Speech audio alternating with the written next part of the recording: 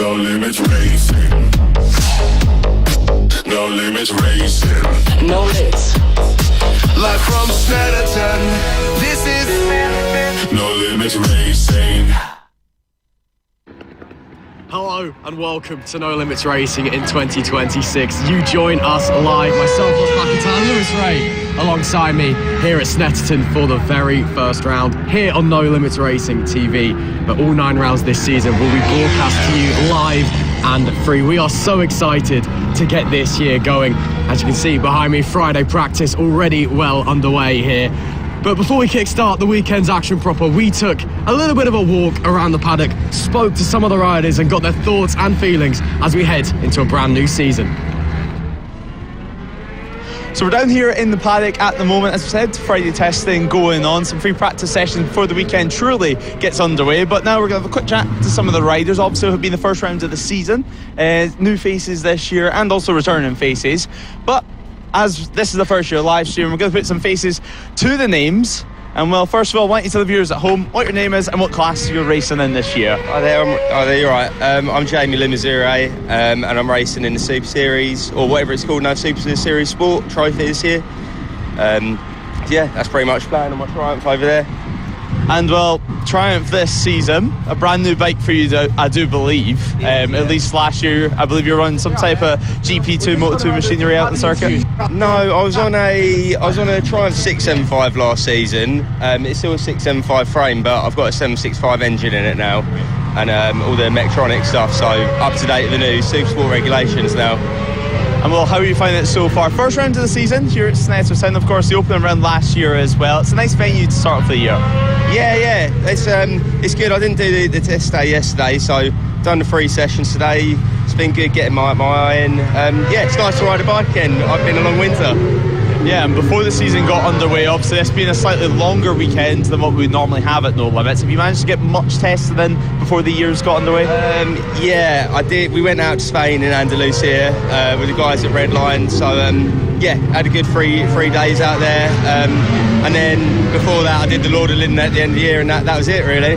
And looking ahead at the opening round, I'm not going to ask you about the season just yet because it's really early on. We've not even got the first race underway. But looking ahead at the weekend, what sort of possessions are you looking forward to? What sort of goals have you got in mind? I really don't know, to be honest with you. We'll have to see how it goes. I'll leave that one open. I'm not too sure. Sitting on the fence? Yeah, I'll hope for some top 10s, let's put it that way, yeah. Positive thinking all round, really. Right, well, we'll catch up with you later on in the season, hopefully, in the next couple of rounds. And before that, well, we're going to find Ross in the paddock, because I believe Ross has got another rider that he would like to have a quick word to. So yeah, Ross, over to you. Thanks so much, Lewis. We're just going to head down here and I'll quickly speak to a rider. I'm going to try and intercept him on his way past. How you doing, mate? You all okay? Yeah, not bad. You? I'm all good, thank you. Do you want to just introduce yourself to our viewers at home? What's your name? What are you riding on? I'm Finn Page. I'm riding an R6 in Club Sport, I think it's called. Yeah, that's about it. Awesome stuff. Thanks very much, Finn. How's things going so far here at Snetterton? First round of the season, you all excited? Yeah, not bad. Doing some decent times. Still a couple of seconds off where I was last year, but getting back to it. Yeah. Yeah, just kind of getting rid of that rust from the off-season, I suppose. Yeah, a little bit, yeah. But still, you said you're excited, the time's feeling all good. How's the bike going? You mentioned you're on an R6. Is that a bike that you think can work quite well around here? Yeah, I think it works quite well. It's got some flowy bits to the track, so yeah, it works well. And what are you aiming for this weekend? Just to have some fun, or are you trying to gun for some solid race finishes? Always got to go for the win. That's great to hear. Looking forward across the season, is there any one round that you're particularly interested in, or are you just here for a good time? Here for a good time, really. Getting some training in to get quicker, and yeah, that's about it. I quite like Donny, so that'd be a good one to do. Yeah, luckily we're going there twice as well, which I'm sure you'll appreciate. But still, as I said, first round, you all prepared, all ready to go? Yeah, feel fairly ready, yeah. That sort of stuff. We'll let you go, Finn, but thanks very much for talking to us. Best of luck this weekend. Thank you very much. Have a good one. Cheers. Great to speak to Finn now, and we'll head down this way and I'll pass back over to Lewis Ray. Yeah, thanks, Ross. Well, we're currently having a little walk down, and we're going to have a little stroll for this one, because the on-ends are a little bit quiet. Some of the guys heading out on circuit as well, some of the guys and girls heading out for the next session out on track. So until then, we're just going to keep walking down and bump into some faces and some people that want to have a little chat, because, of course, a new season for them, a lot of expectation this weekend, and, well, a little bit of pressure, you would say. We spoke to a couple of rounds so far and just spoke about the pre-season campaigns and some of the troubles they've ran into and how difficult it can be, even if you're in Spain in the sunny weather. Now you're here at Snetterton, different conditions, and, well, so far it's looking like we're going to have a dry weekend. But, well, knowing that, I probably just jinxed it. But yeah, we should have a dry weekend, and hopefully we can bump into a few faces pretty soon. So now we'll head back down, because this weekend, jam-packed schedule, 23 races on the schedule, I do believe, and, well, 3-hour endurance race to look forward to at that. Now we do have a rider down here, and, well, did chat to him a few minutes ago, and I think it was tight on time, but nonetheless, we'll quickly bump in. And if you don't mind us interrupting, just quick. All right, okay. Yeah, well, that's the joys of live TV. So we'll head back down Paddock this way, and hopefully find a few people. Now, we're at the front end of the paddock at the moment, and the track just being over there. The top end of the paddock here, Snetterton, slightly mixed as well, and then we have a lot of riders in the pit garages this weekend, as that's where all the endurance riders are going to be. That's where all the endurance teams are going to be throughout this weekend. Tag lorries here as well. So Tag Racing Honda, they're here. Hopefully going to be in for a good weekend, some valuable testing ahead of the British Superbike season this year. They're here with their British Superbike riders, with the British Superbike mechanics, and, well, although a lot of the teams go off to Spain, this is some key time, because it's going to be a track that they're actually racing on later in the year, unlike heading to the likes of Andalusia, Cartagena, where they're actually not going to be doing any runs in January. So the pit garage is just over there, so we're going to head over and, well, we'll easily find some riders here, rest assured. But, well, it's the first round. New season, new era for No Limits as well. And, well, we have Charlotte Marcuso and Jamie Hanks, and so, well, a couple of people running away. But, well, Jamie, here for No Limits this weekend. You did a couple of rounds last year as well on the Yamaha R7. How are you looking forward to being back here at Snetterton? I'm looking forward to it a lot. I haven't been here since 2024 because I did Worlds last year, so it's nice being back on UK tracks. It's definitely different. So it's taken a little bit of getting used to it again, but no, I'm excited for tomorrow anyway. So it'd be nice to get a race under my belt. So. And World WCR, of course, last season you competed consistently within the points. You had up and down rounds. But, well, how did you find the overall experience being in that paddock and racing, even with some of your friends like Chloe Jones, some of our British riders? It's definitely eye-opening. Definitely experience I'd do again if I got the opportunity to do again. It's just great, like being able to travel to all these countries and going on all the different European tracks and learning new tracks, and yeah, it's definitely an experience, but I'd love to do it again.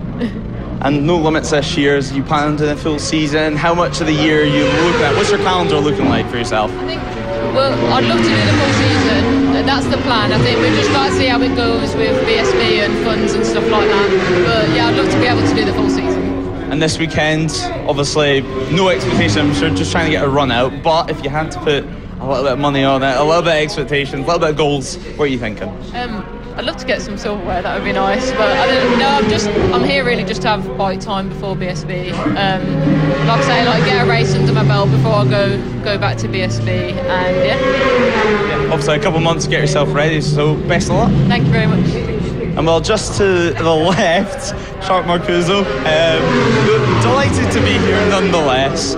But how are you looking forward to this season? Because obviously last year racing in the Sportbike Championship here at No Limits, competing at the front of that, finishing as runner-up if I remember correctly. Oh, it's third last year in the championship. Yeah, how are you finding it so far this year? Yeah, it's great. We did some pre-season testing, so I'm a bit ahead of the game compared to last year, so I'm feeling a lot more comfortable on the bike, and I've knocked quite a few seconds off from last year, so good progress, and I'm looking forward to the racing. and obviously racing in the Sportbike class last year, a multi-class race with the Supertwins and the stock twins that were out on circuit last year. How do you find it racing in a multi-class race out there? It's good because it means there's more riders, obviously. There's loads of different experiences, so you've got the faster and the slower, so it's a good bout between everyone. And well, I think it's fair to say you're looking pretty relaxed at the moment. Obviously it is just Friday testing, but what is the plan today? Is it getting the eye back in at Snetterton? Is it getting settings dialed in the bike? What's the sort of schedule for today for yourself? So, because we were here yesterday, the bike's pretty much exactly how I need it to be. So today's just chipping away at the times and getting ready for qualifying tomorrow.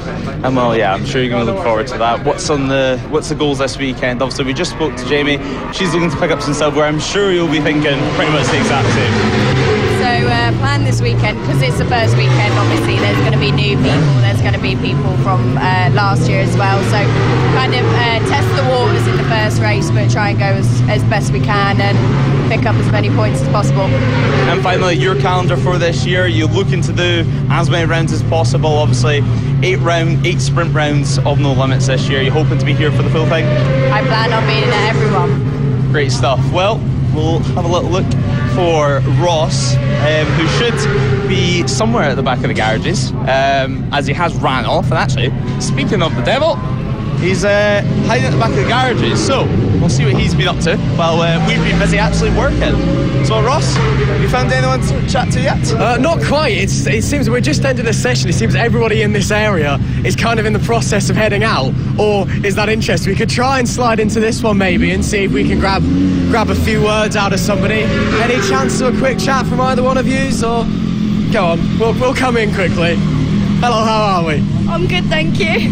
Do you want to just introduce yourself to our viewers at home? What's your name? What class are you riding in? I'm Lucy Smart and I'm riding in CB500 class this year as a newcomer. That's awesome to hear, Lucy. Great to see you here at No Limits. How have you found things so far? Yeah, really good. It's only my second time on the bike today. It's my second day really ever, so everything's brand new to me and it's really good, yeah.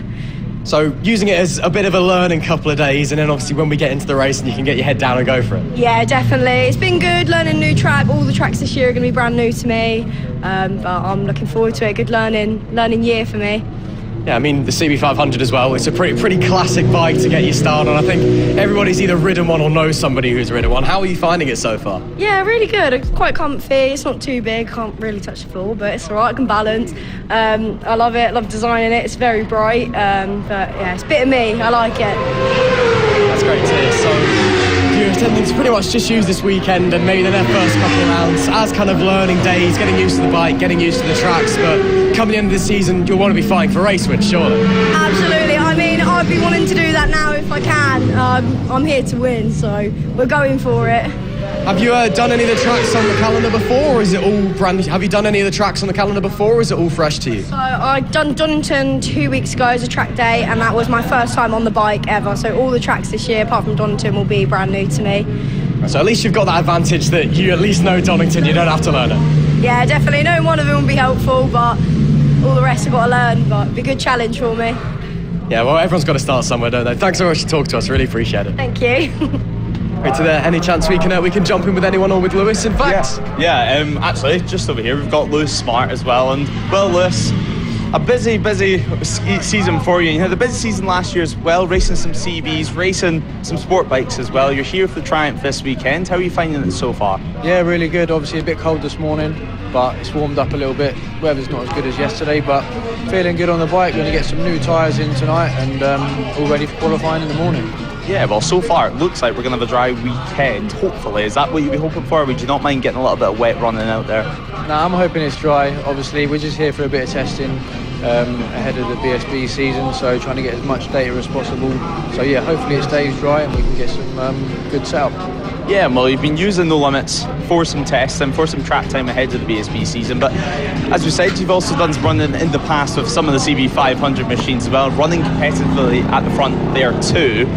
Do you use this as sort of a play about as well when you decide to take part in those other classes, or is this weekend just 100% focus on getting yourself ready? This weekend in particular is getting ready. Normally I'll bring out my CB500 towards the end of the year at the Donington round, just bring it out for a bit of a play like I did last year. So yeah, I don't think I can ever be drawn away from the CVs because it's what I started on, you know. So yeah, but maybe we'll bring it out on Donington at the end of the year. Yeah, it'll be good to see. And the Triumph motor, of course, for the Sportbike class is a little bit different than most other bikes out there. How are you finding it to ride, especially compared to a conventional Supertwin? Yeah, really good. So the start of last year, it took me a bit of learning to ride the triple, but as I've done more laps, you know, got more data on it, started changing up my riding style a little bit, I've really gotten comfortable on it now. So yeah, obviously going to be the second season on it this year. I'm feeling really strong. We've had a good pre-season in Spain, so yeah, looking forward to a BSB this year.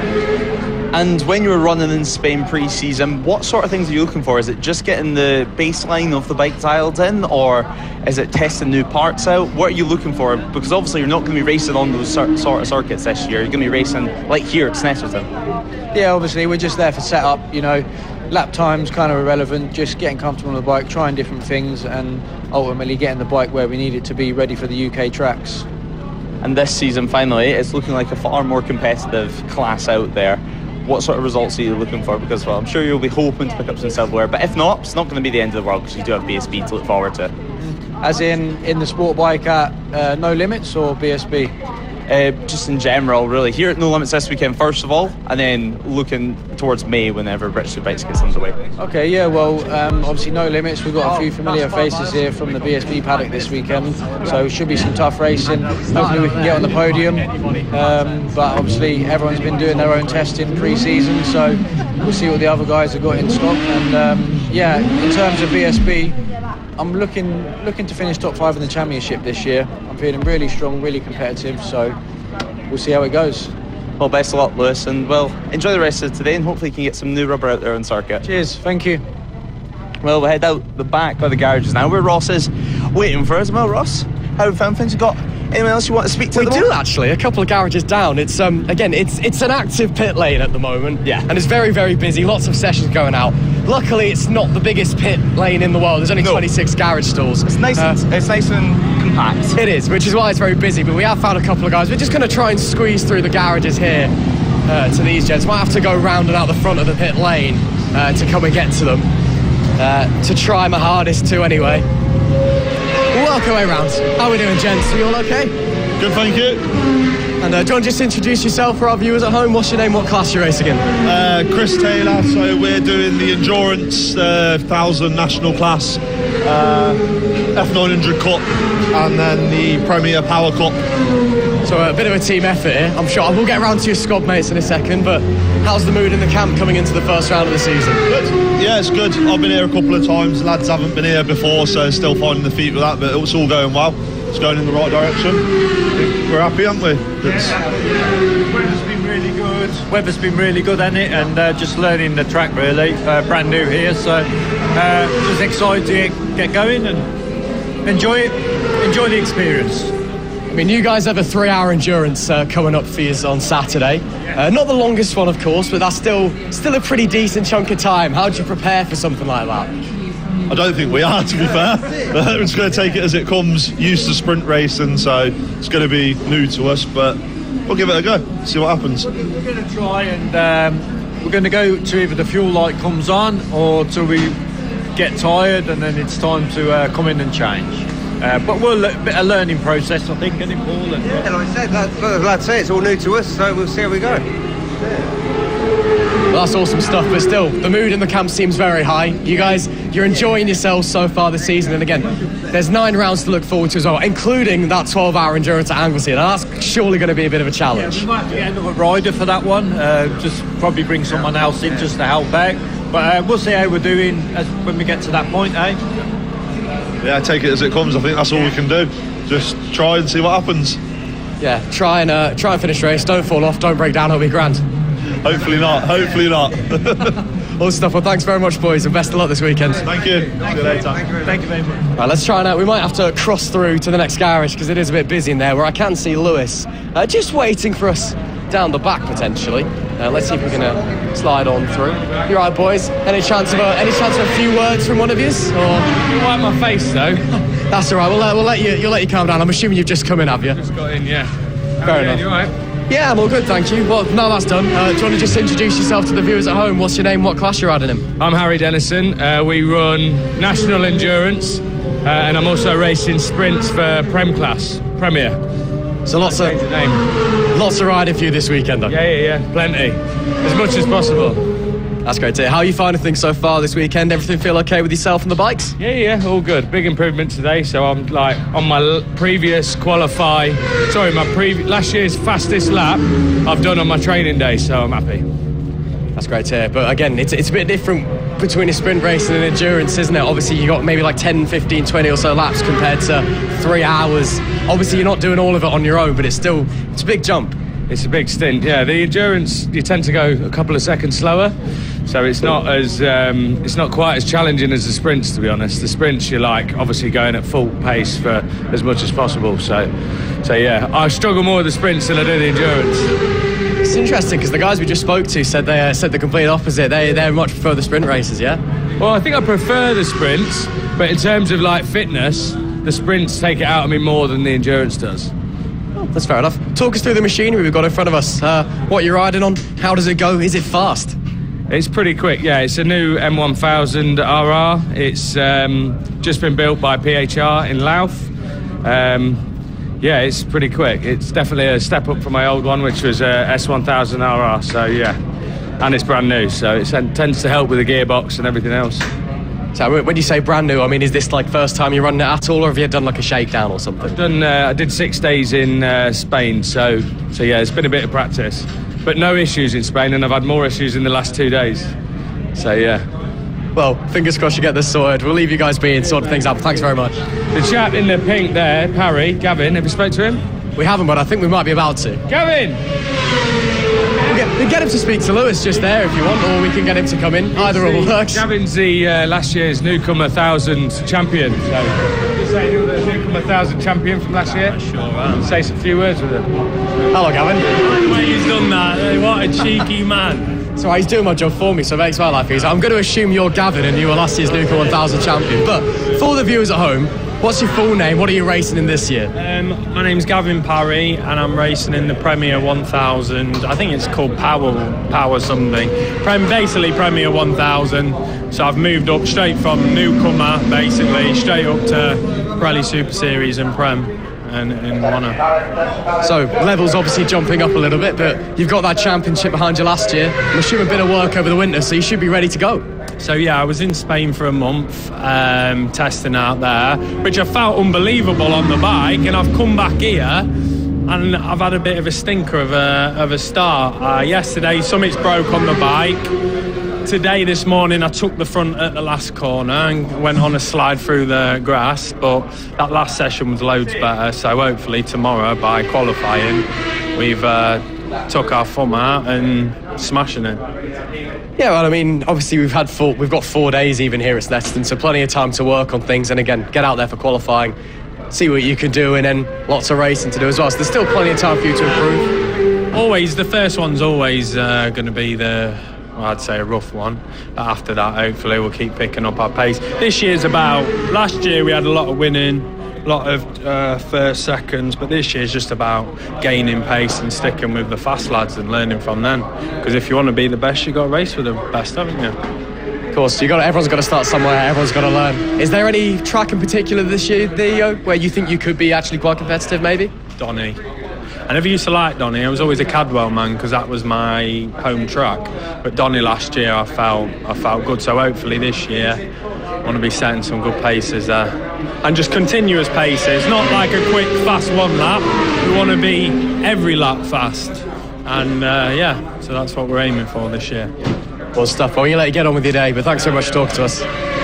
We'll head back outside to Lewis now and try and get out of the chaos of the garages and the pit lane, because they are always a bit chaotic in there. Lewis Ray, how are we doing? I'm doing good. I was lurking about the back of the garages because we've got a little bit of a No Limits local celebrity, if you would like. Mr. YouTube himself, first of all. If anyone doesn't know you at home, what's your name? What class are you racing this year? Name's Neil Stevenson, NS Amateur Racing on YouTube, and I'm in Bendix Power Cup.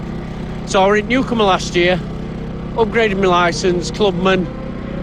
Different colour scheme, It was black, it's now white, still same number, 226. Watch me in race, might be mid-pack. Yeah, looking forward to it, with no limits again. You can't. Yeah, where better would you like to be, really? Exactly, and the weather is just like we had last year. So, same weather as last year, brilliant, you can't knock it. So, and it's a big group again. So we're in with the old school Thou, and there's about 6 of them. Well, the Power Cup, it's like 36, 34. So it's a full grid again, which will make it more fun. Yeah, you're going to get plenty of battles out there, I would hope. Oh, yeah. But, well, Neil, a little bit different for you, obviously, compared to other riders out there, because you've got a YouTube channel that you've been running across last season, showing everyone what it's like to actually race in club racing and showing behind the scenes and how much it actually costs to go racing. So a nice little insight as well, though, for people at home who's maybe thinking about getting into the sport. Just do it. The people, and I tried to bring it through on my channel. This is not like, it's not like track days. This is proper, like, a community. Do you know what I mean? So everyone but everyone helps. It's just one where if you come off, people helping. I came off at Donington and there's people like behind camera who actually helped fix it, even though they weren't even racing. And that's what it's like. It's a community. It is not like track days. Track days, you're there for yourself. Here, you're there for everyone. Apart from racing. Racing's a different ball game. So once you're on the grid, it don't matter who your friends are. Lenny. So, but it's brilliant. I can't explain the buzz that you get from actual racing. Yeah, you've got to be ruthless out there when you're out on track, no matter who it is. But this season, a busy calendar for No Limit, some new circuits in there, and a 12-hour endurance race if you do give that a little fancy angle. I'm not doing 12-hour. I am looking to do both Donington Endurance, Brands, and maybe Cadwell as well. But main priority, do sprints, but just have a bit of fun on endurance. I think the endurance is like 3 hours. You do it as a team, and to finish as a team, it's absolutely brilliant. You know, and the buzz that you get from that. Yeah, it's a good laugh overall throughout the weekend. But looking ahead now, have you got any expectations this weekend? You said a slightly different class for you this year. You've still on the BMW, a different colour scheme for you. So what's the plans for this round? If I can score points by end of the season, happy days. For this weekend, it's just getting used to bike again, because I haven't done Euros over Christmas or through winter. I've literally been on holiday in Lanzarote and been skiing. I've done nothing on the bike till this weekend, so it's getting used to bike again this weekend, and hopefully see where I am position wise, and hopefully by next round mid-pack, maybe get onto points at the round after that, second. Yeah, and I think that's second call for your session. So, well, best of luck and enjoy the rest of the weekend, because you always have a smile on your face. Watch YouTube. A nice little plug there. You always make sure to get it in. I mean, it's a great channel, especially if you're thinking about getting into racing for the first time. You maybe don't know where to get started, because looking at it can be a little bit daunting. But on the surface of things here at No Limits, everyone's here to help. Everyone's here to really get your dreams started. A lot of these riders, maybe they've always thought about racing, always wanted to race. A lot of riders heading up for the next session now out in the garages. But we'll see if we can grab a word with anyone else. But a lot of these riders, it's been a dream to always race, and now with this paddock, with this community, it gives them that opportunity. It allows them to fulfill what they've always wanted to do. But we'll stick our heads into this garage here. We have a Suzuki getting worked on, and we'll quickly pass through. Can we have a quick word? Just the camera. So for everyone at home, what's your name and what class do you race in? I'm Fraser Lischenko. I'm racing the freshman and club. And well, we're here at the first round of the season. How are you feeling? Are you a little bit nervous for the season to get underway? Yeah, not too bad. It's the first time at the track, so learning the track as well. Yeah, it's quite a long circuit to learn. Luckily, not too much elevation changes at Snetterton, but it's got its own challenges, a technical infield, some long straights as well, hard to get braking zones. What have you found most difficult so far at Snetterton, and what are you enjoying about this circuit? Weather. The weather's been nice. Turn 5 and 6 is the most difficult for me. It's quite fast, isn't it, the circuit, but the fastness of it is nice. And the back straight, that S-in is really nice. Yeah, and well, how are you finding No Limits so far? As we've been speaking about so far today, it's a real community atmosphere. Everyone kind of chips in to help each other out in this paddock. Yeah, definitely a good club, probably the best club. It's a friendly atmosphere. Everyone's like safe, so yeah, really good. And aim this weekend just to go out and have some fun, see what you get in the end of it, or are you hoping to get some silverware? Yeah, win. Yeah, the goal's to win. Yeah. Nice, short, sweet. What more do you want? A win, a P1 at the end of the weekend. Best of luck, and we wish you the best. Cheers, buddy. Thank you. Well, we'll head back out, as there's still plenty of work being done. And try not to trip up on any cables, because obviously pit garage is extremely busy, especially on these Friday test days. And we'll pan back over to Ross, who's just behind us at the moment. And well, Ross, over to you. We're going to head down a little bit this way, because I know we've talked about how open No Limits Racing is and how it is a place for everyone to be. That does include some people that are quite fast. And we saw the tag racing guys, the tag Honda guys down there. We do have a couple of other people in from the British Superbike paddock, and I thought we may as well try and speak to at least one of them. For those who may not know you at home, would you like to just introduce yourself for us? Yeah, my name's Matthew Whitney. I'm the owner of Whitney Motorsport Racing. We're a new team coming to BSB this year, 4-rider lineup, including Blaze Baker from South Africa, Max Lofthouse, Aaron Robinson and Joshua Froggatt. We're running a mix of super stock bikes like this one, and we're running 2 sports bikes this year. So yeah. Thanks very much, Matthew. It's great to have you here with us. No Limits, what brings you down to Snetterton today? Is it just a bit of fun, or are you trying to get some serious testing? Oh, mate, this is serious for me. This is my 5th year with No Limits now. Absolutely got the bug. So, yeah, we're trying to get some serious testing, score some points, and just literally push through this championship, hitting that podium as much as we can. So, yeah, we've got to keep up with these boys. I'm loving the confidence straight away. You know, you've come here not to mess around. You will come here to win, and I love that. But how's things feeling so far coming into Snetterton? Really good. The first day yesterday in testing, we actually blew a bike up.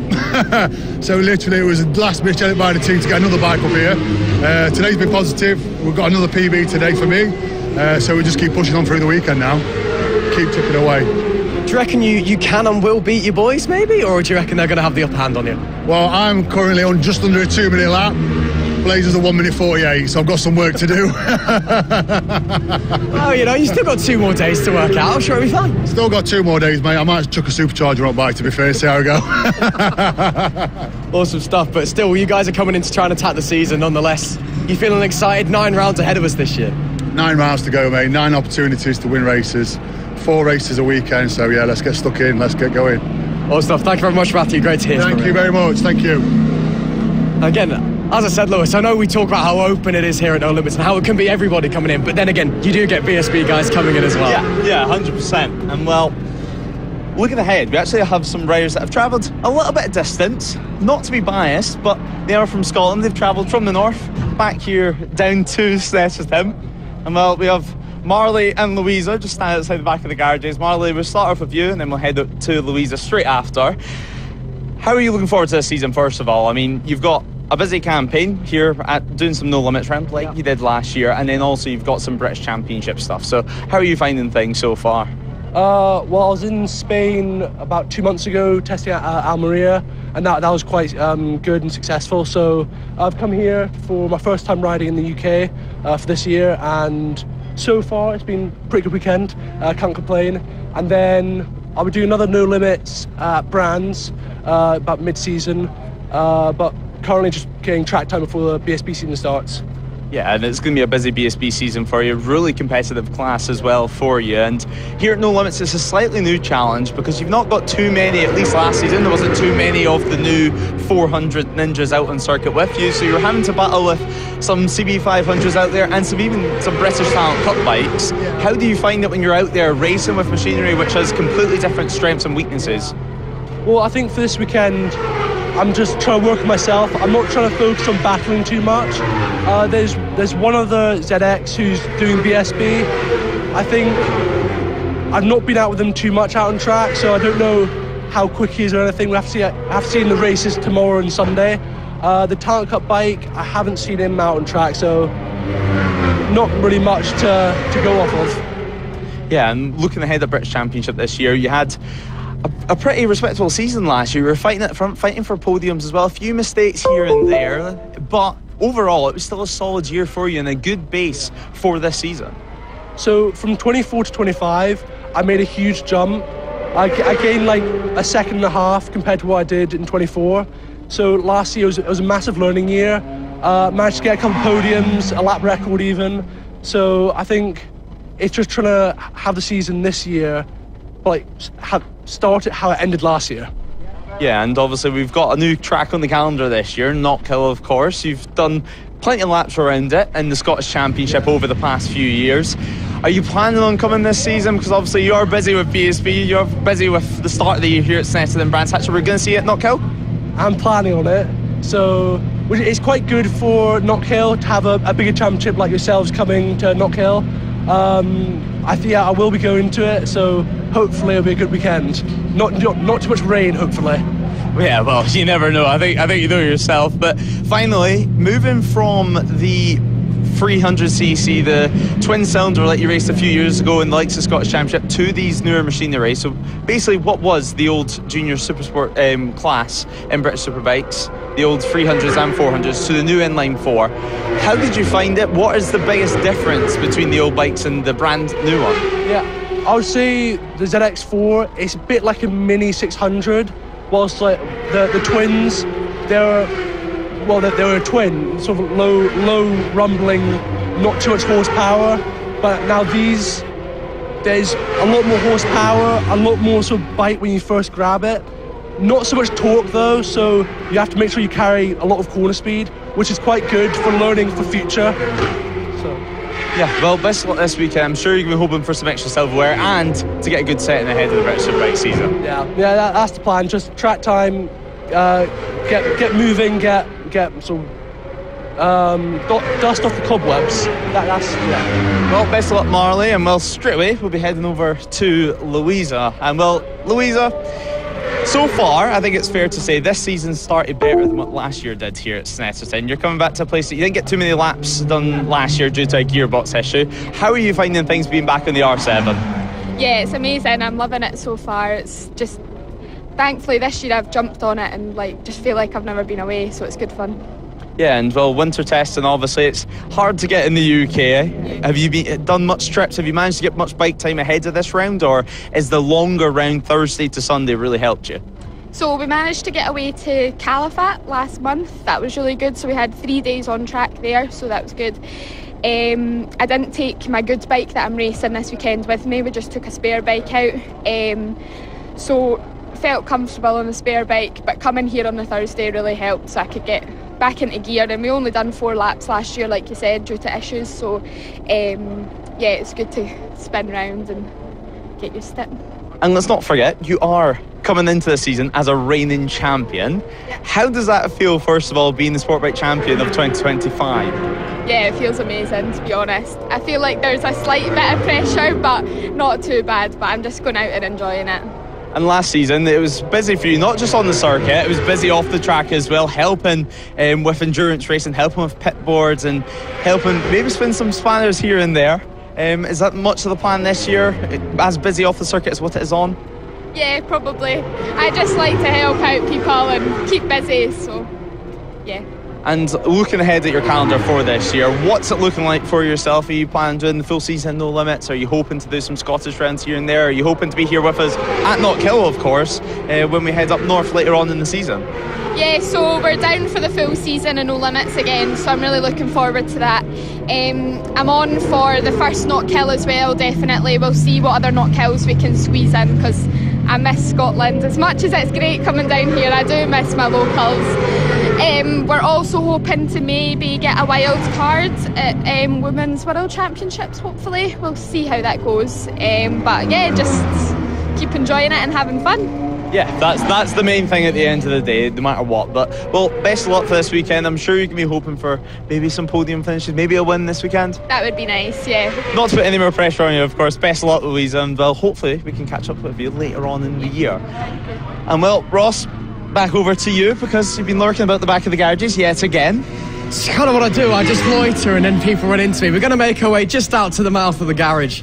Or it is a little bit noisy, yes, but hopefully just grab a few words out of somebody. If it would be all right. I know it's an inconvenience, but... No worries. How are we? Are we all okay? Good, you? I'm all good, thank you. Do you want to just introduce yourself to our viewers at home? What's your name? What class you're riding in? Gaz from GMJ Racing. Them three have ran off. I'll get them. The Racing Endurance Club. I'm very comfortable, as you can tell. There's no worries. Well, at least your teammates have, really supported you and have just abandoned you. But of course, one of the weird things about endurance here at No Limits is that you've got 3 different bikes for the same race, but you're one team. Do you want to explain how that works a bit? They're all 3 R6s, 13Ss. We go out, we do a stint, we try and get the out for as long as possible. Use a full tank or until we can't load onto the bike anymore, then we'll come back in. We'll signal on the pit lane, put an arm out, put a leg out. Then we'll do one more lap. We'll come back in. The set will be wait the time out because obviously there's a time limit to be in the pit lane. And then next guy fires off and he goes and does exactly the same. 50 minutes ish. That's the full tank or till you can't hold onto the bike anymore. Fair enough, but are you guys looking forward to it at least? Are you guys confident? Oh yeah, we are. Now the weather's looking better. It's normally freezing cold or soaking wet, isn't it? So yeah, we're looking forward to it, yeah. So you're going to win is what you're saying? We'll see. Fingers crossed. There you go, but thanks very much for talking to us. No worries, thank you very much. Great to hear from some of the endurance guys. Let's try and slide our way out of a very busy pit lane. Because I know that some of the army guys have been loitering around, and I did want to try and speak to them as the rest of the abandoning team watches on. So let's make the pondering walk over to the army tents. It's just a little bit down this way. Now we do have the Inter-Service Championship with us this weekend and through a lot of the season as well. And what a lot of people don't know, that for starters, obviously, that the Army, the Navy and the RAF do have their own race teams, but also that they all very much hate each other. This is a really, really serious competition between them, and I'd love to just get some of their thoughts on all of it. Yeah, I certainly would as well, because it's not only that, they also do the endurance racing, especially the Army team. They have 2, 3, sometimes 4 teams out on circuit, so we'll have to head up there, straight to the Army tents, and then hopefully we can have a chat with some of them if they're not too busy. So far, not too many riders about, but one thing I do know, certainly, is from last year, is they always love a chat.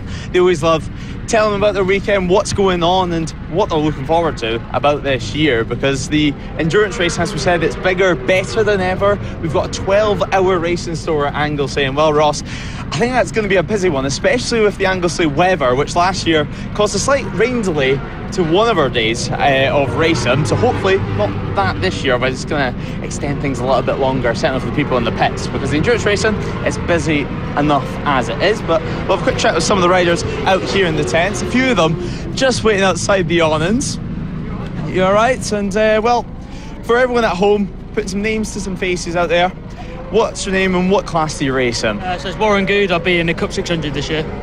And well, how are you finding things so far? We're here at the opening round of the season and the sunshine is out. It's March here in Norfolk. What more can you really ask for? No, it sounds like whenever, especially yesterday, we had amazing weather. So no, it's going to be a good weekend, I think, especially if we can try run at the front. I've just come back from British Superbike, so in the F900 Cup, so now in Club 600 on a Sportbike, so we'll see how we get on. Yeah, something a little bit different for you this year, especially with the Inter-Service Championship that we've got here at No Limits. It's a busy season for you guys. How do you prepare for that, racing in so many classes in one weekend? You don't really. You just sort of crack on with it. So I think Cup 600, I think we have the Inter-Service race straight after, especially with qualifying Sunday morning, so Sunday's pretty busy for us.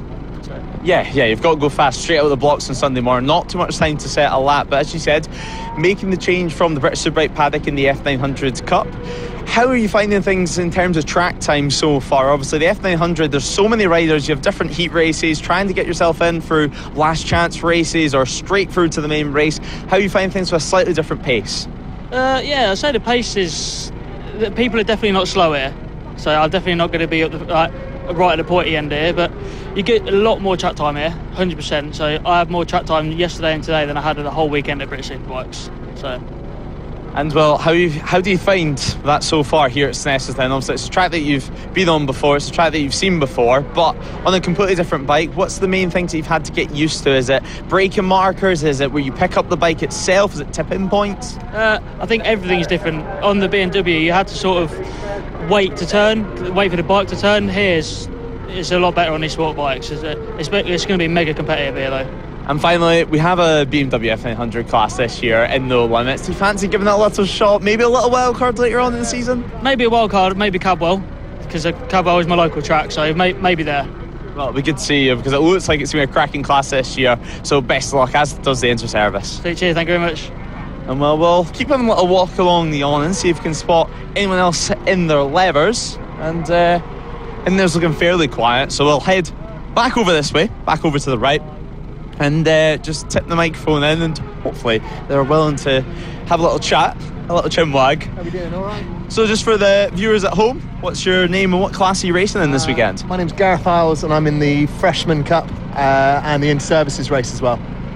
And well, how are you finding things so far this weekend? Inter-Service Championship, a busy weekend for you guys, qualifying Sunday morning like usual, but how are you finding things ahead of the first round? Yeah, it's really busy, but you get plenty of time to settle in, get your settings right on your bike. So for me, tyres was a big one, switching from track days over to racing. So tyre choice was a really, really big one. And obviously getting up to speed with Freshman. It's my first year of racing. It'll be my first race coming up this afternoon with the little mini race. So yeah, the setup is key, just to reassure me I'm ready to go. And I believe some of the freshman riders, they got a little chance to see the grid earlier on and see the starting lights and see what it's like to be on the grid ahead of a race, although you weren't on your bike. But how did you find that? Do you think it's learned one or two things? Well, we were just having that conversation a minute ago. So again, it's going to be my first race start, but just kind of getting a feel for what it's like on there, having a sequence in your head so that you're not getting there and then suddenly making it up as you go along. But yeah, getting out on grid was good. But no, I'm just excited to get racing now.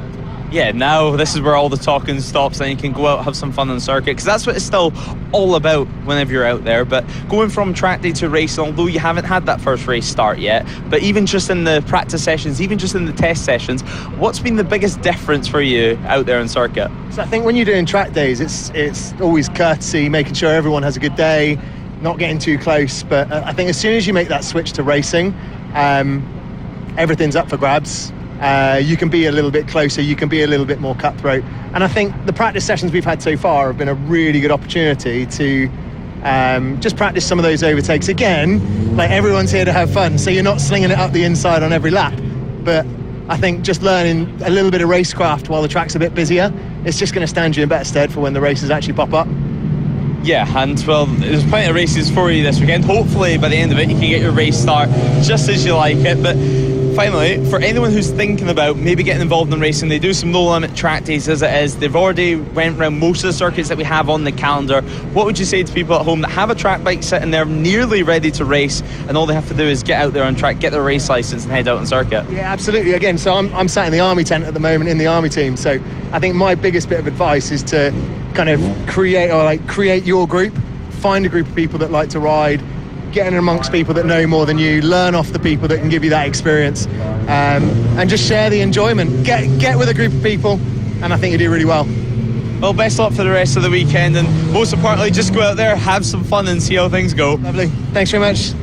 Well, we have a couple of riders now heading out on circuit, so we'll make sure we stay out of the way of them.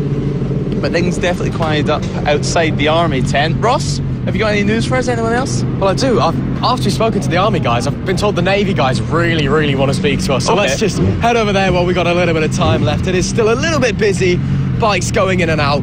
But of course, my thing to note is this is a combined services team. This is Royal Navy, Royal Marines Motorsport. For the ease of everything, they're just the Navy to you and I. No disrespect to anybody who is in the Royal Marines. But as I'm sure we're all aware, there is quite a large rivalry within the Inter-Services Championship. They're not the biggest fans of each other. Yeah, they're certainly not. I mean, they all have a laugh off circuit still, but when it comes to the racing, it's all about bragging rights at the end of the day, especially in the Inter-Service Championship. But, well, we're here at the awning now. We'll see if any riders are about. There's a few riders still in their levers.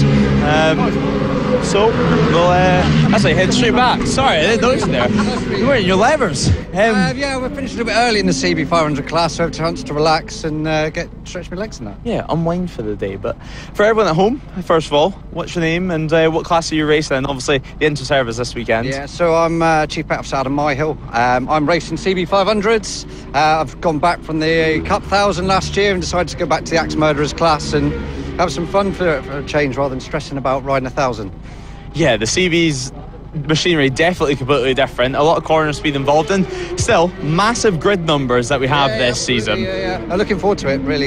And well, the massive grid numbers, it should mean you should get a good race out there. It seems like that's the case, certainly as well in the Inter-Service Championship. You're bound to get a race out there as well. Yeah, Inter-Services on the CB is not the best. Obviously, we've got multi-class, so we've got 600,000s against the CBs and stuff like that. So can scalp a couple of 600s sometimes, but not always going to happen, especially at a place like this with the long straights. Yeah, and well, the Inter-Service Championship, we were just discussing it on the walk here that although you guys were able to have a laugh off circuit, in reality it's all about bragging rights between the Royal Marines, between the Army. What's your aim this weekend? Is it literally just to go out there and beat as many Army riders as possible, or what sort of things are you looking for? I mean, previous years we struggle against the numbers of the Army and the RAF. Main thing for us is just enrichment of the people that are here. We've got lots of new riders, we've got people from other championships coming from Scotland and stuff like that, so it's more about having fun, getting stuck in. We have a bit of banter and stuff like that, and we've got some quick riders, but yeah, it's just a pleasure, it's a privilege to be here, to be honest. And you did mention the slight switch up between going from a fire-breathing Superbike and wrestling that around the circuit to going from to a CB500, now the NL500 Championship, of course. How have you found that? Has it been hard to get your head around whenever you've been out there on circuit? A couple of instant reactions that maybe you'd have to think about, like the back brake on the Superbike, trying to keep the front wheel down to something like a CB, which is a little bit more tame? I think the main difference for me is I never rode the 1,000 to the limit because I was always scared of crashing it. I genuinely couldn't afford to fix the damn thing if I destroyed it. Whereas the CB, 20 quid for a set of bars, some rear sets, it's not the end of the world. And you're not going 170 miles an hour down the back straight, so you're less likely to do yourself an injury. Yeah, and slightly less fairings to brake, of course, on them as well. And a little bit less aerodynamics as well for you. How have you found that, being no bubble to protect you from the wind, being out there in the elements? It's just a different thing. It's just get more tucked in. There's no fairing to hide behind. You get your head on the tank, get my beard on the tank, and just do my best to sort of get in behind people, slipstreaming. And that's the best bit, is that moving around. It's not just about having the most amount of power. You have to sort of slipstream, bit of strategy of where you're going to overtake people, because you know the next long straight they're going to come back past you. Yeah, and that's what we see time and time again. Slipstream's so important in the CB500 category. But looking ahead at this weekend, we've been asking everyone the same question pretty much all day. What are you looking forward to the most, and what kind of goals have you got in mind? For me, it's being back in the CB500 class. I've just managed to creep in the over 45s into the seniors. It was my birthday a couple of weeks ago, so that's going to be good. I've got some good friends in there, so we're just looking for a battle, have fun. It doesn't matter. I'm not really bothered where I finish. Sort of like mid-pack would be great, and just having a good time and having those close battles and having a giggle afterwards. Yeah, it's a great circuit to have a battle and plenty of overtaking opportunities. Best of luck this weekend. Thank you very much. Pleasure to meet you. Well, pleasure to meet you. And well, Ross, I believe you've been having a little wander while we've been having a quick discussion with some of the Royal Marine guys. What, have you found anything new? Found anything out as the sun starts to set here? Not particularly. It's reached that point of the day where everyone's either out on track or it's all a little bit quiet. But I thought we'd just have a walk down this way anyway and just see what's going on, because it's a big Pirelli truck and we could just kind of have a nosy and see what's happening. Of course, we've got this support from Pirelli here at No Limits, which is absolutely fantastic. A big thank you to them and all the support that they offer here at No Limits Racing. But I feel it just goes to show just how much goes into the operation of a No Limits weekend when you have the giant Pirelli truck with 10 guys changing tyres and you've got all these different things going on to help support the championship. Yeah, exactly. And well, we do have more riders passing by. Owen Mellor just walking by us at the moment. Owen, you're right for a quick word? I mean, I know you're probably quite busy. It's a busy day for you, a busy weekend, but how are you finding things? Good. Had a couple of electronic problems this morning. One of the fuse burst. Turns out the ignition, one of the solder come off, so the bike completely died into first corner, which wasn't ideal when I went out first in front of everybody. But no, we managed to sort the issue. Got out for one final session. a lot of work to do for tomorrow, but hopefully we can get ourselves in a good position for qualifying. And well, Owen, of course, anyone who doesn't know you at home, just a quick word, who you are and what class you're racing in this year here at No Limits. So I'm Owen Mellor, number 30, racing in the Pirelli Super Sport class on the 600, Triumph 765. And I've done a bit of BSB in the past, done a GP2, done some SOC 6. So I've been on 600 pretty much for like 5 years now. But now just looking forward to a good season, No Limits, having fun again. Yeah, that's what it's about, just having some fun out there. But you did start a few years back, of course, on the likes of the 300s after you left from pit bikes, and then you went up to the 600 Kawasaki before a short stint in GP2, as you mentioned. How have you found the transition, particularly from the Kawasaki 600 now to the Triumph? Of course, 3-cylinder for you now. Oh, it's mental. Like, honestly, the Triumph, it just wants to wheelie everywhere. The ZX6, I could quite literally come out of a corner, get straight on the power, the rear wouldn't move, front wouldn't pick up, nothing. But now I'm on this Triumph, I feel like I have a lot of a better opportunity to put some better results in. And it's a family fair, of course, for the Mellor family. Dylan, he's done plenty of racing himself. Is much plans for him this year? Is he out here helping you this weekend? He's not here this weekend. He couldn't get the time off work, but he is making a reappearance back in the paddock, and we'll see him throughout the year. And well, finally this weekend, any objectives out there, or is it like you said, just go and have some fun, try and have fun on the motorbike again? I mean, everyone's objective is to win, obviously, but I think if we can score a podium by the end of the weekend, that'd be a good result. Well, best of luck going, and we wish you all the best. Thank you very much. Thank you. And of course, you can watch Owen and all the other riders later on the live show, because, well, all season long, No Limits 2026, the season's going to be live streamed. Myself, Lewis Ray, and Ross McIntyre, we're going to be bringing you for it the entire way. Well, Ross, I think it's time to wrap things up. We've chatted to plenty of riders, we've heard plenty of their jokes and plenty of their plans for this season, and now all that's left to do is go and watch them race out on circuit. Absolutely, that's all we got time for down here in the paddock, but it's time to kick off 2026. Time to get excited. Time to go racing. No Limits Racing. No Limits Racing. No Limits. Live from Snetterton. This is No Limits Racing. We are ready to go racing. No Limits Racing. Round 1 is ready for action.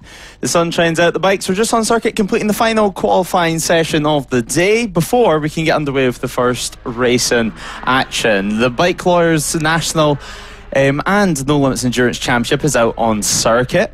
Currently in the session, just 19 seconds remaining before everything can get underway.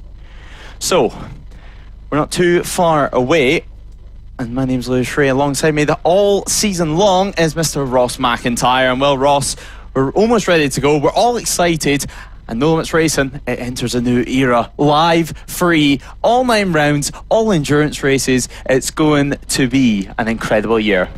It is indeed, Lewis. Thank you very much for the warm introduction, and indeed, hello and welcome everybody to the first round of 2026. And like you said, live broadcast for the first time ever this season, all 9 rounds coming your way here on No Limits Racing TV. We are so excited to kick things off. We do have a little bit of a delay now that the final qualifying session has ended. Before we get going with our races today, we have 8 races coming your way for Saturday's action, 7 before the lunch break, and then a 3-hour endurance to end the day, and then of course plenty more action coming your way tomorrow as well, so make sure you're tuning in for that one as well. But we're really excited to kick things off. The checkered flag is waving for the endurance qualifying guys. They'll be making their way back to the pits, and it'll be time to gear ourselves up for the opening race of the season. In fact, it is the Pirelli Super Series Sport class and the No Limits Premier Sport Cup guys heading out there. It's an 8-lap race here at the full Snetterton circuit,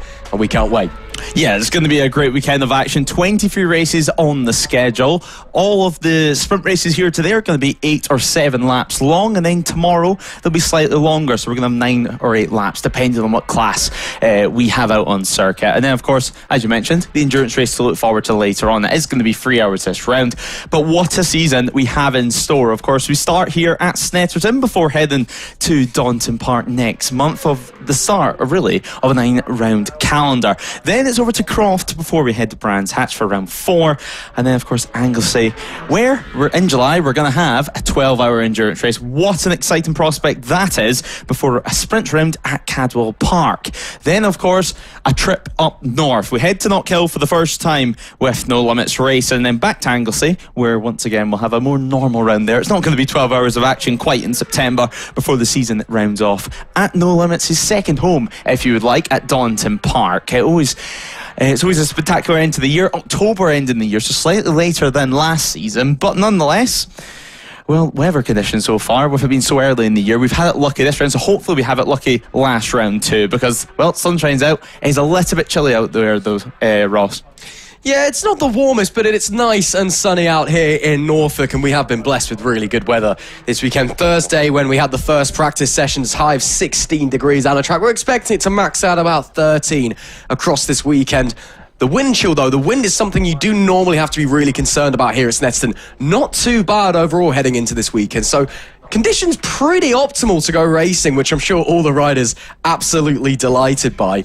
Make sure, of course, you like, share, subscribe, all of the above, whether you are watching on No Limits Racing TV or on Motorsport Radio, whether on YouTube or Facebook as well, to make sure you can help get the championship out there. Again, this is the first time No Limits has ever been broadcast. We want to get these riders' names out there. We want to show the quality of racing that we have here at No Limits, and it would really help out if you can do that to help grow the series further on. So we are just waiting for the first race to, well, get out of the pit lane for starters before we can get going. Once again, that is the Pirelli Super Series Sport class and the No Limits Premier Sport count for 8 laps around the full Snetterton 300 circuit. Coming in just a touch under 3 miles, 2.97 or 4.78 kilometres in European money, 12 corners with 7 to the right and 5 to the left.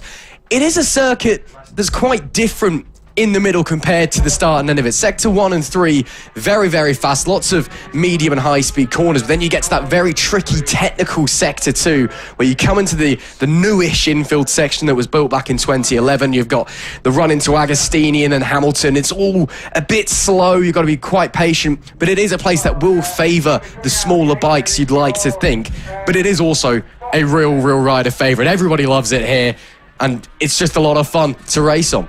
Yeah, some real long straights here at Snetterton. As you mentioned, the smaller bikes definitely do get some close racing here, thanks to the slipstream effect that they do get down the centre straight, of course, and the back straight down the Bentley straight. But nonetheless, the big bikes, it lets them stretch their legs as well, because we will be heading to some tracks later on, particularly Knockhill, where you're going to be fighting that front wheel all the way down the main straight, and really, it's going to feel more like a go-kart circuit compared to a track like this. So it really lets them stretch their legs, and for some testing as well. So we've been here since Thursday doing some running. So it's a good circuit to get some testing in, get your bike dialed in, gearing in. Although there's not too much undulation elevation changes out on circuit, it's still a good base marker, certainly, to get your braking points right, get your suspension setups right for the rest of the year. Whenever we head to, for example, the next round at Donington Park, where we have the Craner curves, you go down to the old hairpin, it's a real tricky task. So a nice, simpler circuit to get your head around, especially for some of the newcomers that we're going to see later on today. Absolutely. Again, it's Norfolk. It's very flat. Not a lot of elevation change around this part of the world. There is, the odd crest and divot here and there, especially coming out of the final corner at Murray's. Very easy to pick the front wheel up as you get on the throttle, because it kind of dips down and then suddenly comes back up. And of course, the bomb hole, one of the most iconic corners in British motorsport, where you got to get in and it compresses the front of the bike before you launch yourself back out into the most important corner on the circuit. Of course, Coram, that huge 180 right-hand sweeper. That's going to be a real make or break point for the riders today. You've got to nail that corner, or you're going to be slow the whole way down the front straight. Yeah, and well, if you get a good run round Corams, then suddenly you're invited for a move. You're trying to make a move, especially on that final lap over at Murray's, and we've seen it time and time again here at No Limits Racing, of course, and even in the Bentley British Superbike Championship, or what was the Bentley British Superbike Championship, where you try and make a move at the final corner over at Murray's, suddenly you run wide, you lose all your drive, and then suddenly you're down 2 or 3 positions by the time you make it to the start-finish line, because start-finish line, it's quite a bit down. It's closer to turn 1 than what it is the final corner. Yeah, it is. It's quite far down the straight. The straight itself, obviously, fairly long. We've got 2 very, very big straights here. Of course, the centre straight and then the Bentley straight down the back straight, which runs across what was one of the runways here back when it was an airfield in World War II. But it is quite a long straight, as I said, the centre straight. It's about 3/4 of a mile there or thereabouts. The run down to turn 1 as well, away from lights, it's around about 300 metres, so it's, there's time to make moves there as well. If you do get a good launch off the line, or, if you don't make the best getaway, you might need to be a little bit worried as you bomb down into turn 1. As we said that, though, it is time to get ready, Lewis, because bikes are now starting to make their way onto the grid. It is almost time to kick off our 2026 season. Yeah, we're not too far away now. The first race of the season almost underway. Of course, we did have somewhat of a mini race yesterday evening, but that was just simply for the newcomers so they can get a feel of what it's like when the race starts, what it's like seeing the red lights and actually trying to get the bike off the line in racing conditions. So nice for them. It was only 4 laps long, and I don't believe we actually got an official winner from it either. So it was just a good experience from them, but this is really going to be the first race of the year with championship points up for grabs. Now, I don't think we're going to speak about it too much because, well, it's the first round of the year. It's a long season, but picking up points and starting your year off strong, at least mentally, is such an important thing. But we're nearly ready now to head out onto the green flag lap to get going for the first warm-up lap of the year, Ross. Absolutely. Let's have a little run through of the grid for you. Coming into this one, starting on pole will be Jamie Richmond, Corey Tinker alongside, and Eddie Warmold completing the first row. James Lemessier on the 67 is in P4, next to Harrison Crosby and Owen Mellor. Aaron Dakin is 7th, with Scott McRory and Carl Jenkins completing the 3rd row. Then it's Kieran Sembiant, Matthew Wood and Matt Peller in P12. Simon Aldridge is 13th, with Aidan Goodings in 14th alongside Corey Barron. Then it's James Llewellyn, Stephen Mullier and Brandon Wright rounding out our 18 bike grid for the opening race of the season.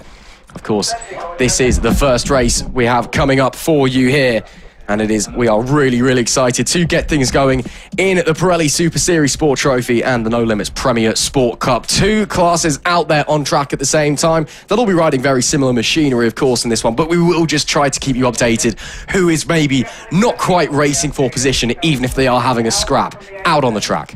Yeah, it's going to be an exciting prospect. Jamie Richmond, of course, on pole position. What an exciting year it is for him. He had a great season last year, and now, well, he's got a fresh bike, he's got a fresh set of levers, but still the iconic pink colourway. So some Ducatis out there on circuit as well this year, and it's going to be an exciting prospect. A lot of people, as we mentioned on the Paddock walk earlier on, learning new bikes, trying to get used to it, and also running into a few issues as well. Even though they've been to Spain testing pretty much all winter, suddenly you turn up to Snetterton and then a couple of things start to arise that you've not had all season long. It's one of those things, it's typical, but now, even if you have a few issues, you've got to just put it to the back of your mind, run with what you can, and go out there and try and score some points. Well, as they say, well, they don't really, but Norfolk in the spring, it's not quite Spain in the winter, is it? But at the end of the day, you've just got to, as you said, put these things behind you now. We're going racing. If you've got a problem, if the bike's not quite set up right, if there's an issue with the machinery underneath you, you just got to put it behind you, because you've not got the time to fix it. Yes, you can maybe have a tinker later on tonight to see if you can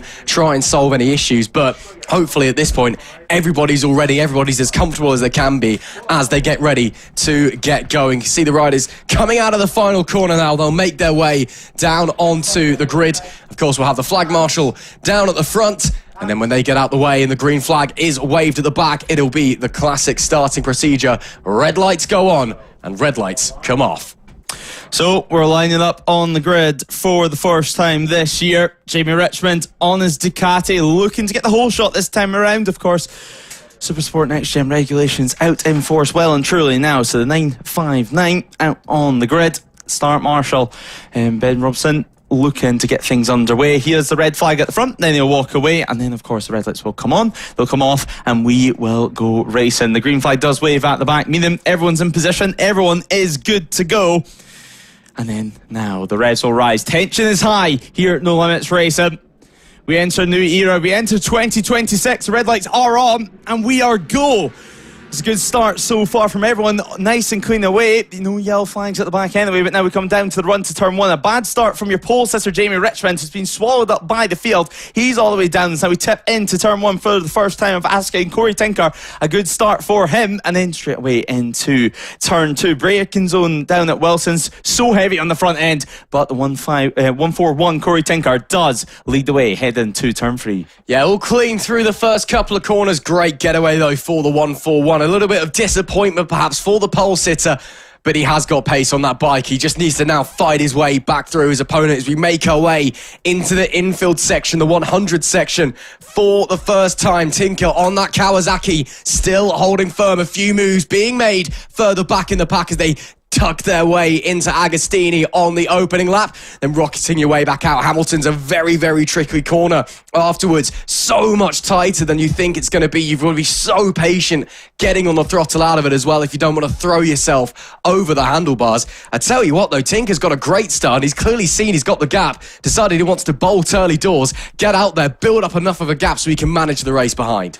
Yeah, Corey Tinker, that's a bit of a moment it seemed there on the rear end, just coming out of Williams before they headed on to the Bentley straight. But looking at Jamie Richmond, it's been a solid start after what was a bad launch. He's up into third already, made a move over Agostini's, and now Jamie Richmond, he's well and truly on the comeback. Going back to qualifying, he had about 2 seconds of an advantage on the rest of the field. There's Kyle Jenkins coming for your picture now on the 167. So Kyle Jenkins, he started all the way down in P9, a little bit out of position than what maybe we would have expected. Aidan Goodins as well having a battle on his Kawasaki.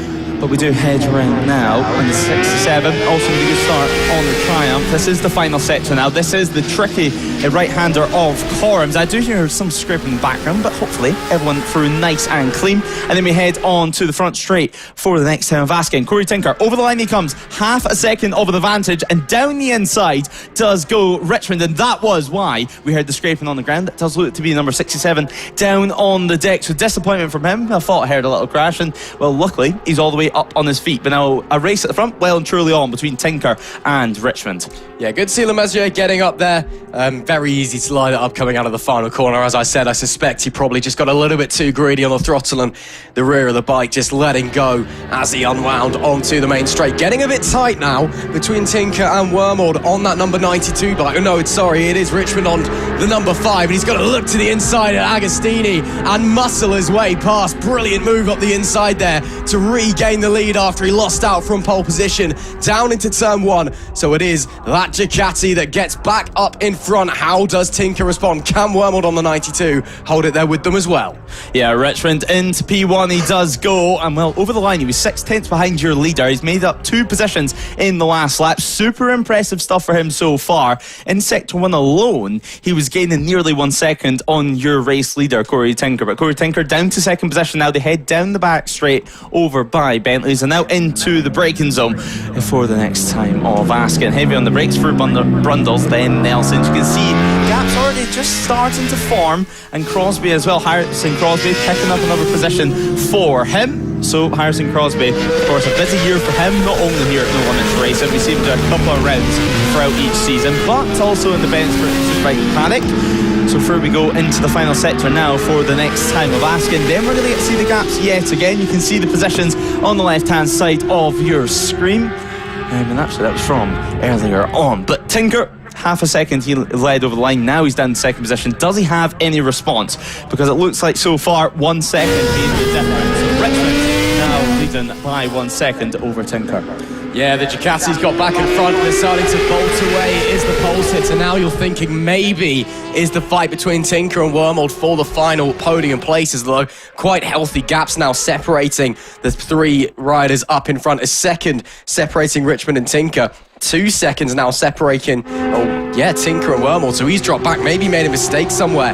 Did the number 92 rider on that Suzuki. But we'll keep watching this leading group for the time being as they now rocket their way back into Agostini here on lap 3 of 8 in the opening race of 2026 at No Limits Racing. Then coming back to the left at Hamilton's once again, really tight and tricky through this corner. Got to be really, really brave. Hold on to the bike. Then patient, a quick flick back over to the right-hand side. And then it's all just patience before you get onto that back Bentley straight where you can really unwind the power and get down onto it. Again, these smaller bikes with the 600 engines, you'd hoping that they could try and tuck into the slipstream, but a lot of the guys out there, the gap's too big to really have that much an effect. So people on the larger, more powerful bikes are going to be pulling away on the straights now.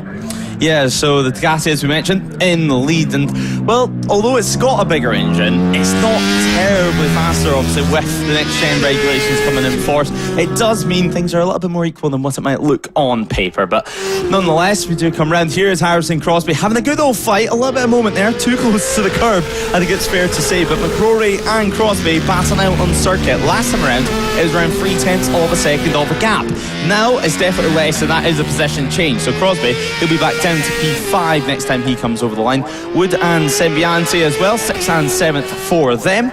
But, well, so far, this is exactly what we expected. It's a fast and furious race, only 8 laps long, not too much time to pick up any positions if you do make a big mistake, unless, of course, your name is Jamie Richmond, because he set the fastest lap of the race now, a 1:54.436. Incredible stuff. The next fastest rider out on circuit is, of course, Corey Tinker. He's in the 1:56 bracket, so no one in the 1:55s at the moment, and definitely nobody able to match the pace of Jamie Richmond at the front. Yeah, he looks really comfortable at the moment, doesn't he, Jamie?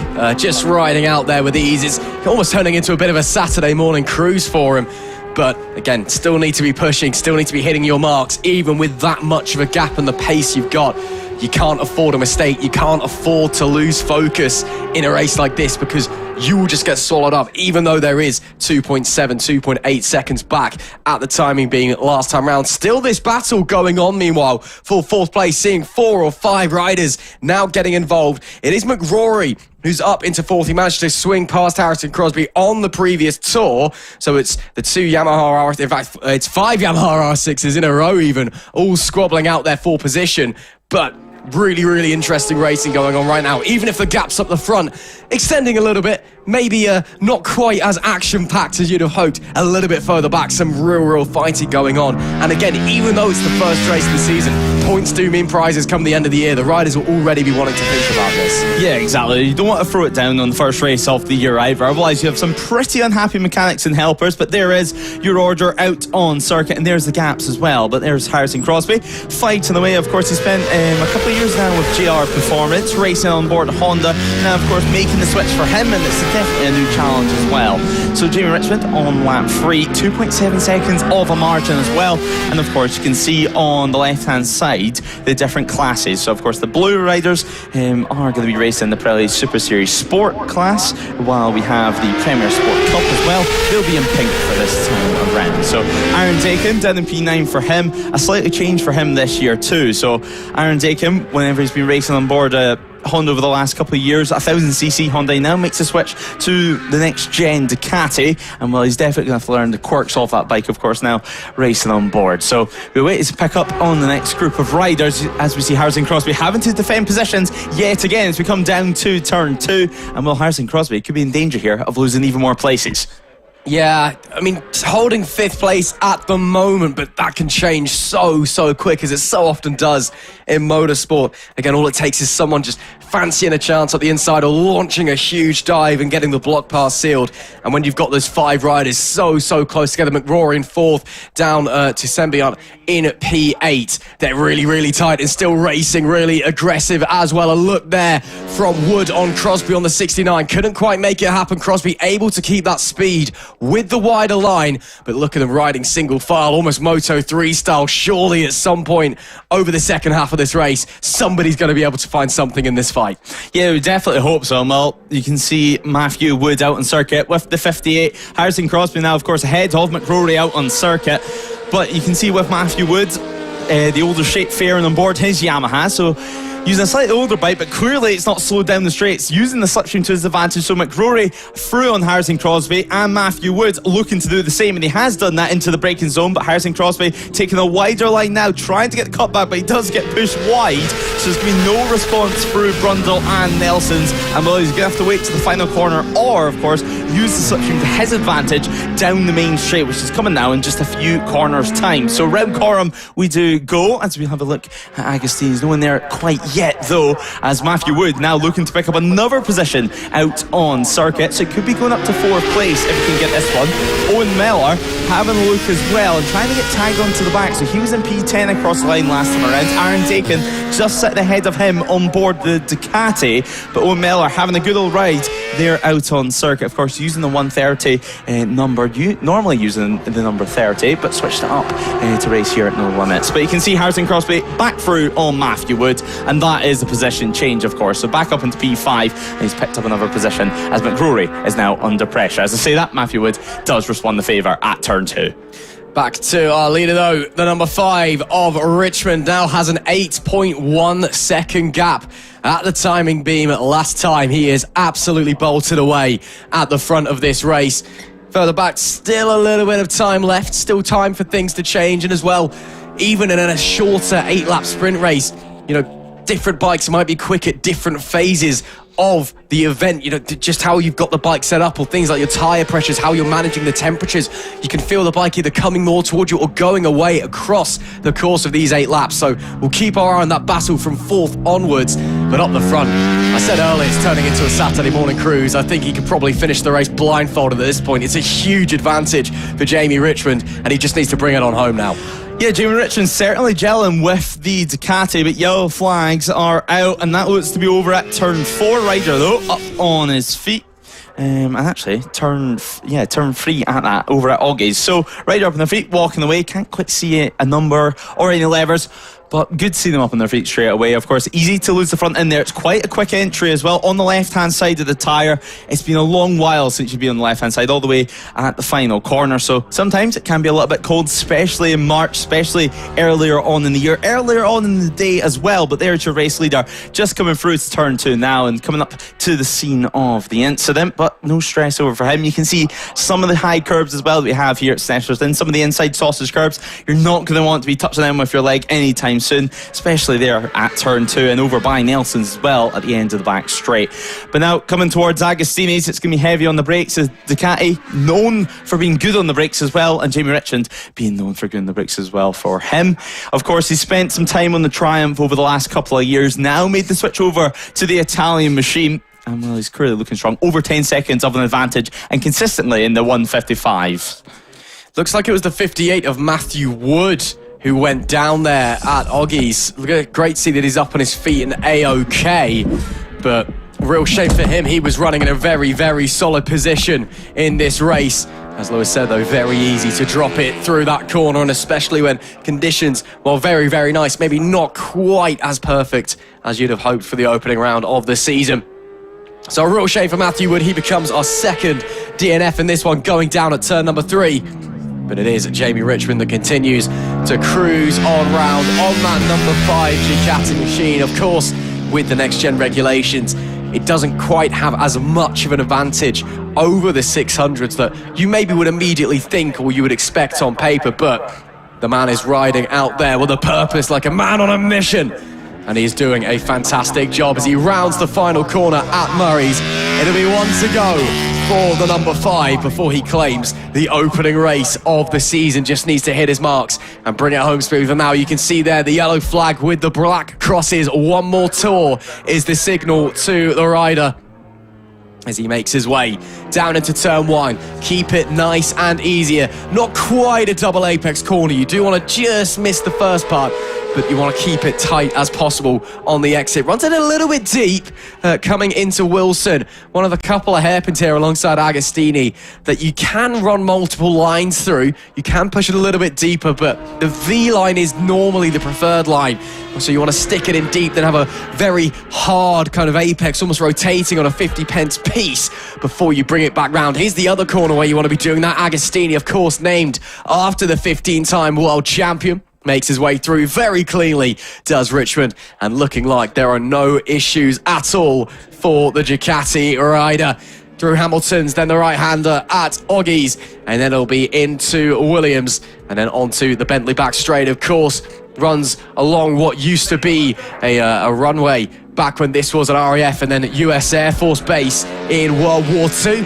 And it is very, very long indeed, almost as long as the front stretch, which was actually originally a taxiway, not part of the airbase itself or in terms of the runway system. into Brandon and Nelson for the very final time then for the number 5. Keeps it nice and smooth, runs the curve a little bit on the entry to the right hander, then the bomb hole down and then up. Look at the compression of the suspension and the bike underneath him. Such a tricky corner. And then Coram's the biggest part of the circuit. Just got to keep it going right. Don't run it too deep on the exit. Keep your marks, keeping himself very straight on the bike as well to get it to the flick. Back to the left hand at Murray's, picks the front wheel up. It's nobody else in sight. The opening race of the season goes the way of Jamie Richmond. He dominates in race number 1. And 8 laps, easy as that for the number 5. The Ducati has a monstrous advantage over everybody else. He'll look back, he celebrates, and see there is absolutely nobody with him. It is Tinker that finishes in P2 on that 141 Kawasaki. We wait to see what's going to happen in that battle for 3rd place. Looks like it's going to be Wormald who gets into 3rd and holds on there. And then, of course, further back, that battle from 4th onwards as well. Mellor, Crosby, McRory, Dakin, Sembion. Who's going to bring it home from that one? But it is Jamie Richmond that takes an absolutely brilliant victory in the opening race of the season.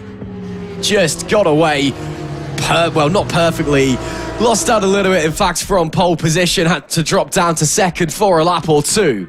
But then once he got back in front, there was no doubt about what was going to be happening as they cut back in through the paddock. Of course, don't want to have to force the riders to do the whole lap, but let's have a little run through the results of that one for you. It is Jamie Richmond that takes the victory. Tinker and Wormald rounding out the podium places. Owen Mellor holds on to 4th place from Harrison Crosby at the end, with Dakin 6th. And he takes the victory as well in the Sport Cup.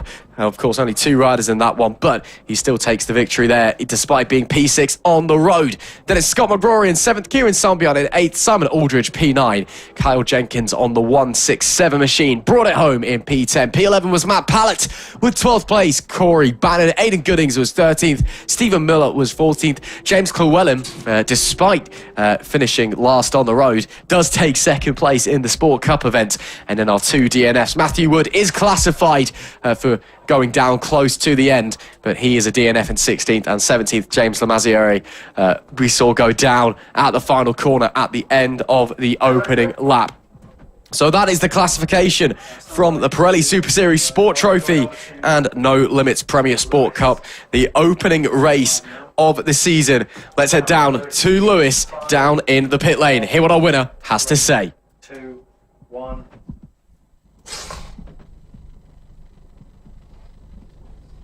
No audio on, no audio.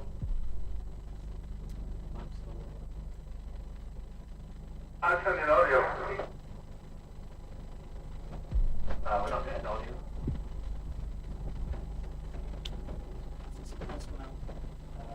We're not getting any audio.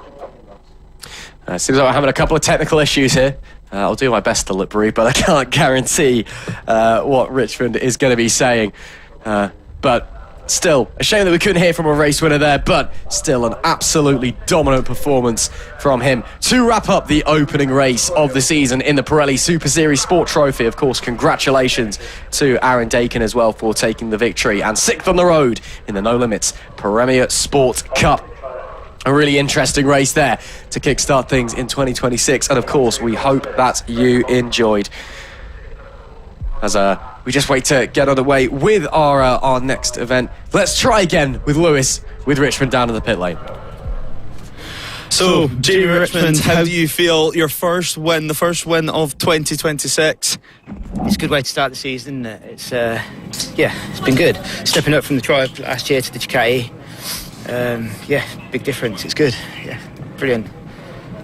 And well, you've changed from, of course, the Triumph over to the Ducati for this season. You've got to be feeling strong. I mean, you were out there, it almost looks like a cruise, 10 taking an advantage halfway through the race. How did you manage that? Just consistent, yeah. Just feel really at home on the bike. It's just got my data guy Sam and that, and my team around me.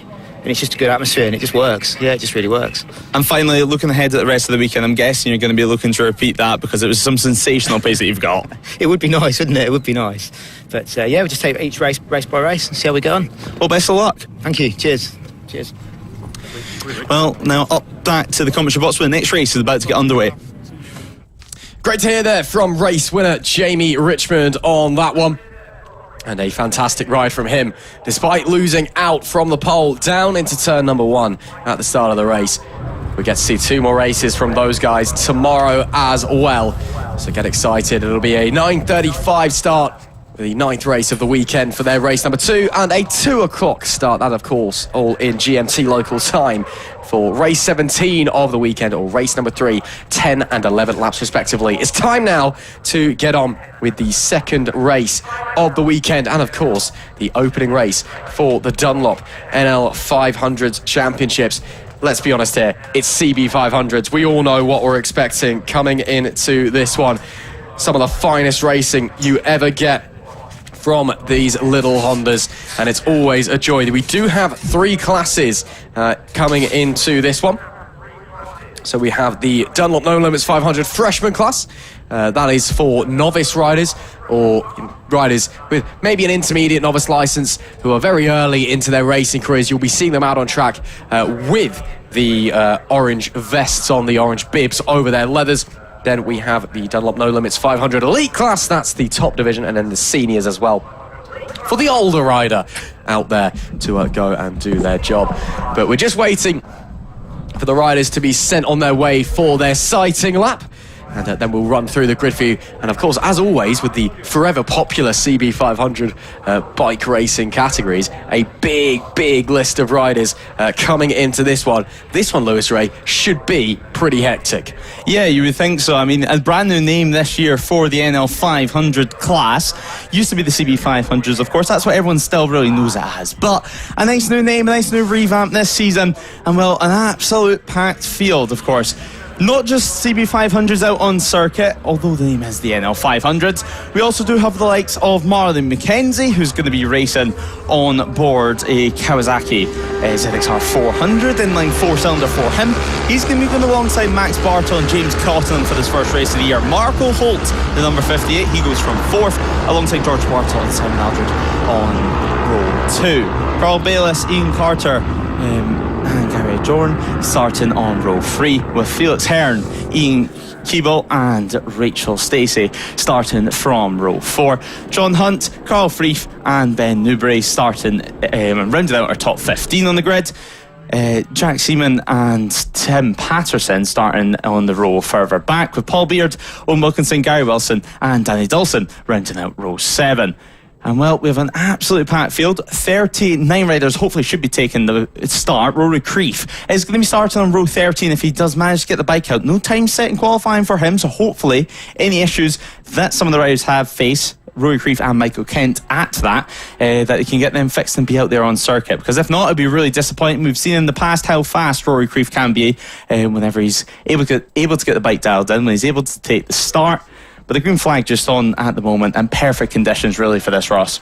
Yeah, sun's really beaming down here. Temperature's getting a little bit warmer again. We're expecting about a maximum of 13 degrees C here in Norfolk at the latter end of March. Across this weekend, there's some really strong names on this grid coming into it as well. I'm especially interested to see what Marco Holt from P4 can do. A very young rider who's been racing over in Spain the last couple of years after dominating pretty much everything at a mini bike level here in the UK. He's a really fantastic young rider. I'm really interested in how he's going to do something up against Barton Cotton. We've got Carl Bayliss out as also. Some big names out here. And of course, it's a CB500. We know what we're going to get. We're going to get really hard, really exciting racing. Let's see what we're going to get in this one. Again, a very big grid. 3 different classes that we need to try and keep our eye on as well. So it should be lots of fun once we get out there. So the riders making their way down into Corums now. Of course, same start procedure as always. When we get to the grid, we'll have the flag marshal out the front, the green flag on the back, the flag marshal. Probably get out of the way.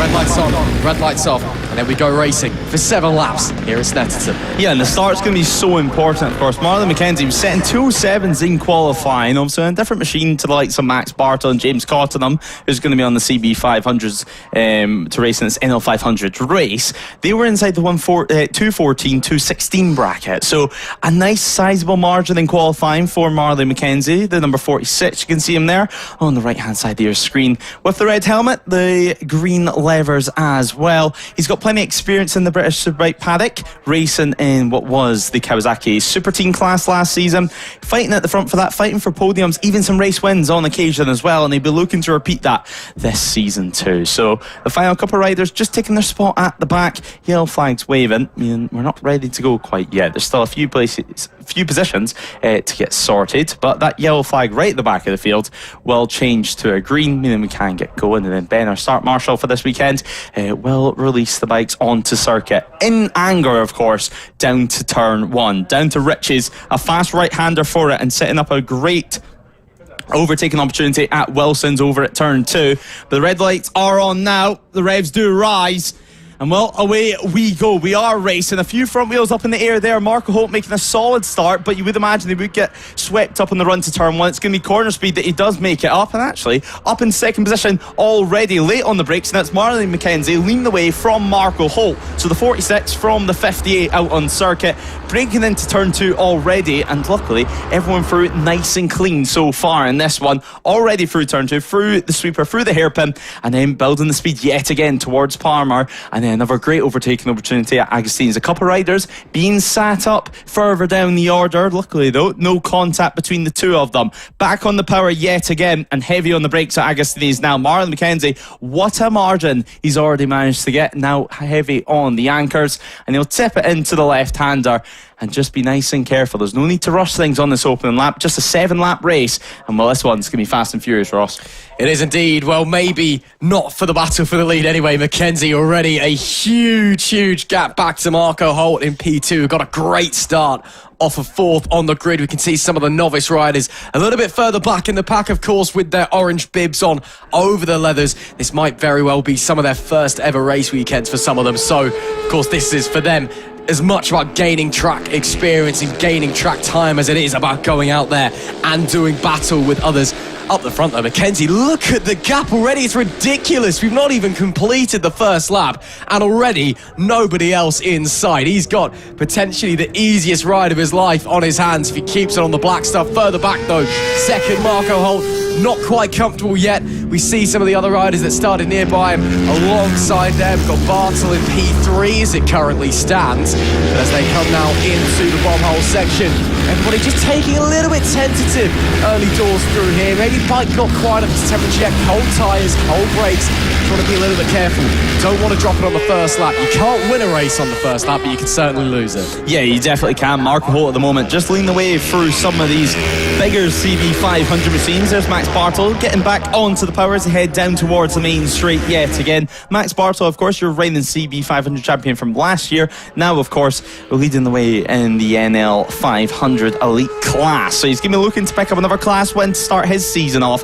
But Marco Holt, what an incredible ride it's been so far. It's corner speed that he really is going to pick things up. Racing on B1 of course, super popular bikes in Spain. Not necessarily in the UK, but clearly getting some testing on it before hopefully doing some rounds later on this year. Busy year for Marco Holt. I believe he's hoping to do some European Cup action and as well some British Cup action. But you can see some of the CB500 battles going on, and that is going to be a position gained for the number 55. So a solid move there from Carl Bayliss.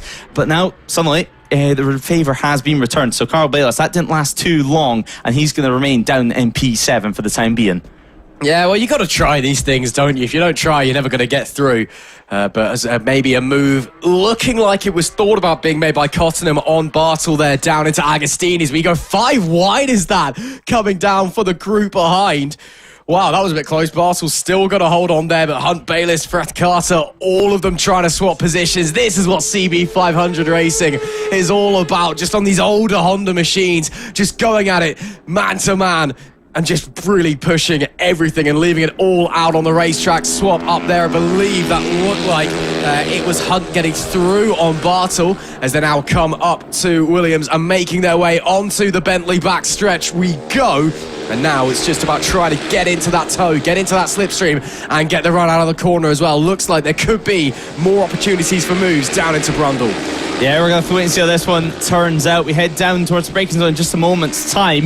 And while George Bartle, of course, younger brother of Max Bartle, he did have a great season last year in the newcomer class. Now, of course, moving up to the elite class in the NL500 Championship. So he's now leading the way of this group, with just behind him, number 55, the bright pink machine of Carl Bayliss. But we'll see those positions change, of course, next time we break the time in beam. And then, well, the order will settle down. Not for long, though, you would imagine, as, well, these NL500 machines, they love a bit of slipstream. Although there's not much aerodynamics in terms of fairings, in terms of any bubble to hide behind, there's still a good slipstream effect. That is, of course, just excellent pound corner. That is number 28 of Hunt, so a little bit of a gap breaking between the two of them. But Max Bartle under some pressure as well, keeping him honest, is James Cottenham, as George Bartle leads the second group behind and looking to claim the final spot on the podium, as Marlon McKenzie sets the fastest lap. No surprise there, 2:06.7. That's incredible stuff, even quicker than in qualifying. Yeah, he's absolutely flying as it currently stands. That's about 6 seconds quicker than anybody else has gone out there so far.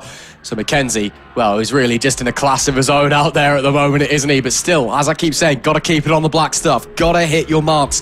When you're that far in the lead, it's so easy to lose focus. Just ease up a little bit, sit up on the bike, and that's when it bites you. That is when you go down on the floor and throw it away. So McKenzie needs to make sure that he's staying focused and staying firm and keeps pushing on. We continue to watch this huge battle a little bit further back. The 21 of Bartle looks to the inside of the 55 of Bayliss, gets it done down into Agostini's. Inside was wide open. There was no complaints about that one. Bayliss not really defending too hard. I think he knows he's going to have many more opportunities to try and fight back, as we now have a bit of a 6-bike train forming here. This could get a bit chaotic. As I say that, he has a look to the inside there at Oggies. That's a bold place to try a move. Not a typical overtaking spot. Wait to see if he did get it done as they make their way onto the Bentley straight, and looks like he did. Nice stuff there to move back up into 4th place. Yeah, of course. Tricky to make a move over there at Oggies, one of the trickiest sections of the circuit, actually, and easy to run wide at that and ruin your drive all the way through Williams and then onto this back straight. But George Bartle, well, he's not going to take this one lying down. He's looking to fight back already, and he has got ahead. So number 21 continuing to lead this group, and so far it has been Max and George Bartle, both of them, creating the headlines in this one. But just running a little bit wide down the exit is Carl Bayliss. So the 55 losing a little bit of ground. Of course, we're on lap 4 of 7 in this one, and we'll be ticking on to lap 5 fairly soon. And well, we're just waiting for Marco Holt to cross the line as well, and then we can see the margin between your leader and the rest of the field. So 22 seconds is Marlon McKenzie's lead. Simply astonishing stuff is down the inside. Yet again, that's Bayliss picking up a position. So the 55 is through, but can he hold it? So side by side, all the way down the main straight. George Bartle back through on the exit, getting a better drive towards the start-finish line, towards turn 1 yet again. Lap 4 of 7 here, over halfway through this opening race of the season for the CB500s, and look at them spreading out on the run down into turn 1. Move to the inside there. Looks like it's been made, not quite confirmed yet. Now it is though, as they come onto the second stretch. Nice stuff there. I believe that was Carl Bayliss' bike going slowly. Is that just a cautionary moment? Yeah, looks like they're okay. It looks like Carl Bayliss there lost some ground going on to the main straight, managed to pick it up all over again at turn 2 and round the outside on the braking zone. So Carl Bayliss, after getting that terrible drive out the final corner and losing all that ground, he's back into position and back behind George Bartle. Yeah, nice stuff there from Bartle. Then the 21 continues onwards, continues to push and try to hold on to the lead in this battle for 5th place. Into Agostini once again, a prime overtaking opportunity. Few moves attempted to be made. Don't know if any of them got pulled off though, because just behind them we've got even more bikes all tripping over each other.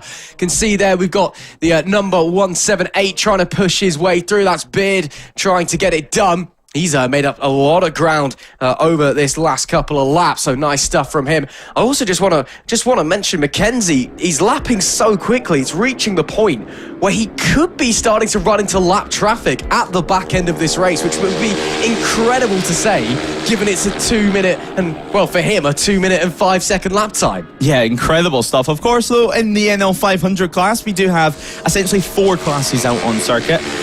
But within the NL500s, we have the elites, the freshmen, and the seniors, pretty much all in the name. Of course, the elites are what your regular NL500 class was last year. Your freshmen was your newcomers, and the seniors, well, just like last season, they were senior riders. So they're going to continue on 5 of 7 and tick by another lap. So just under 10 minutes through in this race, Marlon McKenzie, I think he's setting things up for tomorrow. And from this point onwards, he did say at the start of the weekend, this round is just for testing. This round just to see how he feels on the bike. It wasn't looking towards any silverware, but it's clear he's got the pace for it, and all he needs to do now is bring it home to the finish. I think he made it line. I think he was holding his cards to his chest and didn't want to reveal his hand, because he is just absolutely dominating here in this one. As this group goes on to lap 5 of 7, you can see team members, family members, friends all hanging off of the pit wall, trying to urge on their riders, maybe giving them information on a pit board or something. Move made down into turn 1 there. Nice stuff to get up in front. This battle continuing to rage on, though. The two at the front starting to pull away just a little bit. Once again, looks like Bayliss not that confident into the Wilson hairpin. He loses quite a lot of time in braking, and I wonder if maybe he's just letting off the throttle a little bit and just letting it roll in before he can get back on. But it does mean he's getting swamped on either side by those around him, and it is costing him time, and it's meaning he's dropping back and having to fight with people that he shouldn't really be squabbling with. Yes, there's a lot of heavy braking zones like here at Agostini. It's just getting your braking markers correct, and if it's not, well, you've got to let off the throttle for a couple of seconds. At any time that you're not on the throttle or on the brakes is a complete waste, especially on these NL500 bikes where corner speed is absolute key. And well, you can see at the moment that they are still fighting out on circuit and still looking for another opportunity. There's a handful of sections that you'll be looking at to make a move, but when you start getting to these final laps, you know the rider in front is going to be expecting the move. For example, at the end of the Bentley Straight, you know that there's going to be potential bike being launched up the inside at turn 2, so it's really about the act of surprise. Absolutely. Bartle, a little bit of an advantage now as we look a bit further back into the pack. Some of the riders continuing to forge onwards. Lap 6 of 7 now. And McKenzie, once again, absolutely dominating up the front, is the number 46. And as I mentioned, he might be catching that traffic. Well, he is now, not very far in front of him. In fact, there we go. Now having to find his way through some of the freshman class riders, which can be a little bit tricky, especially the riders that are possibly in their first race weekend or very early into their racing careers, maybe just don't quite have the knowledge or the whereabouts of how they need to get out of the way, where you need to get out of the way if you are getting laps. So he does need to be cautious, but again, with that 36-second advantage, I don't think he needs to worry about losing time here. Yeah, it's just about taking your time, especially around some of these freshman riders, and it is just about whenever you get your license, of course, one of the first things you're told whenever you're building up your speed is if the blue flag's out, just be predictable is the main thing. You don't want to be an unpredictable rider out on circuit. Stick to your line, stay predictable, and well, just allow the leaders to get safely through. And that's exactly what happened there. Marlon McKenzie through nice and clean. He's a clean rider overall.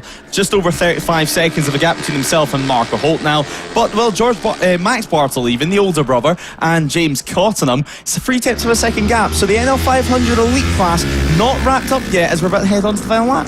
Not done just yet, even if at the front of the pack you see McKenzie doing things which shouldn't be possible on a CB500. This is a class you expect to be fighting all the way through, not somebody just disappearing up the front. But as he comes through Corams, it'll be Murray's, and then one to go here in the opening race of the Dunlop No Limits 500 series. And wow, what a performance it has been from Marlon McKenzie.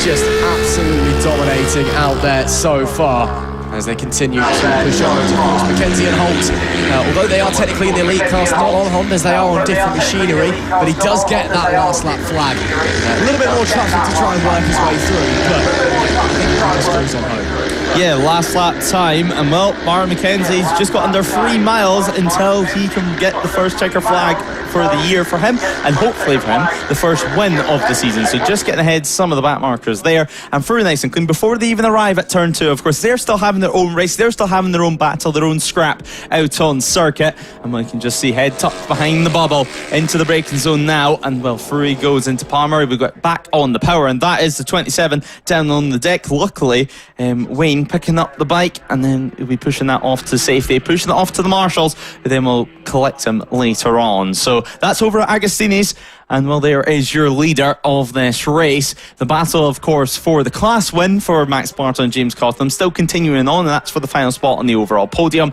But Marlon McKenzie having a nice look behind him, checking that everything is all A-OK. 40 seconds of an advantage. He's not going to see Marco Holt anytime soon, so he can just stay cool, calm and collected as he winds up the power yet again for the Bentley Straight. So through Williams he goes, through the right-hander, and picking up the power yet again. These inline 4 machines, of course, are becoming more and more popular, switching from the twin class, which we had in the Junior Supersport and the British Superbikes a few years ago. Now, of course, inline 4s, they're basically mini Supersport machines. That's how Marley described them. Described it himself yesterday, and well, I'm not going to disagree with him definitely with the way he's been riding it so far today. 40.5 seconds it was over the line last time around. A beautiful style on the bike as well. Some solid pre-season running before his British Superbike season gets underway. But Marlon McKenzie heading into the final sector now, about to make his way towards Murray's at the final corner. It looks like it is going to be victory for the 46. So into the final braking zone he does come, tipping it into the left, nice and clean, and not going to make any mistakes. A massive look behind him, and now he can cruise all the way to the checker flag. Marlon McKenzie does win race 2 of the day, race 2 of the season, and race 1 for the NL500 Championship. But who's going to claim second? It looks like it will be Marco Holt. We might have to wait a little while for him to show up, and then it's going to be the first of your NL500 elite runners. Max Bartle was leading that one over the line last time around. Some of the back markers though coming over the line now. We're still waiting on Marco Holt.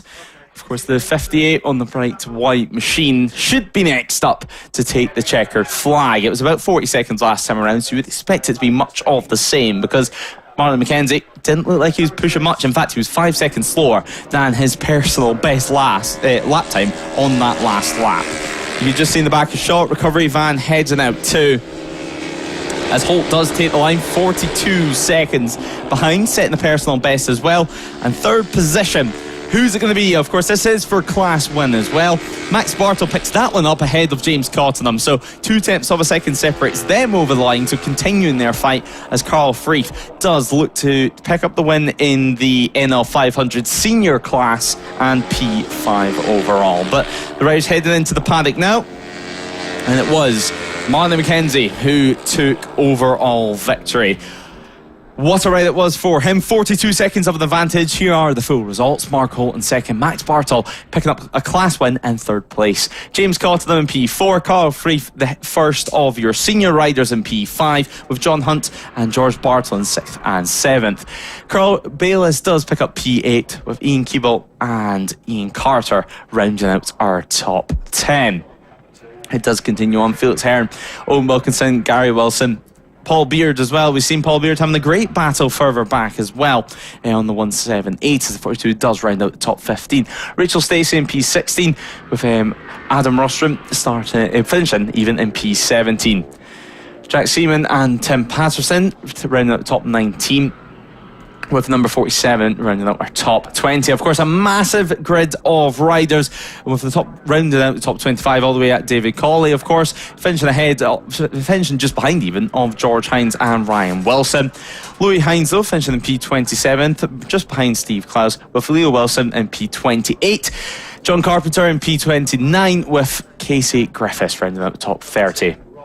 Alexander Soanes, Philip Stern and Ryan Hutchison round out the top 33 with Ross now. Marley, what an unbelievable performance from you. You got the perfect start and then just vanished off into the distance. You must be delighted. Yeah, it was a great race. I just wanted to click off the laps, get faster and faster, and a couple of sketchy moments, and trying to pass the CBs got a little bit difficult near the end. But overall, I'm happy. It was a great race, so yeah.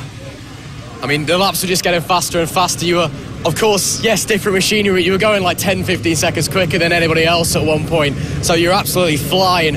Surely a great sign for the rest of the weekend. Yeah, I'm really looking forward to tomorrow. Hopefully, same conditions and hopefully another race. Good race. Awesome stuff. What's it like out there, though, being on the different machinery compared to the CBs, having to navigate your way through some of the novice riders? I mean, it's fine. They're quite respectful riders. They all seem to be all right. Obviously at the start I get to have the track to myself, which is great, and then obviously near the end trying to pass them, but it's fine, it's fun. I'm having fun, so it's great. Awesome stuff. Congratulations, Marley. Great performance. Thank you very much. That's great. So you can hear now from your race winner. Great stuff there from Mario McKenzie. Super happy with his performance, I think it's fair to say. But, well, we're building up towards our next race already, which is going to be the Pirelli Super Series Power Trophy and the Dart Motorsport Premier Power Trophy as well. So plenty of people watching out on circuit. Marshall's, of course, doing a great job as always, and every single round at No Limits we do have a Marshall raffle draw, which riders, fans, spectators, everyone can get involved and pay back to the Orange Army, who every single round here for No Limits do a superb job at keeping everyone nice and safe. Of course, this year, busier than ever, a 12-hour endurance as well for them to look forward to. But everyone here, of course, loves their motorsport, so I don't think they can be complaining too much at that. But of course, an 8-lap race will be next up, and 8 laps to enjoy out on circuit, and some big names in this one, but nonetheless, it looks like further down the order, we're going to have a great fight. The likes of Tom Norton, Tommy Fielden, Daniel Stamper as well in this one. Daniel Stamper, of course, had a great year last year racing the board on R6. A new challenge, though, for him in 2026. And it's great to see so many people watching trackside and so many people watching up in the grandstands around the circuit here at Snetterton, enjoying some of the sunshine, although it might not be the warmest in the world. There's a little breeze out there, there's still some sun, and maybe a little bit of a reason to put some sun cream on. And hopefully this nice weather can continue throughout the season and all season long, as the next race shouldn't be too far away now. And then of course we can get going on our green flag lap for another big grid. 31 riders expected in this next one, and well, Ross, time and time again at No Limits Racing we see grids being absolute sellouts, whether it be 600s, 1000s, even CB500s in that NL500 race that we've just seen. Absolutely, it's been fantastic to see so many people coming down here, whether they're riding or not, or just watching or supporting or on the spanners, whatever, to kickstart 2026. It's been an absolute pleasure, and of course we hope everybody trackside is enjoying. We hope that you at home, if you're watching on YouTube or Facebook, on No Limits Racing TV, or on the Motorsport radio channels, we hope you're having a great time as well. Of course, make sure you like, share, subscribe, all of the above to help promote the championship and get it out there. But of course, Lewis, coming up next, it is the big one with some very big names in it as well. It is, of course, the Pirelli Super Series Power Trophy, and alongside them the Dart Motorsport Premier Power Cup as well. We can consider these to be the premier classes here at No Limits Racing. And again, some very big names out there. Got a couple of BSB riders out there. Of course, there is some BSB squads here this weekend getting some testing done. So if you're trackside, well, you get to watch some BSB riding out there. But again, you also get to watch some phenomenal riding on some very fast motorbikes. Yeah, you certainly do, and you can see now the grid almost ready to get formed, almost ready for the riders to come out onto the circuit. Charlie Nesbitt set to start this one from pole position with Fraser Rogers and Matt Truelove alongside. So a full tag Honda front row of the grid, but Tom Norton, Tommy Fielden and Daniel Stamper in row 2. Of course, we'll get fully into the grid very soon, but Jonathan Perry, Brendan Maunder and of course Brandon Petty on row 3. Some big names, not only, of course, as we mentioned, some of the BSB stars, but in terms of No Limits stars as well, this class is absolutely packed, and I'm sure we're going to see some great battles, judging by the qualifying times anyway, because the second row alone, roughly 1 second separating them, but nearly ready to get going. But what a weekend we have in store, what a day we have in store as well, with of course the next race just about to come up, and then of course we will be coming into the likes of the Power Cup, the Old School 1000 Trophy, before then the Club Sport Cup with the Streetbike Cup alongside them, and then the next gen sport bikes, the Stock Twins, Super Twins and the F900R Cup on race 7, and then straight away into race 8, the big one, the Bike Lawyers National and No Limits Endurance Championship. That's going to be 3 hours long. Before then, of course, we have a busy day tomorrow as the grid now starting to be formed. You can see the tag bikes on the front row. You can see Tom Norton now as well taking his position just behind. Race 3 of the day about to get going, about to head out on the warm-up lap. And we can't wait to see what's going to happen. Of course, BSB stars out there, but as you mentioned, those stars of No Limits as well. We're expecting, given it's a BSB team, the tag guys on the front row, to kind of vanish off into the distance a little bit. They all look pretty close together in terms of their own times. I doubt they'll be pushing it too hard. Of course, you don't want to smash into each other. But of course, if you are just tuning in, hello and welcome. You join us just in time for the Pirelli Super Series Power Trophy and the Dart Premier Power Trophy, race number 3 of the day here. Make sure you like, share, subscribe, all of the above, whether you are watching on No Limits Racing TV or on Motorsport Radio, be that on YouTube or Facebook. We hope you're enjoying the action. Let us know your thoughts. Let us know who you are tuning in to support. Let's have a little run through the grid for you as they get going on their sighting lap. It's the 86 of Charlie Nesbitt on pole position. Fraser Rogers and Matt Truelove complete a new TAG Honda front row. P4 is Tom Norton, with Tommy Fielding 5th and Daniel Stamper in P6. Jonathan Perry is 7th, with Brendan Malander in 8th, Brandon Perry P9. Row 4, Scott Stone, Wilfred Turner and Jack Morgan. P12 is Paul Charman, alongside him Luca Jennings and Jamie Boyce. Then it's Ralph Laturco in 16th, Liam Murta in 17th, Harry Dennison P18. David Williams is 19th with Chris Taylor P20, James Crow alongside them. Then it's Kieran Nicholson, Andy Buchanan and Michael Needham on row number 8. Gavin Perry is 25th with Matthew Whitney and Paul Powerbank alongside. Then it's Steve Frizzell, Callum O'Shea and Brian Fudge. And the lone rider on row 11, 31st, and finally it is Steve Duncan. So a very, very big grid of some very, very fast bikes, full of very, very strong riders. This one should be brilliant, Lewis. Yeah, it should be some big names, as we said, not only with the likes of the TAG Honda riders, not only with the likes of Tom Norton, Tommy Fielding, Brandon Petty, Wilfred Turner, even Jack Morgan as well. We also have the likes of Ralph Laturco, who's starting down in P16 for this one, but expect him to make some moves up, of course.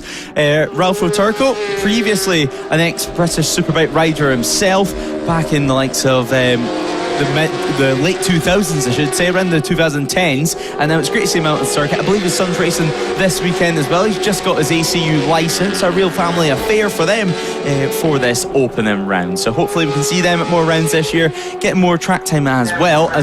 We're nearly ready to get going, and then the grid will be formed. So they'll be heading towards the final sector now, then through the final corner, and then we can get the action underway. As we said, Charlie Nesbitt starting this one in pole position, a 148.173. Some incredible pace and No Limits, time and time again surprising us with how fast some of these riders are. I mean, even Tom Norton, a 153.1, real respectable times, especially with the likes of Charlie Nesbitt out there on circuit. I'm sure over these first couple, even the first couple of corners, they're going to potentially be able to learn a thing or two out there.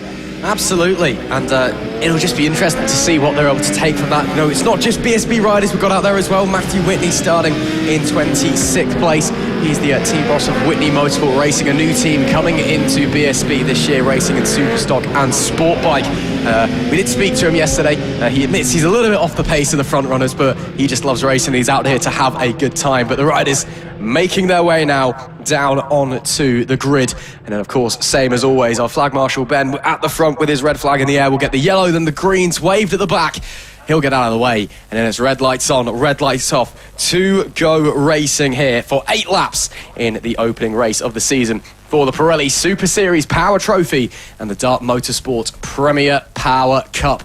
Just a little bit of a delay at the back, it would seem. Looks like, is that one of the TAG Hondas that's having a little bit of a problem? Yeah, just the last 2 TAG Hondas just picking up the spot. A full warm-up lap for them. Yeah, obviously taking their time. They're in no rush to get these things going. Mind games potentially against their opposition, who knows? But they have now slotted into place the 3 TAG bikes on the front row. Let's see what's going to happen. It is going to be red lights on. Little bit of a jump there from third on the grid, but we are racing here.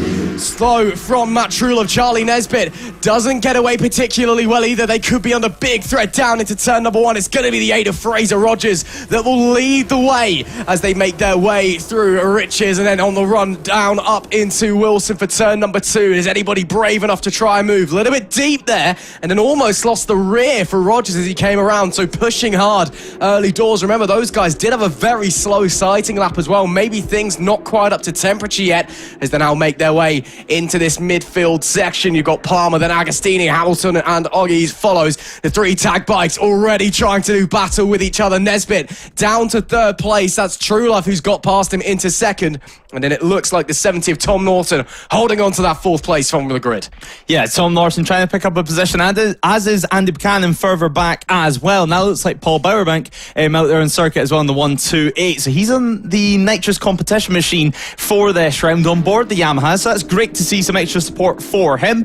As you see your leaders coming through, Fraser Rogers continuing to lead the way on the number 8. Now in qualifying, it was around 8 tenths faster was Charlie Nesbitt, but Nesbitt having to make up some ground now, so it's going to be interesting what they manage to do as they head into the braking zone by Brundles yet again. So Nesbitt remaining in third for this one. We did see a slight creep from Matt Truelove, so we need to keep our eyes on the timing screen for that one just to see what happens. As we say that, there is going to be a 10-second penalty. That is a jump start for Matt Truelove. So Truelove has been given the penalty. We did see the creep, it was pretty clear, and it probably didn't help there's a camera right in front of him as he did it. Yeah, our camera operators called him cheating there a little bit. I'm sure it was unintentional, but a shame there for the number 4 rider. So we'll have 10 seconds added on to his race time post-race. Could knock him down a couple of positions potentially. We'll wait to see. Lap 1 done though.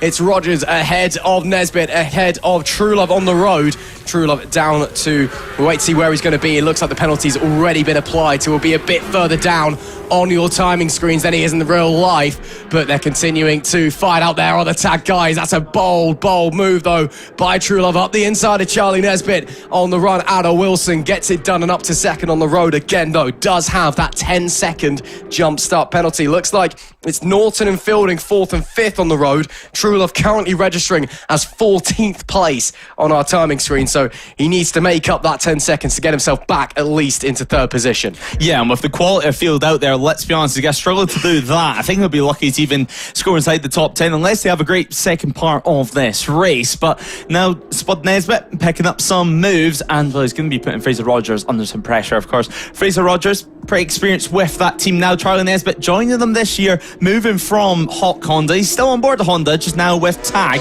as well. We look towards a move potentially down this back straight to get on the power yet again and make their way heavy in the brakes soon towards Brundle. Nesbitt on the inside of Rogers on the brakes now, heavy on the anchors. Rogers holds on to that one for the time being, but for how long? Well, we're going to have to wait and find out. So the 8 from the 86, the 4 still behind, and as I said, Tom Norton on board that Aprilia, still continuing to race the Aprilia this year. It's so great to see. He was solo Aprilia pretty much every single round last year. We've seen very few mistakes apart from the likes of Croft, where he had a fall early on. It's a solid ride yet again from Tom Norton as well. Nearly having to get set up there was Charlie Nesbitt, but no dramas so far as we come out the final corner. It's 0.2 of a second last time around. It looks about the same as we head towards the tick-off.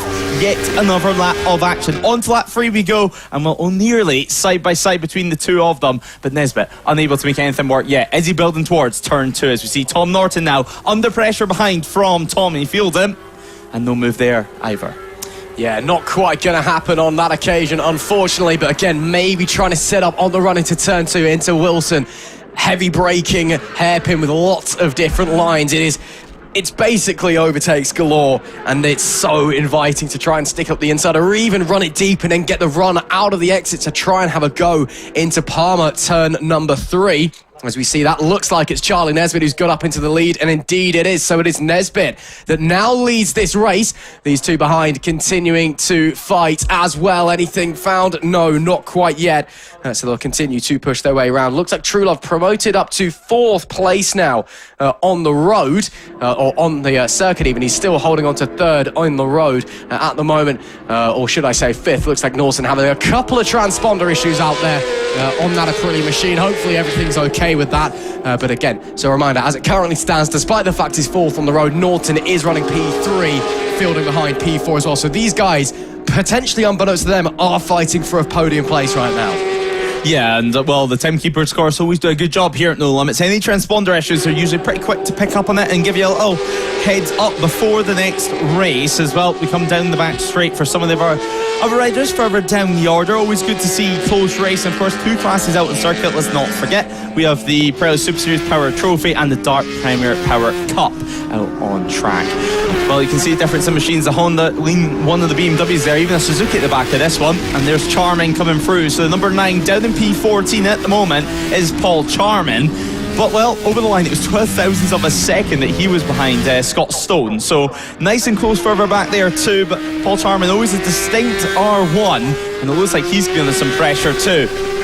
Heading through the final corner, everyone through nice and clean so far. Wilfred Turner in the middle of that pack as well. He's running in P12, however, and of course P12 being P10 in that Pirelli Super Series Power Trophy class. There is Tom Norton though, still under a lot of pressure from behind. Tommy Fieldham, well, he's known for never giving up. He's like a dog with a bone. No matter what happens, he's going to be there waiting for any opportunity to pounce. Just needs that opportunity to arise, though. He could still try and put the pressure onto Norton, try and maybe force a mistake, or he could try and dive up the inside. Going to be a little bit too far back on that occasion into Agostini, but pushing hard as it currently stands.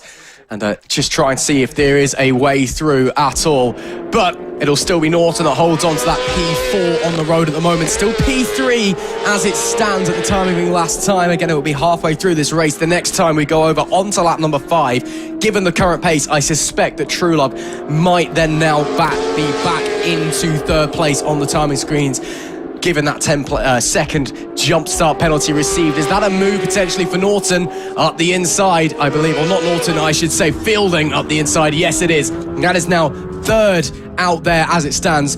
Fourth on the road. Nice move there. Got the drive onto the Bentley straight. Sticks at the inside into Brundle. Gets the move done before the braking zone. It's as easy as you like. Yeah, real impressive stuff from Tommy Field. And we've seen time and time again how impressive he can be on board the Honda Fireblade. Yes, last year he got comfortable, and certainly he's going to be looking at rounds like Donington Park as a real good opportunity. And really in his head he'll be thinking he's essentially leading this one, because you've got to discount the free tag bikes at the front. They're not going to be here every single round. So this in reality is amazing stuff for later on in the campaign, for later on in the season for Fieldham. But, well, we do continue on. Impressive stuff with the number 70 of Tom Norton just falling behind P5 overall. Daniel Stamper as well, one position. Stamper moving up from the 600s, as we said, onto a Suzuki now. So that's going to take a little bit of getting used to, of course. Usually seen on a bright yellow R6. Now no longer the case, though, so we'll carry on with that. So 5 out of 8 so far, as Charlie Nesbitt does lead this one. It's 1.3 seconds at the front, so don't worry, you're not missing any important battles so far. This is a good fight, though, that we've seen between Tom Norton. Here is a great fight as well, further behind. This is the group with the likes of Paul Charman. This is on the outskirts of the top 15 out on track. So they're going to continue battling further down the order and try to pick up the last few point scoring positions overall, of course. As head into the braking zone towards Agostini's yet again. And Will Charman up the inside further back. There is as well the number 28 looking to make a move of Wilfred Turner. But nothing made just yet for Wilfred Turner this time around on board the Suzuki. So away they go, and away they now head towards Hamilton's, Oggies and Williams. Continuing to push on once these corners, not particularly great overtaking places. You can make a move happen if you're very, very brave and or your opponent makes a mistake. But this section is more about setting yourself up for that huge run down the Bentley straight and heading into Brundle, and then Nelson that quick left, and then the slightly slower flick over onto the right-hander of Nelson. Everyone's a little bit too far back to try and move on this occasion, though. Maybe a little look, and straight on there. Is that a brake issue, or is that just missed the marker? Looks like it's going to be okay, but coming round the 63 of Jennings has completely missed the corner and will now drop back behind this group. A real shame for him, he was riding superb. Yeah, Luca Jennings, I mean, making the step up as well this year from a 600, racing the R6 last season, now on board the Honda Fireblade, just missing his braking marking there, having to go deep and through the escape road, but hopefully he can continue on, because Luca Jennings jumping onto the 1,000, and now, well, and he was running inside the top 10, obviously now no longer, but running inside the top 10 on your 1,000cc debut. Super impressive stuff, of course, racing in the newcomer 600 class last year and now making that step. So great stuff for him. I'm sure he'll be having to look at the positives from this one, although he's made a mistake. And well, now we head on to lap 6. Just a couple of laps remaining before the checker flags out for the first time this year in the Pirelli Super Series Power Trophy. Racing's a cruel mistress for Luca Jennings. It's the simplest of little mistakes. You miss your braking marker by 1, even 2 meters, and you just got to go straight on and drop down all those positions. Looks like he's going to come out in around about 15th place, I want to be saying, and yes, he has. So a real shame for him, but we'll continue on with this fight anyway. No moves made into Agostini on this occasion. A little bit defensive there from Turner on that Suzuki. The number 28 machine was a little bit more to the inside than perhaps he needed to be, but perhaps that That's the line he prefers. Again, these hairpins at Snetterton, so many different lines you can take through that corner, different entries, different exits, different apexes as well. There's so many variations, and you will see each rider preferring a different way to do it, which just makes it fascinating to watch from a riding style standpoint. As we continue to watch this battle, I think going to be a little bit too far back will be the 28 coming into the left-hander of Brundle underneath the bridge, and yes, he will once again. They're just going to keep it status quo, but it's very soon going to be running out of time. We're not very far away from the final lap of the race, so time's ticking. If they want to gain more points, want to gain more positions, it's now time to get a move on. Yeah, they certainly do. I mean, Brandon Petty at the moment on the number 50. He's done a great job so far. And well, just ahead of him is going to be Jack Morgan. So Jack Morgan really in this race is the main rival, although another move is being made now. So that's Wilfred Turner back up the inside. This is all for bragging rights at the moment. Of course, different classes for them. Jack Morgan at the moment is your Dart Premier Power Cup leader in P9 overall. And then Petty down in 11th now. So he's lost another position, but looking up the inside yet again on Boyce. So the 144 heading strong, as here is one of your leaders. Of course, the Tag Boys rounding out the podium as things stand. It looks like it's going to remain like that all the way to the end of the race. So they make their way down the Bentley Straight now into the braking zone yet again, and that is Charlie Nesbitt looking calm, looking confident, and now just a couple corners remaining before he heads on to the final lap of action for what looks to be a solid race win. A 3.6 second margin last time around ahead at the Fraser Rogers, with Matt Truelove of course receiving that penalty. However, it still looks like he's going to pick up a podium place, which in itself is pretty remarkable because the likes of Tommy Fielden and Tom Norton have been so fast this race in their own right. Managed to get away with it a little bit, has it, Matt Truelove? Charlie Nesbitt will come to the line to start the final lap of this race. What a showing it's been from the 86 rider, and putting on a show as well for his new team. Yes, he's been riding the Honda for the last couple of years in British Superbikes, but of course jumping over to a new team, a new squad over at Tag Honda, it is different. But to go out there straight away and be winning here at No Limits against Rogers and Truelove, your teammates, either on the sister bike or in the support categories, it's been a wonderful performance from him, and the gap now up to 5.3 seconds ahead of his teammate Fraser Rogers as well. It's been a brilliant performance and really showing the new team what he can do. You can see him still now pushing it to the absolute limit on the straights. The bike moving all underneath him. Getting low on the run out of Agostini. Runs a little bit of curb there. You don't want to run too much. It can make you lose time. And of course, you can kick the front wheel up and then go down as well, which is something I'm sure he won't want to be doing. I talk about a good performance and putting on a show for the new squad. You also don't want to be ruining your race bike on the first outing of the season as well. Making his way onto the Bentley Straight for the final time. Nesbitt's advantage 5 seconds over Fraser Rogers, another 6 seconds over Truelove on the road as well. But of course, with that 10-second penalty, he is a little bit further back on the timing screens. Coming up to the bomb out for the final time for the 86. It's what we expected. I mean, you get Tag Honda, the British Superbike team, turning up. You expect their riders, you expect their bikes to be better than even the very heavy hitters here in No Limits Racing. But it must be said, they have put on an absolute display and just shows us how superhuman these guys are. Charlie Nesbitt brings it to the line and wins his first race on a Tag Honda machine with an absolutely fantastic performance. He took pole position, lost it to his teammate down into turn number 1. But once he got back to the front, he never looked back. He does check back there to wonder where his teammates are. Rogers has crossed the line to finish in second place. And we wait for Truelove to round out the podium places, but he has finished third on the road, and that will surely be confirmed as third place overall, and indeed it now has. The Tag Honda boys showing us how it's done. Big wheelie there for Rogers as well. Nice little celebration as he comes home in second place.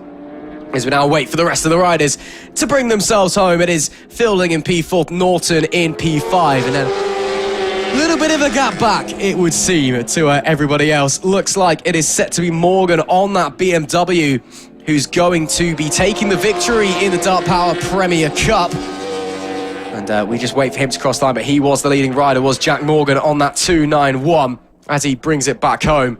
But let's have a little run through the results for you, even though not everyone quite crossing the line just yet. It's Charlie Nesbitt, Fraser Rogers and Matt Truelove, the Tag Honda boys, complete the podium, with Fielding in 4th, Tom Norton P5, Daniel Stamper 6th, Jonathan Perry in 7th, Brandon Melinda in P8. Jack Morgan on the 291 does take the victory in the Dart Motorsport Premier Power Cup. In 2nd place, P10 overall, Brandon Petty, who gets onto the podium there in the Premier Power Cup. So great result for him. A little bit further down the order as the rest of the riders make their way across the start-finish line.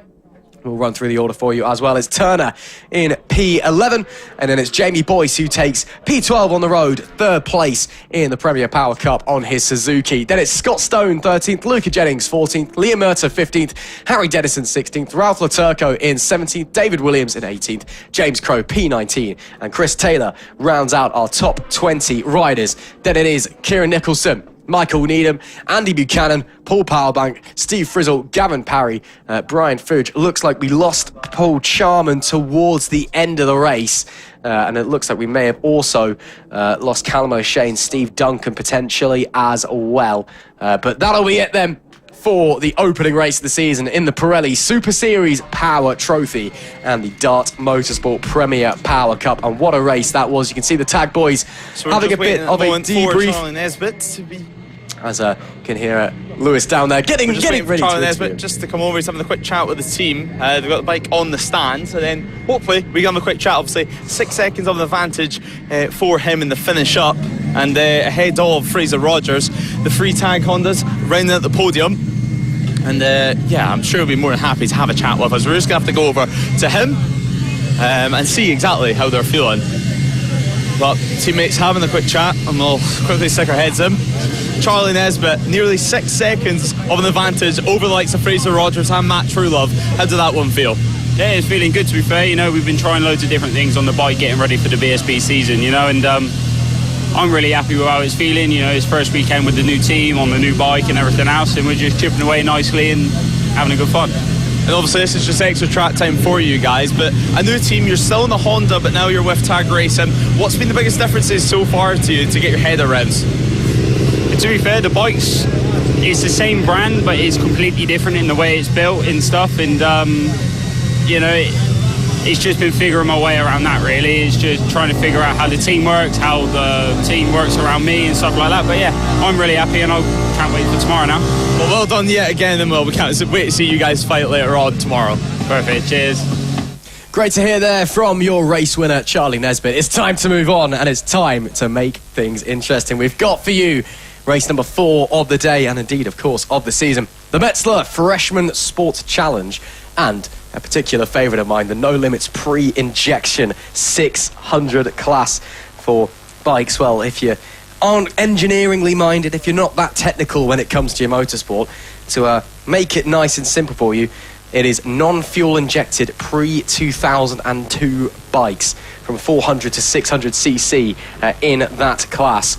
So it's old school stuff, basically, with your carbs and none of this modern fuel injection nonsense.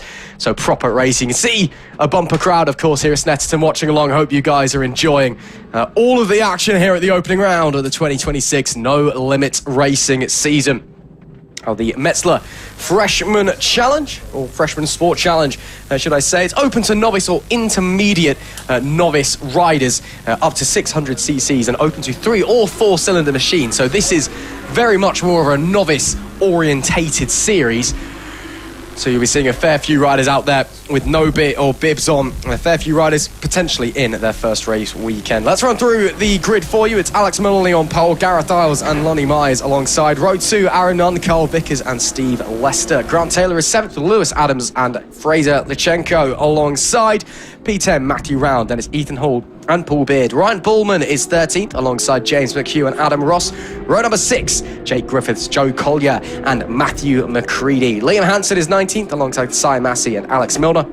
Then it's Jamie Cox, Gavin Hooper and Alex Nunn. Matthew Smith is 25th with Natalie Crowe on the 999 alongside with Thomas Brand completing row number 9. Then it's Ian Henderson, Dwayne Sismore and Stephen Burke. Thomas Hill is 31st with Callum Dentry 32nd. Jay Orchard James is 33rd. And our sole rider on row number 12, the 34th starter, is Connor Page on the 117. So a bit of a weird mishmash out there. We've got riders new to racing, still trying to gain experience, and then these pre-injected pre-2002 machines. Some classic bikes out there racing. Should be really interesting. Yeah, it usually is. I mean, you've got the older machines, as you mentioned, slightly heavier, slightly less power as well, carbureted, of course. And then you've got the Freshman Sport Challenge out there on track 2, which is always a good blast. Always good to see so many new riders, well, entering the sport and having their first taste of racing. And 600, it's a nice bike to start in. I mean, handful of power sometimes, yes. I mean, you could pick something like a CB500, maybe a little bit more tame, but this is a bike that potentially you could just keep nearly your entire racing career and just have a blast on all the way throughout, get more confidence with it as well. And I think that's what a lot of riders do.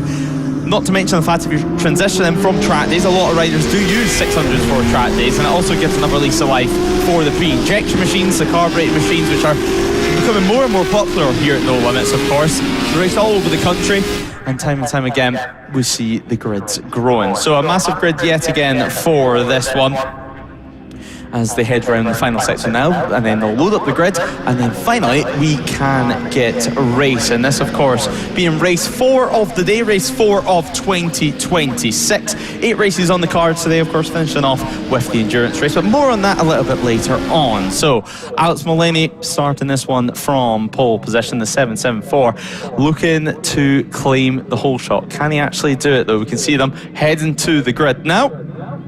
Aaron, what can he do? Of course, Carl Vickers, do not count him out, certainly for the pre-injection 600 glory. Always good to see the number 18 on the grid, always putting in some respectable pace as well. It's super impressive to see what some of the more experienced riders on the pre-injection machines can do compared to your freshman trophy riders.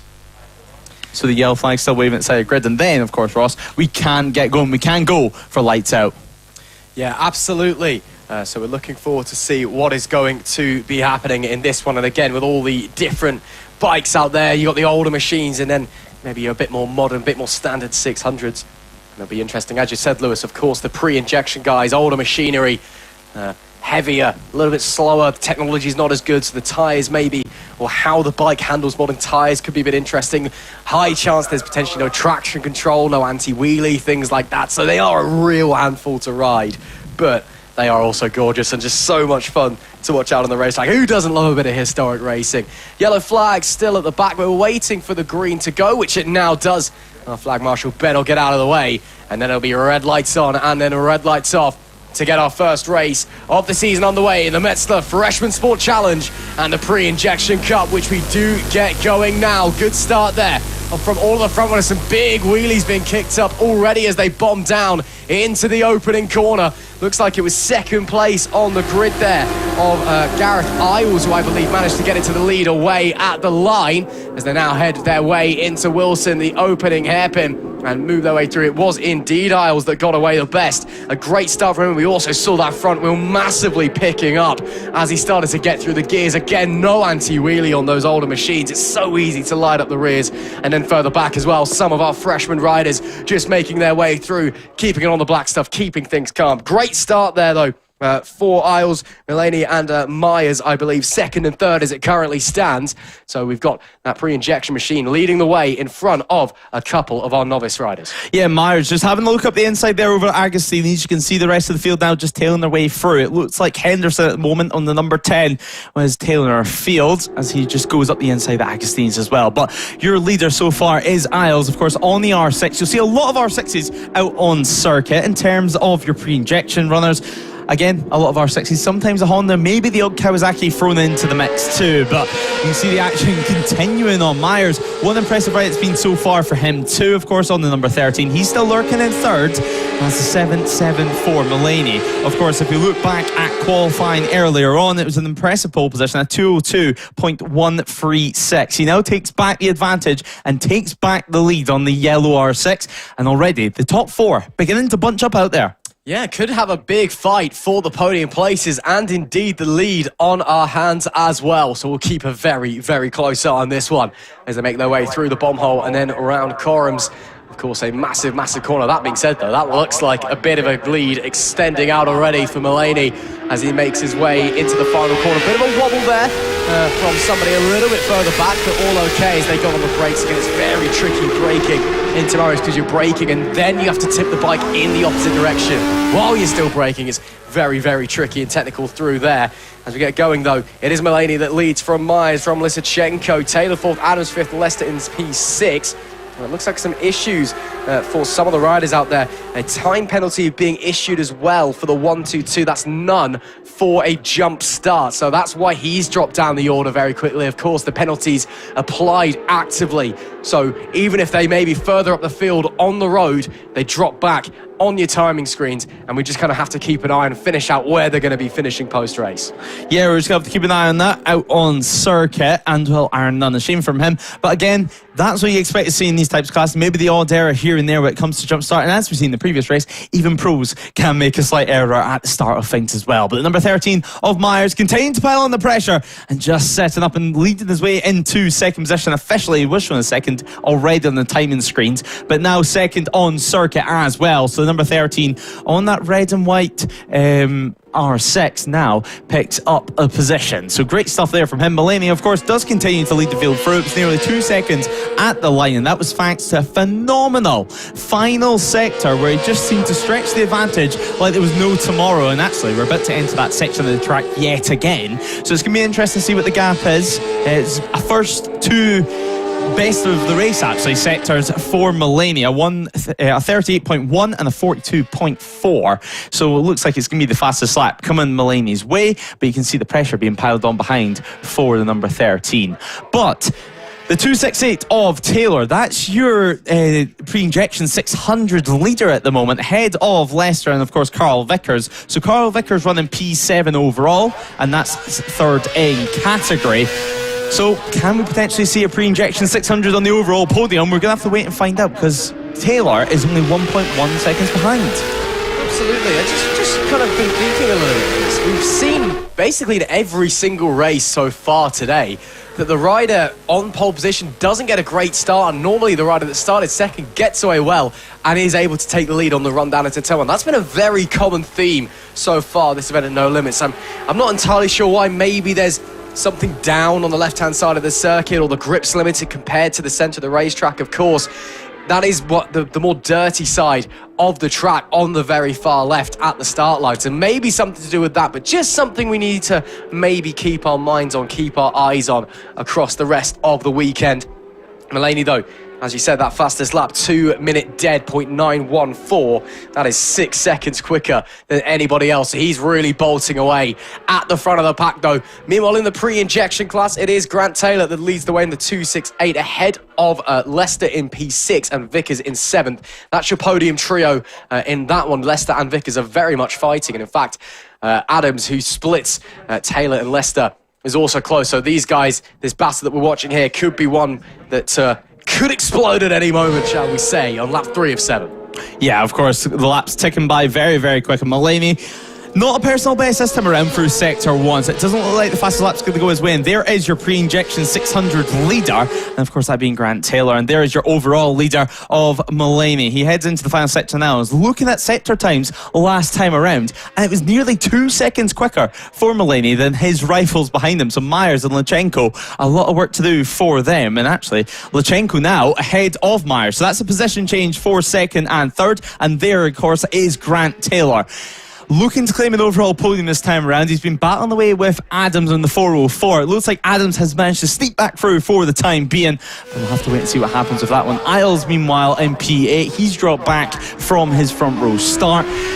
And well, you can see the orange bib on Taylor. An impressive ride, not only for a pre-injection 600 rider, but for a novice too, as we head towards the start-finish line yet again. Where, of course, we're going to be heading on to lap 4 of the action. 8 seconds of an advantage at the front of things. Meanwhile, Grant Taylor, he's got a pretty big advantage too, as we see some of the newcomers going slow into turn 1. They're going to have to be careful. Just make sure they can get through on that one. Steve Lester, though, meanwhile, the number 22, doing a great job at the moment. That's actually Steve Lester through into the pre-injection 600 lead. So 4th, 5th and 6th on circuit is 1st, 2nd and 3rd in class in the pre-injection 600 category. Yeah, 2 podiums back-to-back out there on your timing screens. That's awesome to see. This is Milady, Lysachenko and Myers leading overall, and of course in the Freshman Sport Challenge class. And then Lester, Taylor, Vickers, as you said, the podium places in the pre-injection class as it stands. Let's hope we get some great battles out of those guys. Looks like we potentially have lost none on a... who got that jump start penalty on the 1-2-2. I think he may have pulled into the pit lane and retired, has Aaron Nunn. We saw as well that the 11 of Hill going quite slowly, potentially a problem for Thomas Hill. He is currently last on the road on the number 11 machine. We'll continue pushing onwards though. We'll continue to see what's going to happen on lap 4 of 7. Making their way onto the Bentley Straight. Out of Williams is this pre-injection battle for the podium places. You can see Taylor there on that older machinery. Awesome to see that one as they continue to push their way around. It's been a really fascinating race so far. Of course, Taylor on that real old school Yamaha, a little bit newer from the likes of Lester and Vickers, all 3 of them on Yamahas in fact.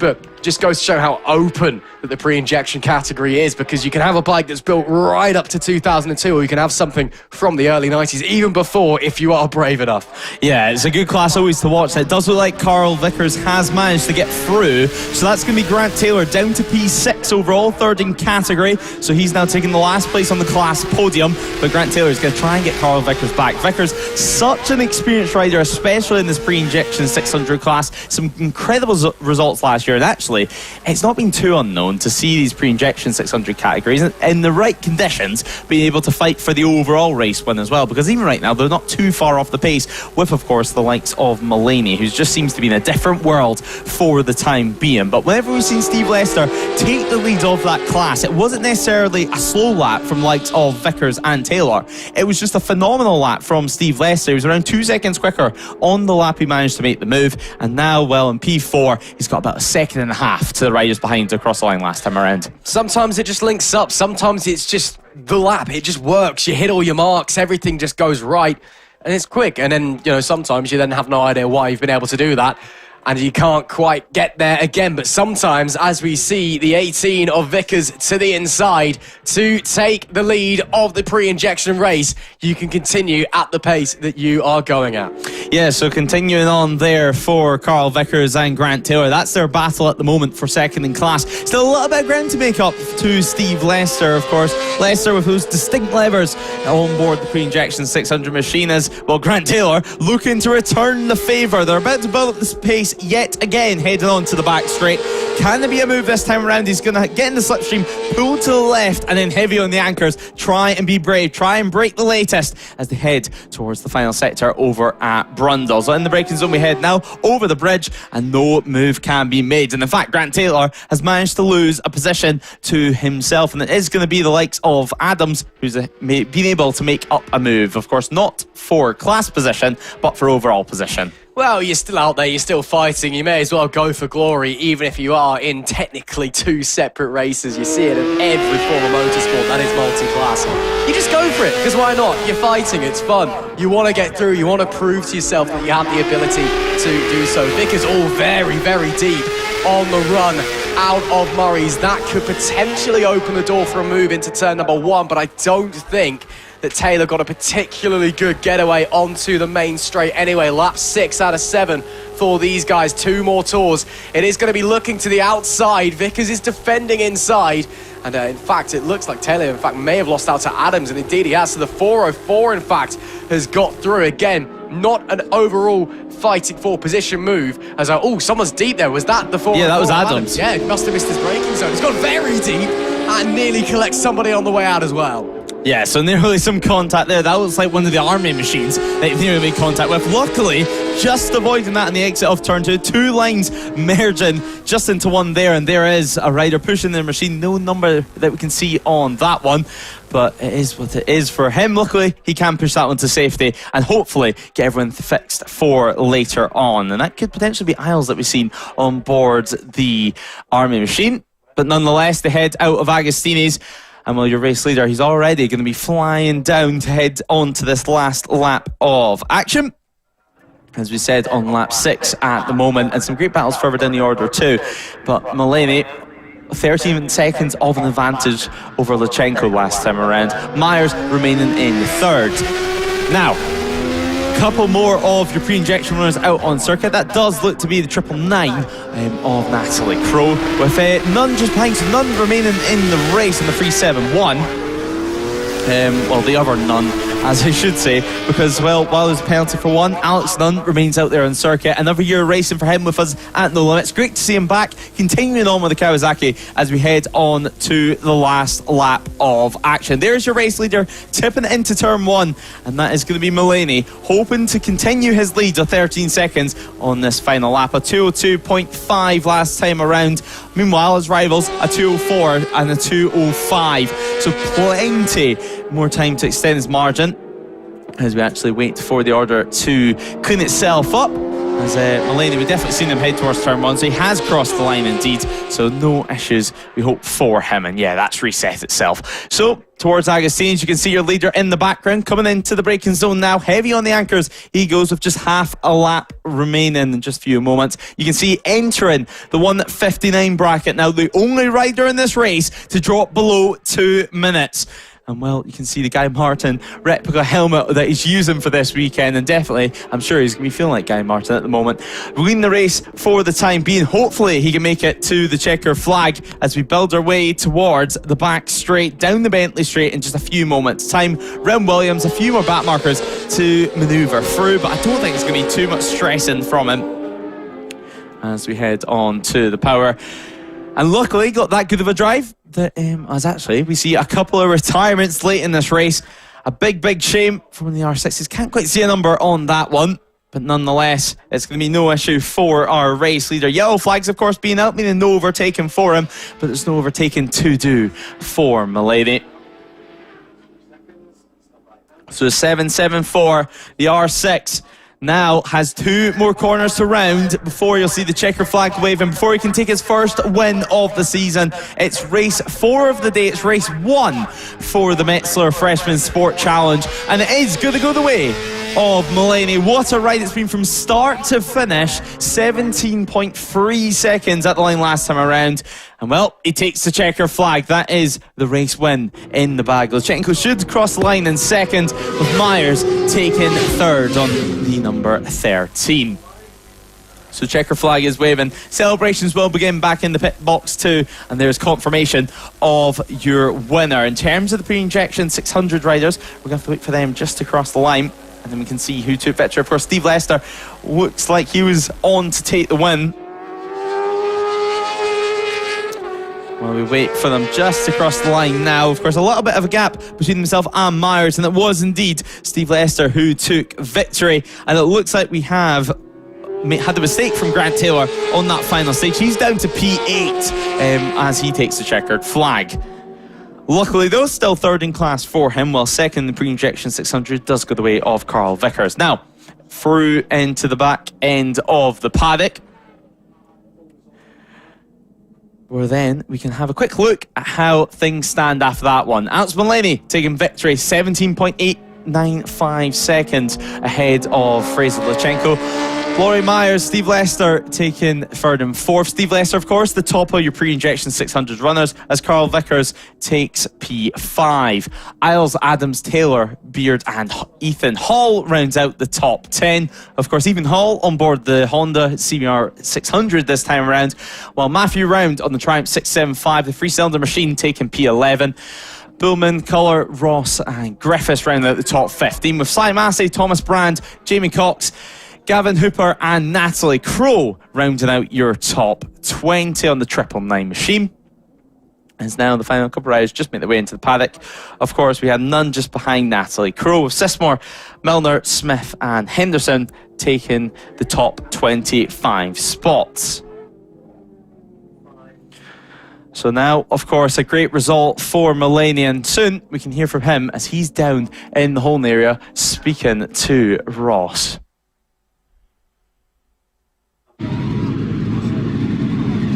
just unfortunately our overall race winner had to shoot off and get away because he's actually up in the next race. We're going to see if we can grab the race winner in the pre-injection class, if we can try and find him. In fact, he is back there, so we're just going to try and shoot through, see if we can grab a few words out of him.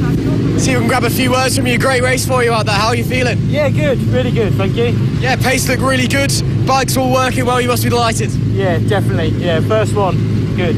Yeah, so I guess game plan's just carry on for the rest of the weekend, keep winning. 100%, yeah. 3 wins, that's what I want. Awesome stuff. Thanks very much. Cheers, mate. Thank you. Great to hear from him. Let's go back to the commentary box. Thanks for that, Ross. Well, as we said, a busy weekend for some of the riders, racing in multiple classes, and well, Mulaney just had to scoot off at the end there, but great to hear from Steve Lester, of course, your pre-injection 600 winner. Now though, we're already preparing for the next race of the day, the Brandfixx Club Power Championship and the No Limits Old School 1000 Trophy. We'll see them just make their way onto the grid in a few moments' time. They'll be heading to the Holden area, where of course we have a big grid yet again.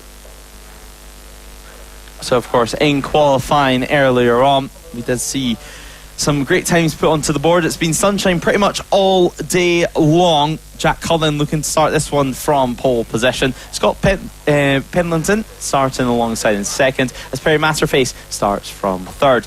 Jordan Hugh, Robert Pierce and David Dean going from row 2, with Adam Southwell, Dale Hill and Martin Malachi starting from P7, P8 and P9. Dean Turner rounds out our top 10, with Ed Alexander going from 11th. Craig Evanson starts from P12, with Jeremy Page, Daniel Mercer and Simon Franklin rounding out our top 15. Anthony Snowball, a good challenge for him this year. He goes from P16 on the number 8, with Kieran Hatton starting from 17th, and Andy Ashcroft, of course, starting from row 6 and actually rounding off our row 6 runners. Sam Foster going from P19, Mitchell Baines and Alan Lane going from row 7. With Myron Lee and Philip on the 64, the 28 and the 82 rounded out row 8, with Ian Tune, James Logan and Luke Coop going from row 9. Now we go all the way back to Nigel White in P37, but a few riders that didn't set times in qualifying. The last rider that did actually set a time was Leonard Brookman in P33 on the 201 machine, so it's going to be interesting to see what happens in this one. Of course, the Club Power Cup heading on to circuit. You can see plenty of Yamahas out there on track, loads of R1s, a few Kawasaki's as well, and one of those Kawasaki runners being Scott Pendleton starting from 2nd position. And your pole man is there, just slightly out of frame, but Jack Cullen looking to go on the 97 machine. We're nearly ready to get going, where the warm-up lap will begin. A nice condition out on circuit, of course, a sunny day. Hello and welcome, if you're just joining us though, for the start of the action. You haven't missed too much yet, because we still have a few more sprint races to go, and then of course race 8, which will be our endurance later on. This is race 5 of the weekend. We do head out on the warm-up lap. We have brought you through the grid. Jack Collins starting this one from pole position. My name is Ray, Ross McIntyre alongside, and welcome. Make sure you join us on the NLR TV YouTube channel for interviews and more, features and more, which will be coming up later on. But Ross, this looks like an incredible race as well. Under the 2-minute bracket in qualifying, and really close times in qualifying as well. Just over a second separating the front row. Yeah, absolutely. So should be nice and close out there. Of course, we've got our 2 different classes out there to keep our eye on. The No Limits Old School 1K trophy, which not quite as old school as the pre-injection category. You're allowed bikes typically up to about the mid-2010s-ish. It depends on the bike, and you have to go into the regulations to really analyse it. But as a basic overview, we've got one R1 out there, according to my notes, which is allowed up to 2011. We've got a fair few Fireblades, which are up to 2016. There's a couple of Suzuki's out there as well, which are up to 2016 as well. So it is a little bit older than some of the bikes that we will be seeing out there overall this weekend. But in general, it is a much fresher, newer machinery than the bikes we have just previously seen. But of course, you can get older things as well. So we will be seeing some older things out there as well. There's somebody on a Suzuki 750. I'm sure that's probably going back quite a few years, that machinery. Yeah, it should be very, very interesting, this race. Again, very tight in qualifying, up the top of the table. We've got A lot of bikes out there, 37 supposed to be making the grid. A few guys unfortunately not setting lap times in the qualifying, but should be very, very interesting to see how it goes. Yeah, it should be. It should be a good battle for this one, of course. And some close times in qualifying, as we already mentioned. Jack Cullen on the 97, going from pole position. He's just going to be looking towards the run to turn one, trying not to get swallowed up at the start of things. Simon Franklin as well. Good to see he's stuck with the ZX 10 this year. A nice bright yellow colour scheme. Easy to see out in circuit as well, which always gives us a little helping hand up here in the commentary box. Now, if you're not new to the No Limits Racing Championship, this Brandfixx Club Power Cup class was essentially the Cup 1000 category from last year, but it's been given a new coat of paint, if you will, and now, well, it's time to go racing for the Brandfixx Club Power Cup class. I should say, I'll put my teeth back in. And of course, the old school 1K trophy, which began last season in 2025, and since then it's been growing in numbers, and it's good to see a nice healthy list for this time around. 6 entries in that one, but overall for this, if everyone manages to take the start, that is 37 riders. So real exciting stuff for this, Ross. Should be indeed. Big grid with some very, very quick riders on it, and 2 classes to keep our eye on all throughout as we go into race number 5 of the weekend, and indeed the season as well. You can see there Jack Cullen starting from the pole position on the number 97 machine, the 42 of Scott Pendleton and the 30 of Perry Matterface in P2 and P3. We have been seeing consistent Lewis. P2 has been getting away quicker than the pole sitter at the lights all throughout this weekend so far. I suspect it's due to the left-hand side of the racetrack being a little bit dirty. We'll see if that is a theme that's going to continue into this race, but we do have 7 laps awaiting us as we get ready to get going in this one, and we do indeed go now. Looks like everything getting away reasonably well, even further back in the pack. Who's going to have the lead down into turn number 1? Looks like it is a good start for Jack Cullen, and a healthy lead as well. He rockets his way into the opening corner at Riches with nobody else around him inside. All 3 of the front row got away pretty cleanly as well. A little bit wide from Cullen on the exit of turn number 2 at Wilson. But look at how many bikes we've got squabbling for position further back in the pack. Everybody making it through cleanly so far. But we'll just wait to see where everybody's going to be ending up at the end of the opening lap. Always a little bit chaotic is the opening lap of any motorsport event. Cullen now starting to come under a little bit of pressure from the, that's the number 30 of Matterface. Wasn't quite able to launch a move down into Agostini, but certainly thought about having a look. Few moves being made further back in the pack. As it stands though, Cullen away cleanly and holding on to that lead.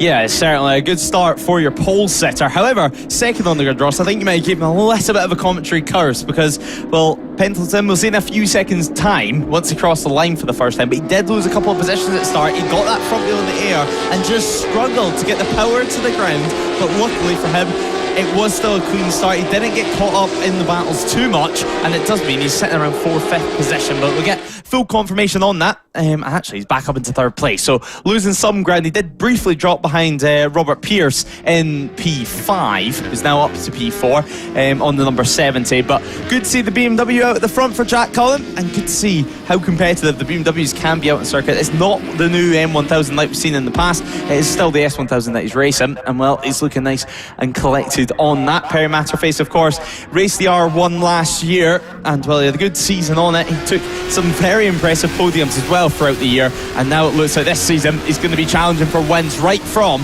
the very start. Simon Franklin as well coming through the order, as is a few of the Army team machines further back down the pack, but over the start finish line we go yet again. Lap 2 of 7. Now these 7 lap races, they're quick at the best of the times, never mind when it's on these 1000cc machines. The 1, 2, 3 also coming through now, of course, on the RAF machine, and luckily also through nice and clean for Dean Turner. Dean Turner really becoming a staple name in the old school 1000 trophy class, and well, luckily for him, he's doing a good job at holding on to position for this one. Looking to pick up at least a podium, you would imagine. He's comfortably in the lead though in the class. P8 overall. The next 1000 trophy rider, old school 1000 trophy rider, is going to be all the way down in P12 overall. So a few bikes separating them two out on circuit. It's exactly what you want to see as we head into the braking zone over at Agostini's for the next time of asking. Heavy on the anchors, and luckily everyone through nice and clean still so far. No real issues. Yeah, it's still early doors in the race. maybe things just about not quite up to temperature yet. I'm sure everything's kind of getting there now, but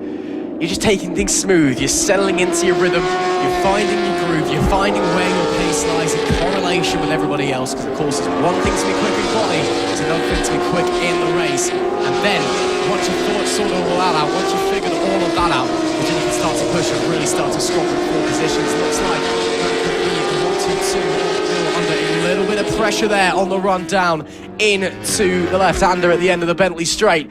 And I believe the move has been made as well. And indeed it has. Does drop a position.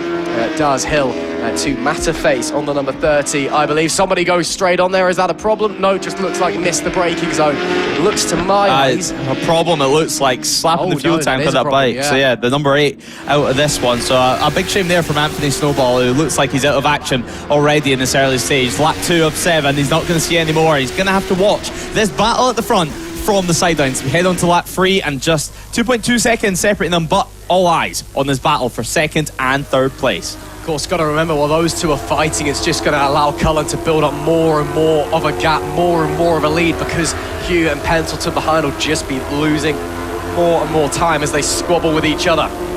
And then further back as well, more battles going on. Again, these guys all fighting. Pierce, Matterface, Hill, Southall, 4th down to 7th. A train forming, nobody quite brave enough to try and launch a big move yet. No one's also quite close enough to really attempt a move in the first place. It's all about just putting the pressure on your opponent, seeing if you can force a mistake out of them, try and make your way through. Look to the inside there by Pendleton for 2nd. Can't quite get it done. Now look to the inside by Matterface on the 30. Started from 2nd, now back up to 4th place. Nice move down into Agostini's, keeps it calm and collected. Just later on the brakes, sweeps by on the inside. And here you can see the gap between your leader and Pierce, who was running in P4. Now back down to P5, of course. We have to wait till next lap for that to update. But around 7 seconds of an advantage from that final couple of position changes all the way to your leader. So the gap's well and truly forming, but nonetheless, number 42 still staying in it. But the 2nd is not over yet. 2/10 of a second at the line last time around. This looks to be continuing on all the way through. Great to see so many riders out on circuit for this race, of course, and for further No Limits race in action. We head into the final sector now, though. Heavy in the brakes onto Brundles all the way to Nelson's. As we mentioned, such a high curb up the inside there. You do not want to be hitting your knee off that one at all. You're going to get completely out of shape and have to just take a moment to get yourself settled back in. But through the final corner yet again, and on to the start finish straight for your leader, Cullen, towards the line yet again. Pit boards out, letting them know the gaps for the riders behind, and well, a shake of the fist, letting them know that it's nice and comfortable further behind. Meanwhile, this battle is still continuing on. It looks like Hugh is still ahead, not by much though, less than 2/10, and that is confirmation of the fastest lap of the race. So 1:47.180, and that, of course, being from Cullen. The riders behind sitting in the 1:59 brackets, so still around 2 seconds further back, and nobody else actually in this race has even managed to enter the 57 bracket. Meanwhile, your leader Cullen nearly in the 56s. Yeah, that looks to my eyes 1.7 seconds quicker than anybody else has managed so far. Absolutely flying is that number 97 machine. Cullen looks right at home on board, and he's not cruising. You can see he's pushing and see he's riding quick, but again, just seems to be no issues whatsoever. Everything looks in sync, in motion. He's really found his rhythm and is riding superbly. Lap 4 of 7, though, you can see some of the riders a little bit further back in the pack. We just saw somebody making their way down into the opening turn there. Hopefully no issues for them as they came through. Back to our race leader, though. Cullen continues to fly at the timing being last time, of course, with that new fastest lap of the race. We'll see if he's able to extend that even further. A little bit further away, we can see down into Agostini's. Few riders, no one quite able to make a move on that occasion. We can see the number 82 there just fighting his way through.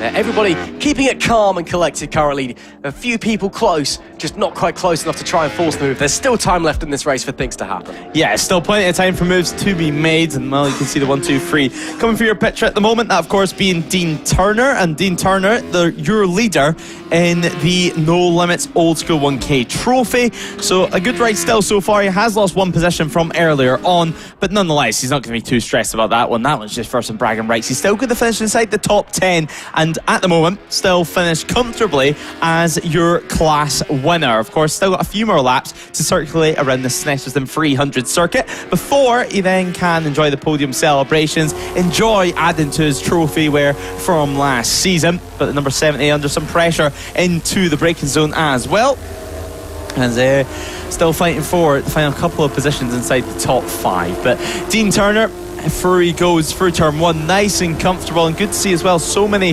RAF riders is actually a new fastest lap of the race. That's from the number 42 on board, of course, your red Kawasaki, and well, a 1:57.178. Finally, we see a response, but is it too little, too late?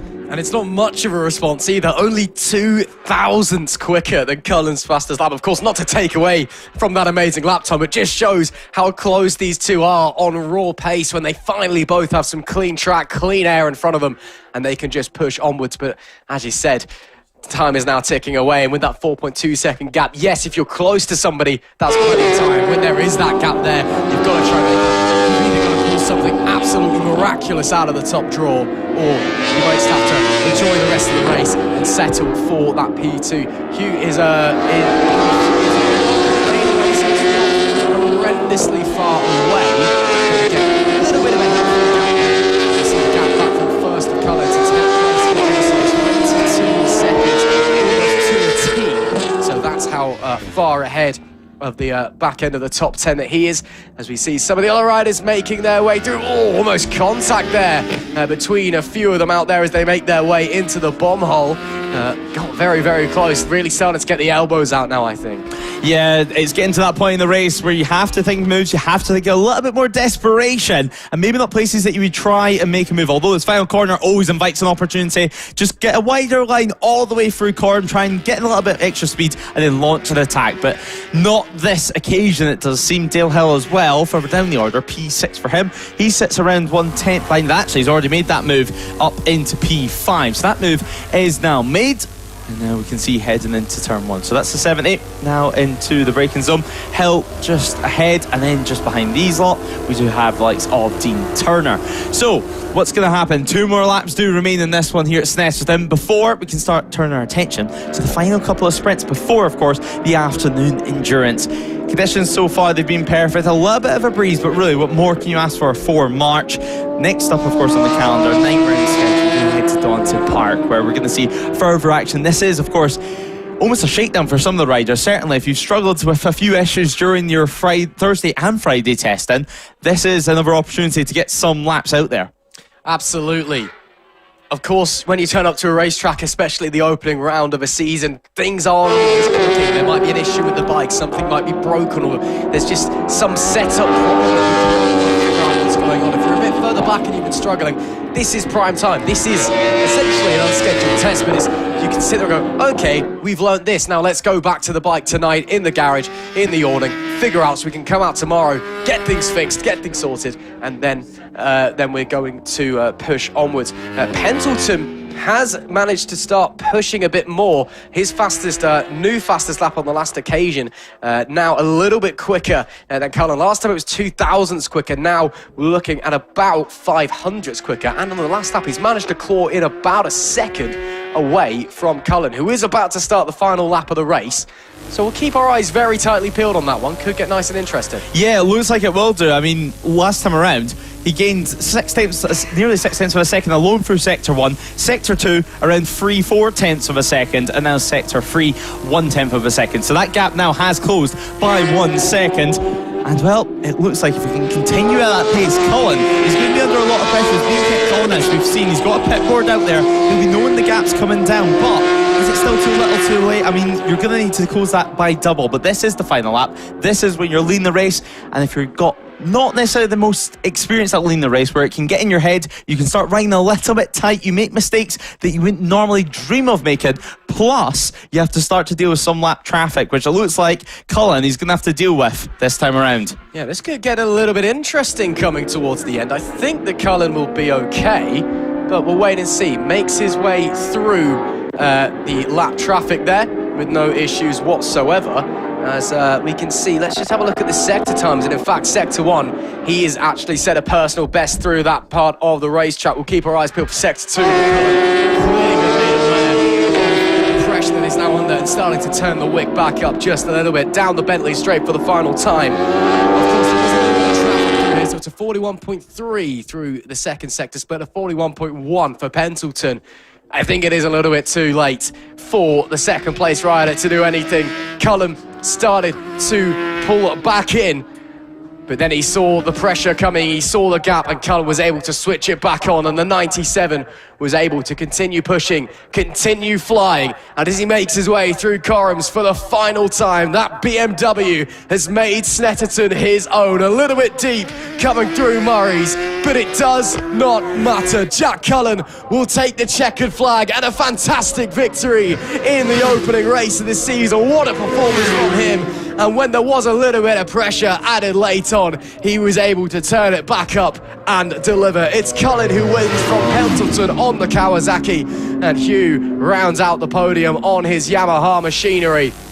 But it is all about the number 97. It's all about Jack Cullen in this one, who has a lights to flag victory. A phenomenal ride. Respect shared there between competitors, which is always fantastic to see, of course. Well, there may be rivalries. One don't have on the racetrack. The second the checkered flag falls, it is all about respect. It is all about honouring those who have achieved something fantastic. It's Jack Cullen with a fantastic victory in the opening race of the season, with a brilliant lights to flag win. Wins by just a smidge over 2 seconds ahead of Pendleton. And Hugh rounding out our podium places.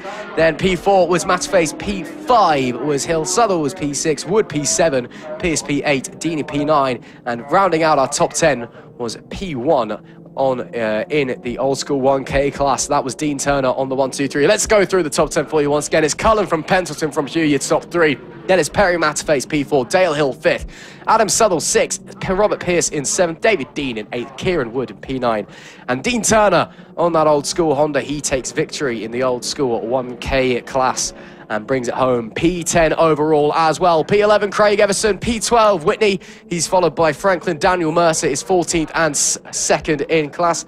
Then it's Ed Alexander, Jeremy Page, and Andy Ashcroft in P3.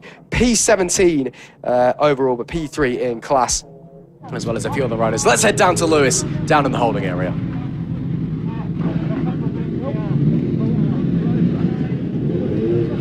Well, Jack, what an impressive ride that was. You were kept honest all the way throughout. The gap did come down in the closing laps, but still, you were able to take victory. How did that one feel? Absolutely mega, mate. A few slides towards the end, sort of thought, calm it down and just settle in and bring it home. So, yeah, real happy with that. Considering we didn't have a bike Thursday, coming for the 3 sessions Friday, and got there in the end. So, yeah, happy with that one. And how does this change your approach for the rest of the weekend? Is it full on attack now? Is it full on charge to try and take all wins this weekend? No pressure really, just going to see how it goes and just keep pushing on. Hopefully it'll come. Well, it's great to see. It's great to watch and great action on the circuit. Thank you, cheers mate, thank you. Well, now then we'll continue out on circuit and head to our second place finisher. Not too bad. How is yourself? Because, I mean, what a ride that was. The final couple of laps, you were closing the gap to our race leader, and still, you managed to take second position, and it's good pace towards race 2. Yeah, absolutely. I just had an awful start. I think the first 3 gears, the wheels were in the air and dropped a stack of positions. It felt that anyway.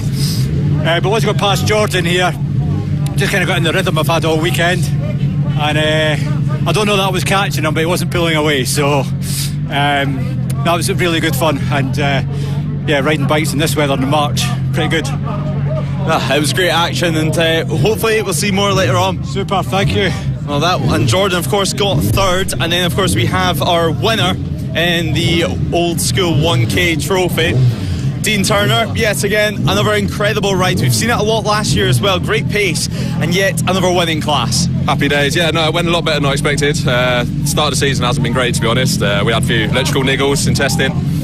Yesterday didn't go great either, but I think we found something this morning, and hopefully it'll carry on over the weekend. Yeah, whatever you found, clearly it's working. Ahead of race 2 tomorrow, how are you feeling? What's the plan and approach?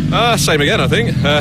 Just go out and try my best. So whatever we did today, suspension-wise, seems to have made a bit of a difference. So personal best in that race, and we'll see if we can do it again tomorrow. Yeah, and hopefully pick up another top 10. Great action and great fun to watch. Cheers, thank you very much. Well, that was your top 2 overall, and of course, your Old School 1000 trophy winner. Back to you, Ross, in the commentary box. Thanks, Lewis. Great to hear from our race winners and a second place rider in there as well as we get ready for the penultimate race before the lunch break. You can just see the riders forming up on the grid before they get sent out on their sighting lap. It is time for the No Limits Club Sport Cup and the No Limits Next Gen Sportbike Cup as well, in association with Pirelli. So No Limits Club Sports Cup, it's intermediate, novice or clubman riders on 600 machines.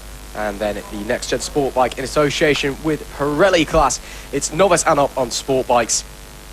Nothing more than needs to be said. It's kind of intermediate weight sport bikes out there, and a pretty healthy split across the two categories as well.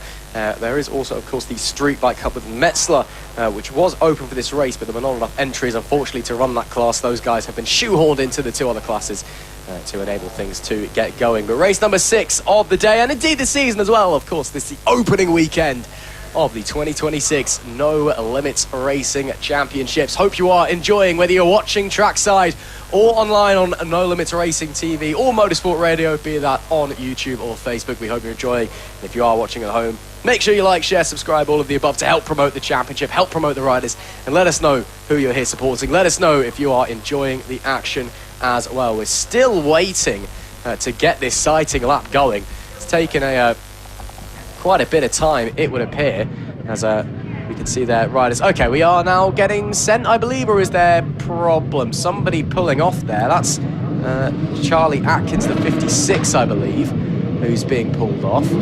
So I think he was just in the wrong spot. We are going to get going on our sighting lap anyway. Let's have a run through the grid for you. It's Alex Milne on pole, Paul Holden and Edward Best completing the front row. Lewis Smart is 4th. Charlie Atkins is supposed to be starting 5th, but as we just saw, got pulled over for something. He's alongside Jamie Bayliss in P6. Then it's Callum Hurst, Finley Page and Carl Beresford on row 9. Jordan Warden Good is P10 alongside Aaron Nunn and Nicholas Round. Stephen Miller is 13th. Fraser Lysachenko 14th. Andrew Colt at 15th. Thomas Drew is 16th. Nicky Williams is 17th alongside Daniel Adams. And on row number 8, Jamie Hanks, Elliott, Josh Froggatt and Louisa Benny. That's row number 7, should I say. Then it's Samuel Boot, Michael Partridge and Ian Keeble. Row 9, Evan Brailsford, Roger Lovelace and Sean O'Kay. And then it's Gareth Pavlak, Anthony Fleckney and Lewis Jones, Jacob Stevenson, Matthew Maynard and Julian Enticknap. And it's Liam Sutherland, our sole starter on row number 12. So a pretty big grid here once again. A couple of riders in this we've seen before already today, Lewis, as well. So interesting to see how they're coping. Maybe some fatigue already setting in. Although it was early in the weekend, early in the season. You'd hope not.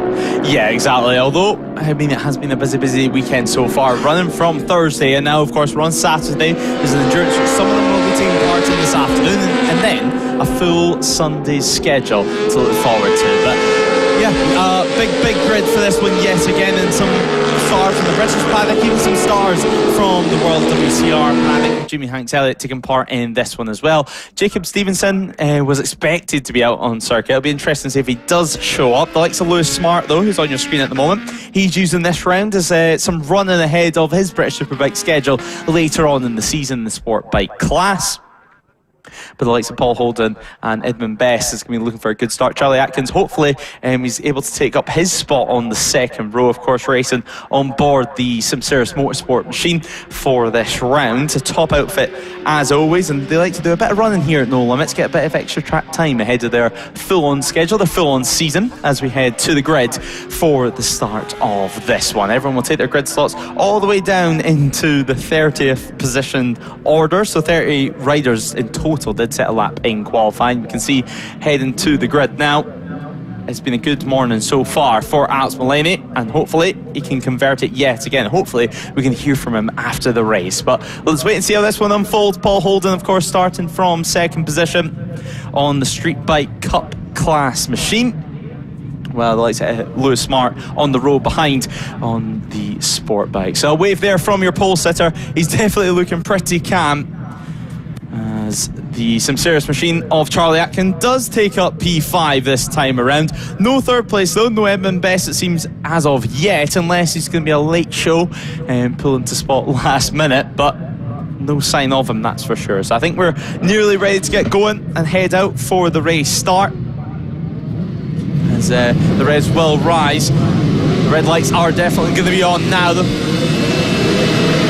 We to go. It's going to be race 6 of the season, race 6 of the day, and away we head towards turn 1. It's a good start from the second row from Charlie Atkins. He does look up the inside towards turn 1. Less power for him though. He's going to need to do a lot of work on the brakes, and that's Lewis Smart. He does remain in P4 of course, although essentially he's P3 on the grid with no best on the grid for the start of this one. Now Lewis Smart already under pressure. That's Paul Holden looking to make up some positions yet again on that number 6. He did start in second place, lost some ground at the start of things, but luckily everyone through nice and clean. This is of course turn 2, a tight hairpin overtaking hotspot if you will, and this is another overtaking hotspot over at Agostini's, and already Alex Mullaney, a nice comfortable gap that he's got ahead of Edmund Best. So the number 30 I should say, that's Finlay Page, all the way from row 3. He's managed to make his way up the order, and now as we're on the opening lap, already in second place. One of the Army team machines there further back, that of course being the number 91. We'll see more of them later on in the endurance race as well. Super impressive stuff to see the outfit that they run every single round and the commitment that they have to the championship. So as it stands, Mullaney leading from Holden. Does look like it's now Charlie Atkins in third place. So Atkins, a solid start, is looking up the inside, is the number 6 of Holden. Is he going to be able to get it though? Not quite, it would appear, into the left-hander. Mullaney will hold firm in the lead of the race at the moment. A great start for him once again. He's made 2 of those today, and both times led at the end of lap number 1. A few changes or attempted changes of position there a bit further back in the pack as we head into the bomb hole for the first time in this affair. Mullaney once again just holding firm, but he is still having to deal with that pressure from the number 6 machine behind. Let's see if he can hold on as we make our way onto the front straightaway. Looks like somebody was running a little bit wide there in the background, but hopefully they're A-OK, and indeed they are. You can see the pit boards already out, letting the riders know what the situation is. So Mullaney just about leads from Holden overall, but not for long. Holden, a big send to the inside. Can't quite get it done though. Mullaney sweeps it round, will hold on to that lead for the time being. Top 3 in this race overall, all in different classes as well. So they're technically not really fighting for anything, but you're still out there, you're fighting for personal glory, and everybody wants to be the one that takes the checkered flag first. Yeah, everyone wants that overall win, no matter what class you're in, but that at turn 1 there was classic Snetterton. 2 lines merged into one, and although it looks like a potential opportunity for Holden, it was Mullaney who sweeped around and just cut off his front end. Yet again, exactly what we're seeing at Agostini's, nearly identical at 2 different corners. So a good fight at the front of things as things stand. Over the line, it was just over a 1/10 of a half between your leaders. Charlie Atkins remains in third, but already 2 seconds adrift from first and second. But more importantly, the 3 classes in this race are 1, 2 and 3 in this race too. So your overall podium, it's going to be a good old mix. Now the next of your Sportbike runners, the likes of Lewis Smart sitting in P5, Josh Froggatt, last year's Supertwin champion, in P15. He's going to run in the British Championship this year though, so this is extra running for him.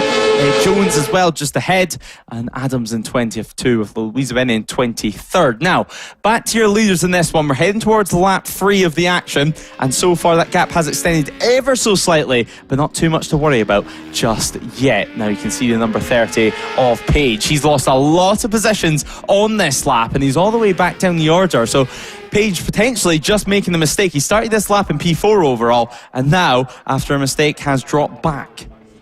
Yeah, a bit disappointing for him, but there's still time to push onwards. We're only just heading on to lap number 3. Big pickup of the front wheel there from Holden on the run out of Murray's. Very easy to do that if you're just a little bit too aggressive getting on that throttle. And now they make their way. Mullaney, a good enough advantage down into turn number 1. Doesn't need to worry about defending behind. A few riders looking left, looking right. A move attempted there. Not quite going to happen on this occasion. Again, you can take a couple of lines in the entry to Rich's, the opening turn here at Snetterton. Currently, though, all going well, all looking A-OK. As we cut back to these guys making their way into the infield section, the 100 section as it's known here at Snetterton. This part of the racetrack that was opened back in 2011 to provide a bit more racing action and a bit more of a timing, a rhythm section as well. Lap 3 of 7. Is that a yellow flag waving? Yes, there is. Problem for somebody out there. Not seeing any marshals rushing to aid, so hopefully it's just somebody who's ground to a hold. Of course, a big thank you to all of the marshals this weekend for the efforts the Orange Army continue to enable us to go racing as safely as possible. So a big thank you to everybody marshalling this weekend. Yeah, can't quite identify what that problem is, so hopefully everybody's okay. We'll continue on with regards. Yeah, we continue on with this fight at the front of things, and actually it's a little bit further down the order as the riders do filter through. We do have a 10-second jump start penalty too, and that being for Nicky Williams. So I'm sure Paul Reddy will be having a few laughs, a few jokes later on about that one, but nonetheless that's going to put him down to around 21st position with the penalty applied. Now we've also managed to lose Jamie Bayliss in the run. Now he started on the front couple of rows on board the Honda CBR 600, but he's pulled into the pit lane after this running, and well, it's a real shame because it's one of the few Honda Supersport machines that we do see running with us here at No Limits, but nonetheless a few technical gremlins playing havoc in his first race of the year. But nonetheless, Mulaney, 3 tenths of a second is his advantage as Finlay Page tries to make up a few positions. A brilliant move round Coram, round the outside. He's already got that one made before Murray's, meaning he can still take the conventional line and still get a good drive out of the final corner. So number 30 should hold on to position. So for what was 7th should be 6th as Charlie Atkins does continue to batter because suddenly he's got Lewis Smart on his exhaust pipe. And this is for position as well. Remember, this is for the lead of the race in class and 3rd overall. So they may be having to get the elbows out just a little bit. Lovely move, though. As you said, they lose 3 Corams earlier on that we saw. There are your 2 race leaders again. Don't need to fight. They're in 2 different classes, but Mulaney and Holden still going at it, having a huge ding-dong here on lap 4 of 7. A little bit wider entry there from Mulaney. That's interesting. He's got it quite deep. Not seen him do that before, so I wonder if maybe he's either trying to change his lines up a bit, see if he can find a bit of extra pace. Maybe it's a bit more comfortable given the phase of the race. Maybe the tyres just aren't quite happy with the older line, or he could have just missed the braking zone slightly. Had to sweep it in a little bit more. Bit of a wobble as well as he got on the throttle there out of Oggies, but all looks okay for the time being. He's not under any huge pressure as it stands. Holden, of course, is closing up a little bit on the straights on that Triumph, but holding his own in the corners and in the braking zones as well, so nothing to worry about as it currently stands. Into Brundle, then the right into Nelson. Don't want to take too much curve there. You've got that huge sausage curve on the inside, but people send you skywards. Is that a move being made there? Yeah, it's done. It is. That is really nice. Smart up into first place overall, or in class 3rd place overall. Got it done on the run into Brundle up the inside. Great stuff. Yeah, great stuff there from Lewis Smart, of course, on board the Triumph Daytona 660 in this race. So impressive stuff for Lewis Smart. Can he hold on to position, and for how long is the real question, because Charlie Atkins is going to be looking to fight back straight away. Of course, Atkins on board the Kawasaki, unlike Lewis Smart, so completely different engine configuration as well for them, as here is potentially a move for the lead. Number 6 was leaning over the line, so Holden did lead, but it looks like Mulaney is going to be fighting back at turn 1. But this, of course, is for class position, not just overall, and that is confirmation of that move. Job done for Mulaney. Holds on to position for the time being. It was just 60 thousandths of a second at the line, and not for long, because here comes Holden down the inside on the number 6 in the street bike. Once again leads the field through on lap 5 out of 7. Of course, next up it's going to be lap 6 of 7, and then we can look towards checker flag. This is where moves are going to be getting a little bit more intense, a little bit more brave. We did see a few moments for Mulaney just feeling the edge grip of that bike, just seeing how the rear tyre feels. Of course, he's already done a race today. He's already done a lot of weekends of running as well. These 600s can eat up tyres if you just spin the rear constantly. And this circuit, of course, has a few sweepers that you can just use up that tyre a little bit more than what you're wanting to. And suddenly, you're having to go to the Pirelli on and get the new SC1 or SC2 rear. So they do continue on. Holden does lead the way. And now it's the time to go. If he wants to try and bridge a gap, if he can hold on to at the end of this back straight, now is his opportunity. It's not done yet, though, is it? Mulaney's still just about holding with him on the run into Brundles. Had a little bit of a look to the inside there. Would have been bold if he'd have pulled it off. And in fact, yeah, he has. He's managed to get through. Well, that's incredible. It looks like Mulaney's got back in front of Holden. Wow, how does it... I'm lost for words. Brilliant stuff. So back to the overall lead. Again, it doesn't matter in the grand scheme of things, because if they both stay on the bike and finish where they are, they're both going to be winning the race anyway in their respective classes. And now he gets back through up the inside of Corum's. Oh, and they're going to come together, surely. Wow, shoving out the way. Mulaney's had enough. No more Mr. Nice Guy. We've got elbows out racing here at Snetterton. Yeah, Mulaney was not going to let that one happen. Just sitting down, it looks like he's going to have a comfortable lead this time around, and well, for a good reason, because there was a lot of contact between the two of them, to put it lightly, and now it's around 1 second, just under 1 second of the advantage in this one. Over the line though, Atkins and Smart, 1/10 of a second separates them two as well. You would imagine Holden, it's going to take him a little bit of time to close up this gap. Meanwhile, Charlie Atkins and Lewis Smart, that's an immediate battle that we're going to have to keep an eye on. Second place in the Streetbike Cup at the moment, Warren Good in P5. Another good ride for him. Finlay Page unable to make up any more ground so far after getting ahead of Callum Hurst for P6 on the circuit. Lachenko as well sitting P8 as Nicholas rounds out the top 10, and not for long actually, as Muller now gets through. But here is the battle for third place overall and first place in the sport bike category. Atkins still ahead. It was 1/10 from the advantage at the line last time around, and Lewis Smart, you would imagine, he's building towards a move over at the Bentley Straight. He's going to tuck into that slipstream and remain ready to pounce at any opportunity. But here is your overall leaders. They now are already onto the back straight. Can Holden do anything? Well, he's going to have to be a little bit closer, you would imagine, to be in pouncing distance.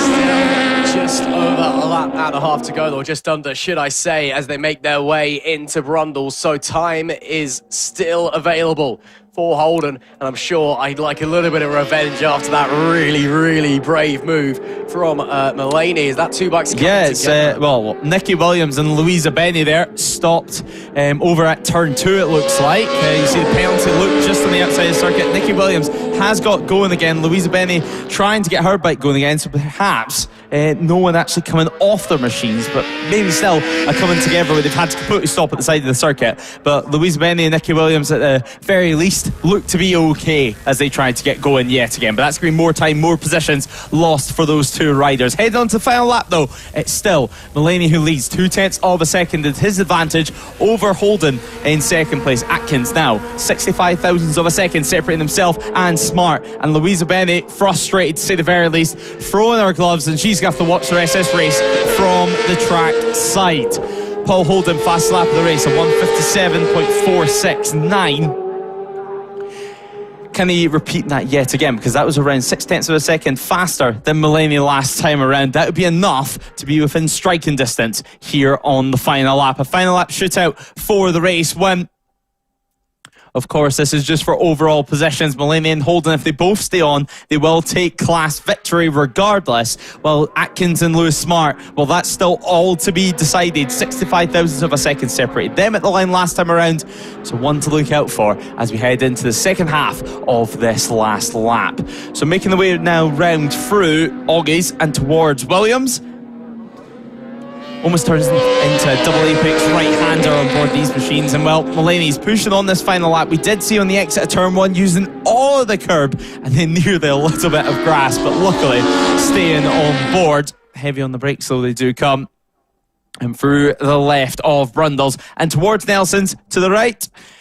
And then it heads into the bomb hole and Coram. A technical final section to finish off this race. It looks like, without any mistakes from Mulaney, it should be as it finishes. So Holden in second on the number 6. No moves look to be made unless he finds something pretty magical out of this final corner. Into the braking zone we head now. Nice and comfortable between the two of them. And Mulaney towards the flag. The checker flag will be waving, and more silverware on his plate for this evening. Checker flag does wave. Well, we'll see the full results soon, but what a ride it has been. 0.2 of a second separates them at the line. The fastest ever sector 3 in this race from Holden, so he continued to push on, and you can see the respect between the two of them. Lewis Smart does manage to pip Charlie Atkins at the line on the final lap of things. 0.1 of a second separates them. What a phenomenal race we've seen from all three classes. You can see actually Nicky Williams and Louise Benny watching on from the track side there, so perhaps Marshall's allowing them just to ride it to the side of the circuit. So coming together there, it seems, between the two of them, and frustrations clearly showing. But 157.418. Mulaney just seems to be getting faster and faster as this meeting goes on. An impressive ride as he heads into the paddock to take victory. So Mulaney wins by 2/10 of a second and takes, of course, your Club Sport Cup victory.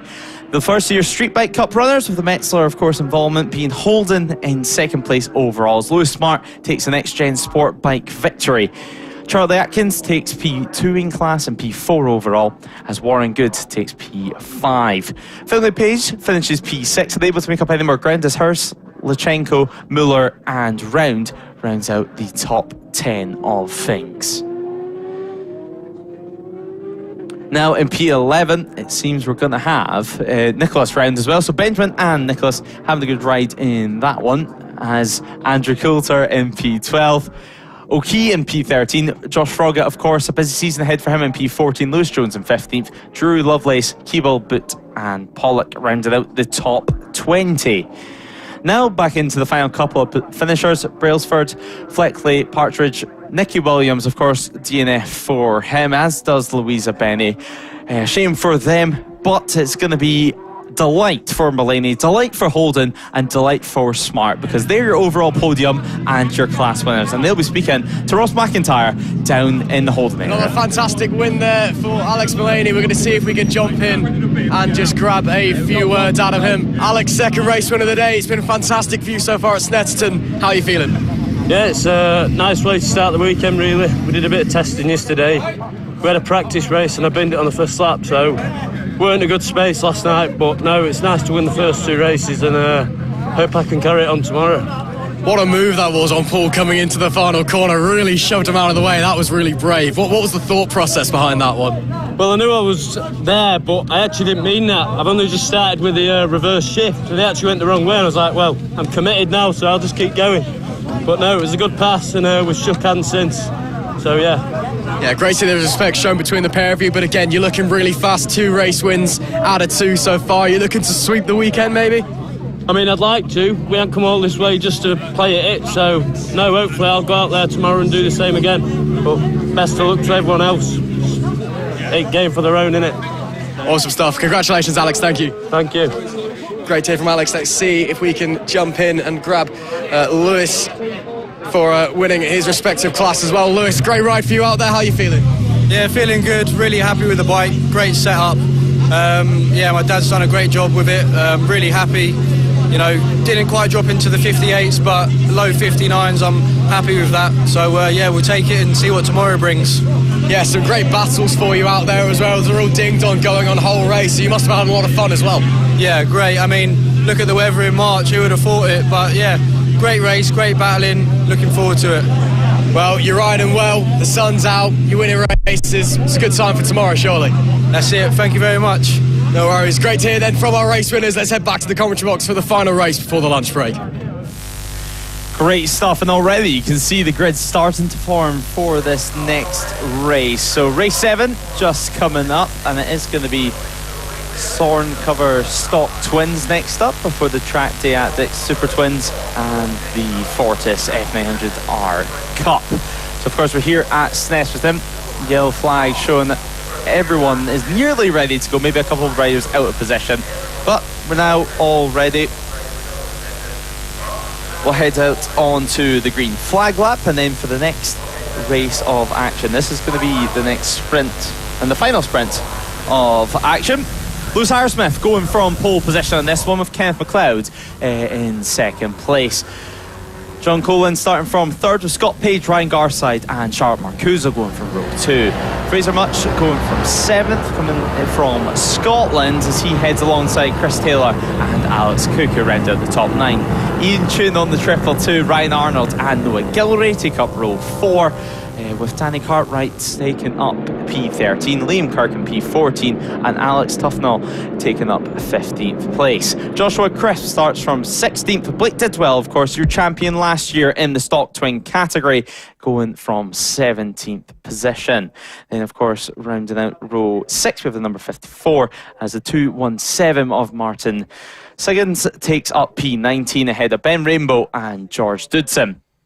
Christopher Johnson, Lewis Cox and Rory Creeth take up the top 24 positions, with Mark Felton, Tommy Phillips and Callum Wren on row 9. Paulie Richardson starts from P20, another one of our stock twin runners, and we go all the way down to hopefully 36 runners in this grid. Only 31 riders set a time in qualifying, though the last of them being Thomas Orthorpe West.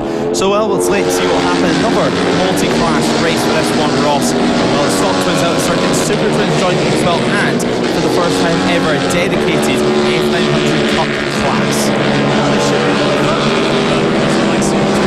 Stock twins, who doesn't like F900s? I mean, this should be some great racing, and hopefully all three classes are able to intermingle a bit and we get some multi-class action out there as well.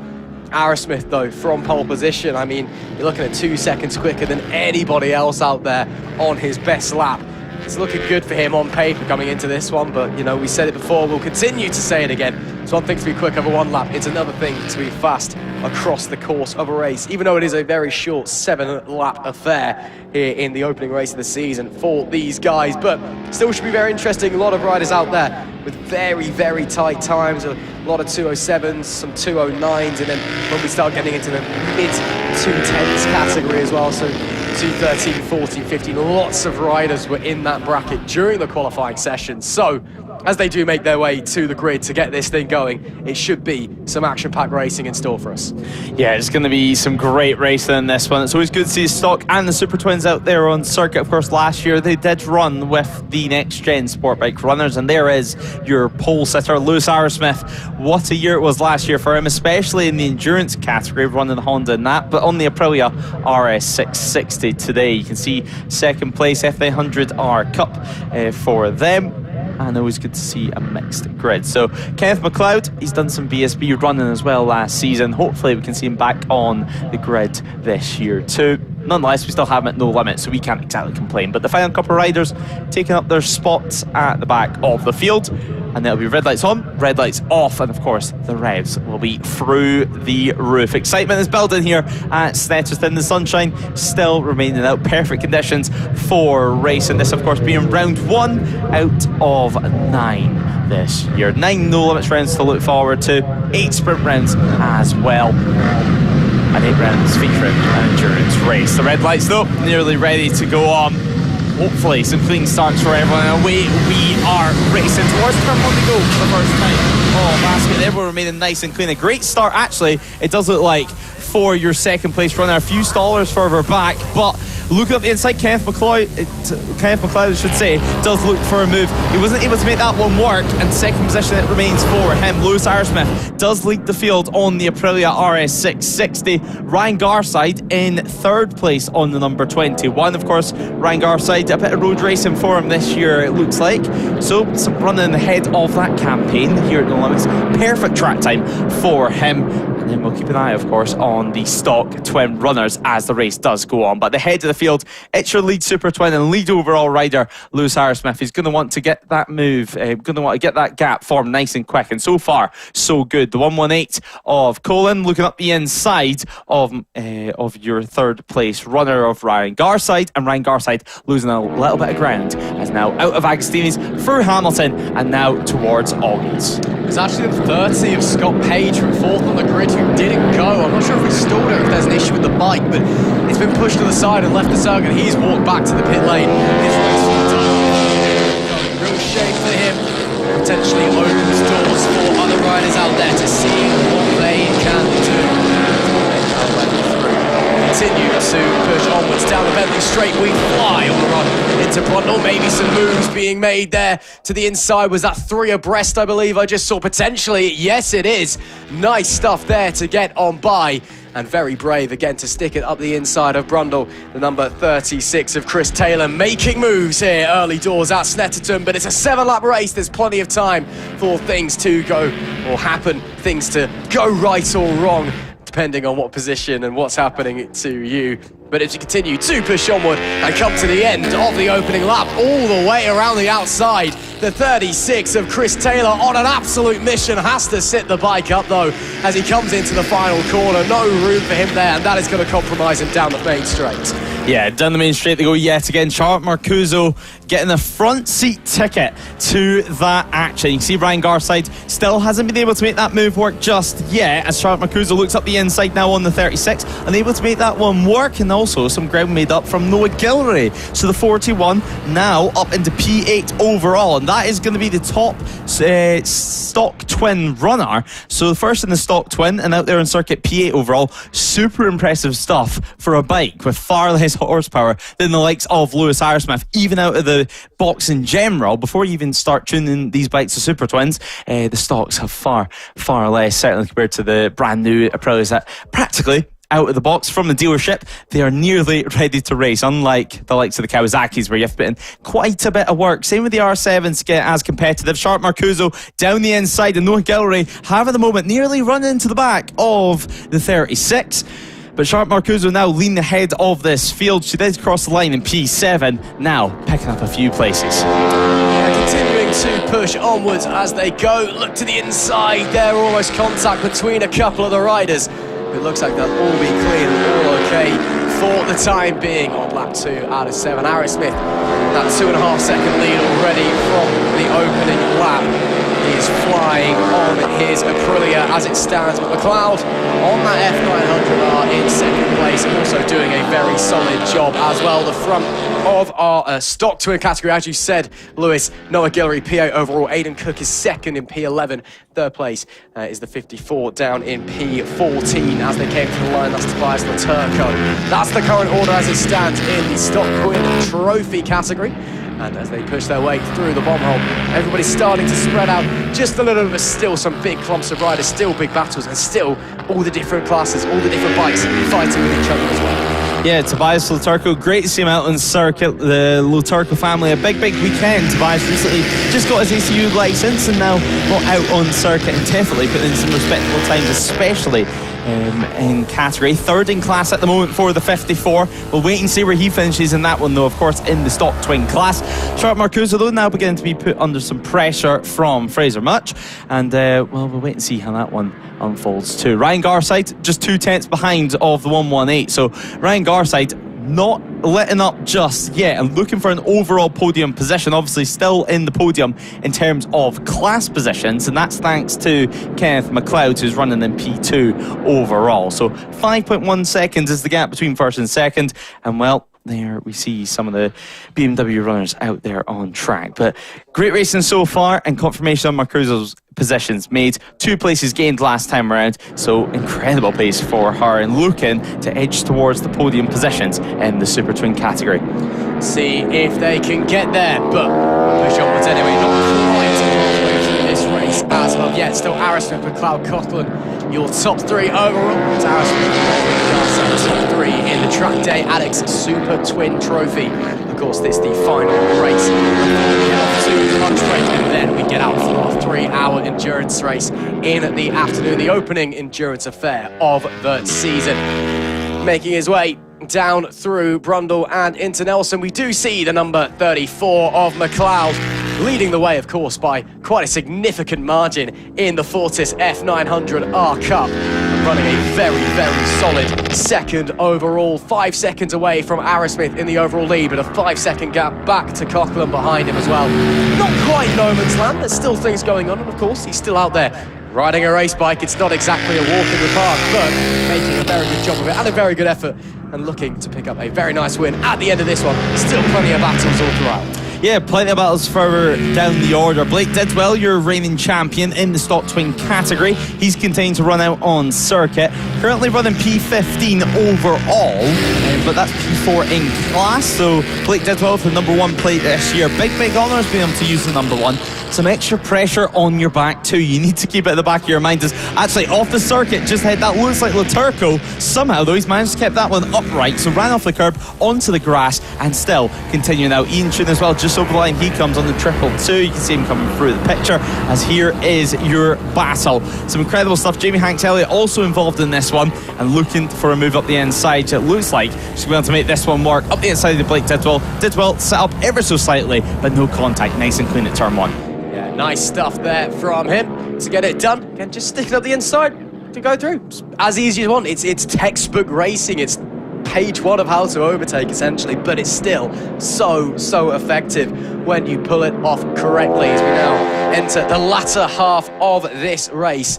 Arrowsmith's lead ahead of McLeod, now up to 7.9. His own advantage over Coughlin in P3 overall, 6.9. So those gaps at the front continue to extend, although Coughlin and Garside are still fighting for the final podium places in the Trackday Addicts Supertwin trophy class.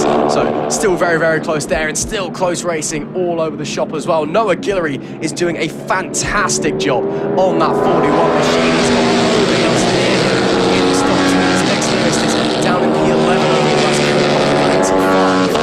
He's flying out there as the 41. A really talented young rider is Guillory, and showing us he's one to watch for the future here.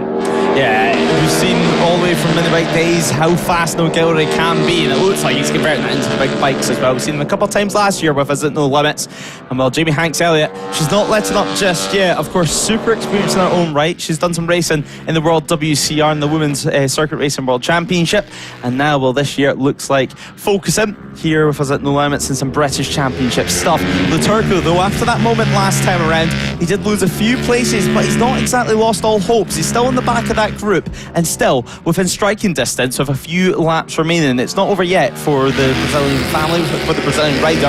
Of course, Ralph Luturco, his father, also racing this weekend on board the Superbike, on board the Kawasaki, but his son on the stock twin. As now we round out the final four, and yet again, no dramas this time, and we head on to lap 6 out of 7. Yeah, keeping it on the black stuff this time. I mean, to be fair, it was incredible bike control from Luturco when he did go off to stay on two wheels. It may have cost him time, but better get cost of time than be on the floor, I suppose. Yeah, this time keeps it nice and clean and keeps pushing onwards as we continue to make our way around. That is the gap currently between Arrowsmith and McLeod. 10.8 seconds. Again, doesn't really matter in the grand scheme of things, both in separate classes, but first and second.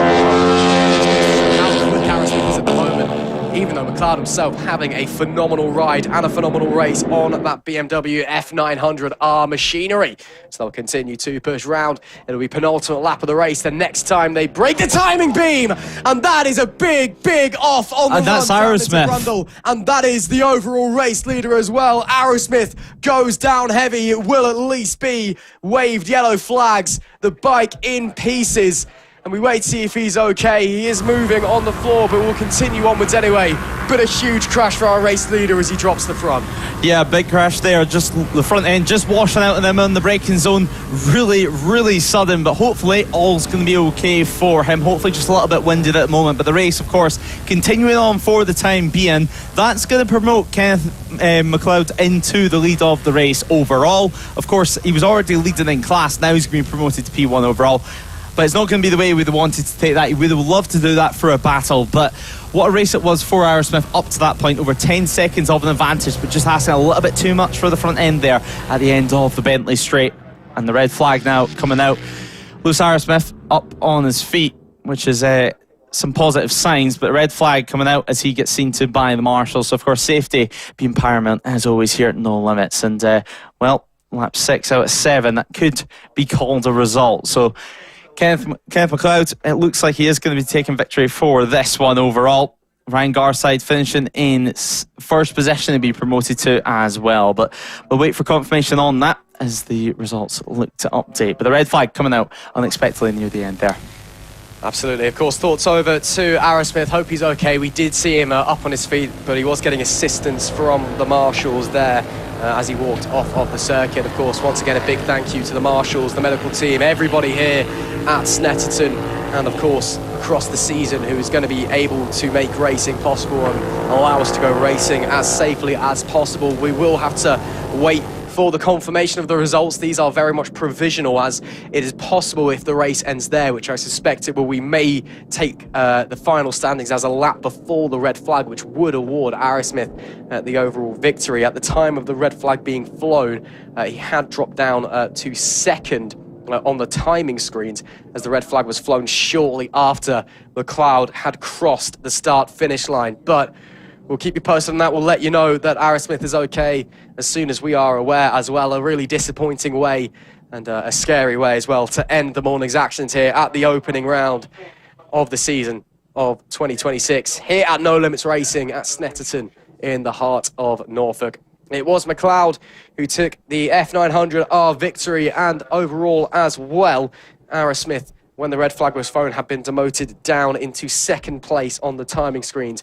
He does still take victory in the Trackday Addicts Supertwin trophy, with Garside coming home in P3. So we'll gonna be just again remind you that these results are provisional. We'll get these confirmed for you later on, but it was Coughlin who crossed the line 4th, Merchant 5th, Makutso 6th, Guillory 7th. A fantastic ride from him, it must be said, and he will be taking victory in the SORN Cover Stock Twin Trophy. Brilliant stuff from the young man on the 41. Taylor was 8th, Kirk 9th, Arnold P10, Cook 11th, Turner 12th, Cartwright 13th, Tufnell 14th, Hanks Elliott 15th, Didwell 16th, Tobias Laturco 17th, Creeth 18th, Siggins 19th, Cox in P20, Rainbow in 21st, Dodson 22nd, or Dodson should I say, Johnson 23rd, Chris 24th, Felton 25th, Rennie 26th, Izzy Carter 27th, Richardson 28th, Cartwright 29th, Sheehan 30th. Looks like we lost Phillips in that one, unfortunately. And of course, we did also see the number 30 machine of Scott Page did not get away at the line. So technically a DNS for him, I believe, as he just didn't go anywhere. Again, those are provisional results given the red flag being waved and the race being brought to an early conclusion.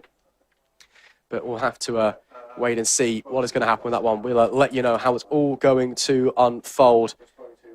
So we'll have to let you know what's going to happen there and what's going to happen. And, of course, we'll let you know as soon as we're aware that Lewis Arrowsmith on that 40 machine is okay. But it sounds to me like we are now going to be entering a slightly early lunch break, and we're going to be taking a break here as well in the commentary box. But don't be alarmed, there's still plenty of things to come your way. Of course, when lunch is done, we'll be heading over to the opening endurance round of the season for the Bike Curious endurance race and our 2 different categories that are in that. But we can't wait to get going. Make sure you stay tuned, as there's still plenty of footage to come your way over the lunch break. For us live, though, here at Snetterton, we'll be back after lunch. So we're here in the paddock with the main man of No Limits Trackdays and No Limits Racing, Mark Neate. And well, Mark, it's the first round of the season, and I'm sure you're as excited as everyone to get the season underway. Very much so. It just makes an extreme change to actually not be 1 degree for the first round. So, yeah, so far so good. We've had 2 good days, good weather. It's a bit chilly, but nothing like it's been in the past. So, yeah, we're happy to get it on the way. And well, before we get into this season and this weekend, let's cast our minds back, because of course No Limits, it's not just a racing company. It started off just doing track days back in the early 90s. So take us all the way back then and how No Limits came to be.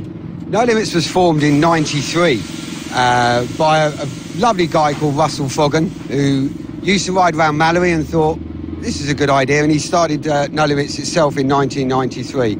I became involved in 98 and took over in 2000, and it's grown enormously since then. Back in the day, when I started, we did 13 track days in the UK a year, and that was it. And now we're looking at 200 track days a year in the UK and 150 days abroad. So, yeah, it's a big animal these days, but still fun. Yeah, it's a big animal, and it's a landscape that's changed massively over the years, from the 90s where motorcycles, everyone was riding them, everyone had the extra spare cash to go out on circuit, and now things have slightly changed, but there's still plenty of people wanting to get involved out on circuit, and I'm sure it's been difficult for you guys over the past couple of years to keep costs down for riders. Keeping costs down has been a big factor, and it's not just the circuit hire. You know, people blame that a lot of the time, but the cost of tyres, cost of fuel, bikes are ridiculous price these days. So it's not the cheapest of hobbies, but if you want to ride a bike and you want to ride a bike fast, safely, it's the best place to do it. At the end of the day, you can't ride these bikes that we buy to their potential on the road. So I don't think people realise just how easy it is to ride on a track day. You know, if you've got a road bike, happy as Larry, number plate, lights, doesn't matter. As long as you've got the full leathers and the appropriate gear, anyone with a full licence can do a track day.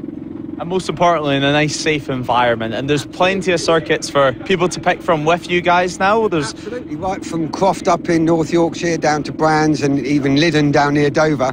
So pretty much most of the country, yeah. And obviously outside of the country as well. Now doing European track days. Talk to us about that transition from just doing UK track days to then over in Spain, which is particularly popular at the start of the year. Absolutely. The actual industry of European track days started as testing. So you get all the club riders and national riders. They go out to Spain and they test January, February, March for the season. That's grown now to a year-round market. So you can go to Portimao in Portugal, take the family for a holiday on the beach as well. You can go to Czech Republic, I mean, just about anywhere. Le Mans. It's a big market in itself now as well. And with the value for money, particularly Spain and Portugal, it's just as reasonable to go there for 3 days, including the hotel, including us taking your bike, than to do 3 days on a Grand Prix circuit in the UK. Yeah, and just speaking finally about the track days before we move on to the racing side of things, there's also some pretty epic experiences that you've been able to give people over the years, because you have in the past been to circuits like Phillip Island, like Laguna Seca, and those special trips, which you can occasionally offer as well. Yes, I mean, our next one of those, we're looking at going back to Laguna Seca November next year. We've done Malaysia as well, we did Sepang. They take a bit more organising, and but again, for people with bucket lists, etc., yeah, we've been to Phillip Island twice now. So, yeah, logistical nightmare, but worth the experience. Yeah, a bucket list track for many as well. But now a bucket list for many, when they get a taste on track, is to head on to the circuit, onto the grid, and actually start racing. Now, No Limits Racing was formed many years later, around 2013-ish, 2013 if my memory serves me right. Talk us through that transition from track days to racing. It was something that I always wanted to get into, but it was taking that first step, which we did in collaboration with Motorsport Vision right at the start. There's something about racing, you can't beat it, and it is a cliche expression, but it's not necessarily about winning. A lot of the people in this paddock have been in the paddock 12 years and have never won anything. It's just being part of the paddock, part of the family, and it's a fantastic weekend. Yeah, and it's a real professional setup that we've got here in the paddock. It's the best club racing series in the UK, and well, you can see why. Or some will say, yeah, we might be a little bit biased here, but you guys have obviously Pirelli on in here behind us. There's a dyno at every single round as well, some suspension experts as well to give you a hand throughout the weekend. Talk us through that extra support that you guys can offer riders that want to come and race here at No Limits. Pretty much whatever we can do for you. I mean, we've had a tie-up with Pirelli right from the start. You can't buy a Pirelli cheaper out there than what we can do it for you. They have special deals on Metzelers as well, etc. So we're trying to keep the cost down. In fact, a lot of our tyre prices have gone down this year rather than up. And that's thanks to Pirelli as well, because we're trying to keep it affordable for people. But we have full suspension set-up advice. You've got 100% suspension over there. They attend every round. So we're trying to make as much value for money as we can, because we do get that it's expensive.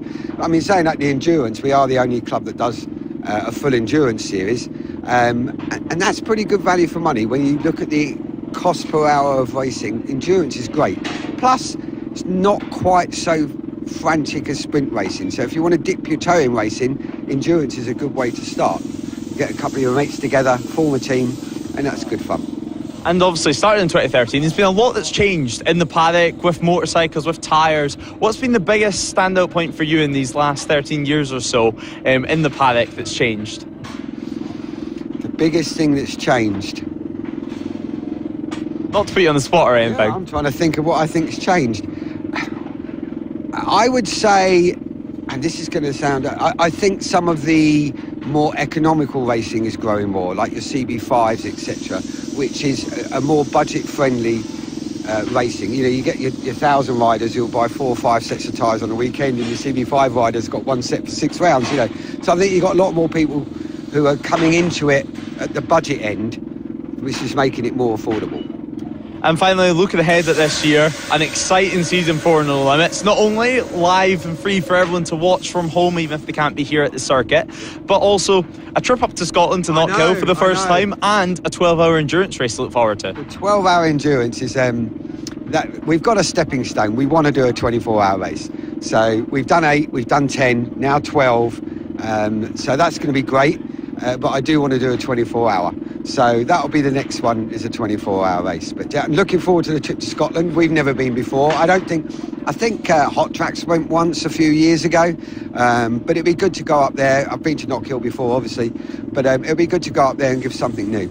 And well, you stole my final question there. I was going to say, anything new, exciting in the pipelines to look forward to in the future? I think you might just gave it away a little bit there for the 24-hour. Yeah, and my other one that I want to do, and we got very close to doing it before COVID hit, was I want to run an endurance race at Le Mans. Obviously not on the full Le Mans circuit, just on the Bugatti circuit. And we were speaking to Le Mans about that before COVID, got all the way down the line, and then of course we had 2 or 3 years of chaos. That's another thing on my bucket list, is a 24-hour race, which we're well down the road with, and a race around Le Mans. So watch those space over the next couple of years. That'll be the ones we want to do. Yeah, I think that would be one that everyone would want to be a part of. But thank you so much for speaking to us, and well, just enjoy the weekend, because I'm sure you're loving to be back here in the paddock. Always. Thank you. Thank you. Well, there you go. You heard it here from Martini. An exciting season up ahead for No Limits, and an exciting future. 24-hour race potentially on the cards, and a trip to Le Mans. Who knows? What we do know, though, is that racing here at Snetterton is truly underway. So let's continue on with our weekend of action. Well, while we're here and down at the Pirelli truck, we thought we'd speak to James from Race Support to kind of go over what services you can expect here at No Limits.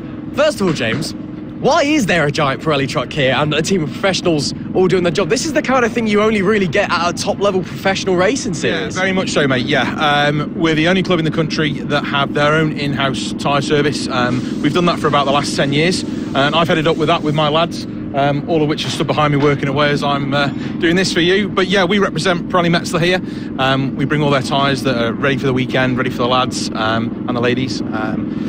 We ask guys and girls to pre-order for us before they come. By doing that, we give them a discount. They save roughly about 9% a tyre. It's a big discount for them. And then yeah, it's all ready to go. So we kind of start at one end, in at this end, bring us your wheels with your tyres on. We break everything down, move it all through, fit it all up, balance it, and make it ready the other end. And of course, we're all here for any help they might need with pressures or anything like that, you know. As well as the tyres, we have a little shop on the side as well. We've got the latest RST leathers, Alpine Star Supertech boots, we've got Capit tyre warmers, we've got clothing, we've got all sorts of bits and bobs really to help anybody out over the weekend. And again, give them fantastic discounts as well. So I guess if anyone's got a problem, just kind of turn up here and you probably have a solution to that. Yes, if we don't have the solution here, we might be able to point them to the other vendors that might be able to help. But yeah, very much so, yeah. And if anybody's new to No Limits Racing, this is their first round, or maybe they're looking at getting involved but not really sure and maybe a little bit nervous, what would you say to them? What would you say is the level of support they can get from you guys? I'd say it's the best in the country, you know. We've all worked at the highest level for Pirelli, and we're mimicking that in this community, you know. You won't go without. If you've got anything you need, we're going to be here to help you. Any questions that you need, just come and see us. We're open first thing in the morning, we're open till last thing at night. There's a team of 7 of us here to make sure that everything's done quickly and efficiently. And we're all here. We're all ex-racers as well, so we all know what everyone's going through, and we're all here to help out. And I'm assuming you guys are obviously really looking forward to the 2026 season as well. Yeah, massively. I hate the winter, to be honest. I hate being away from a race circuit. It was just great to be back here on whatever day we set up. We got here Tuesday night, we started setting up Wednesday, and when we were done Wednesday night and people were starting to come in, it was like, brilliant, we're back racing. You know, this is what we do, and we can't wait for the season ahead. And one last thing, where can we find you on Instagram? Because I know you like to post videos of yourself showing what you've got in shop. I don't like posting videos of myself, but we're on at No Limits Race Support. I think I'm not great on social media, apologies. We're on Instagram, we're on Facebook, and look us up. Awesome stuff. Thank you so much, James. We'll let you get back now. Thanks for your help. Cheers, mate. Thank you. Well, seeing as how we didn't come and speak to the RAF guys when we were running around the paddock earlier, I thought we may as well come and spend a little bit of time with them as well. So I'm joined by Dean and Kenny from the RAF Motorsports. How are we doing, boys? Yeah, not bad. Yourself? Yeah, I'm all good, thank you. And you, Kenny? Yeah, I'm good, thanks. Good day. Can't complain. Sunny in Snetterton, isn't it? In March. Yeah, I know. Global warming or whatever aside.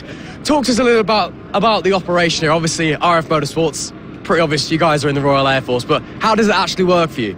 Oh, Lord. Well, people from all different jobs. There's engineers, medics, we've got some regiment lads and that. Anyone who wants to get involved, don't have to ride, you can come and support. We've got loads of lads that just do tyre warmers, help on the spanners, bits and pieces like that. Everyone runs different classes. We've got twins, we've got thousands, 600s, got some BSB superstars. And then on Sunday we have an inter-service race, which is open grids, RAF Army and Navy. It's a bit of a Mario Kart session, really. It's a bit of a free-for-all. So that's the basic gist of the weekend, really. We've got a couple of lads that do endurance as well, so that becomes a complete team effort. Everyone down there helping out, pit board, tyre changes, bits and pieces, refuels, yeah. It's good, all-round good team effort. Yeah. Awesome stuff. How does it work in terms of the bikes? Is it's your own bike and you deck it out, or is it, you know, everyone kind of saves up together, or what? How does it work? Nah, so contrary to many people's opinions, these are all their own bikes. You don't get provided the bike by the Air Force or the Army or the Navy. All the inter-service personnel will own their own bikes, and what the military does offer is gives us all the time off, gives us the time off to travel down. You can now get MT transport, which is military transport. They'll hire you a van if you need a van to get from where you're based down to the race circuit and stuff.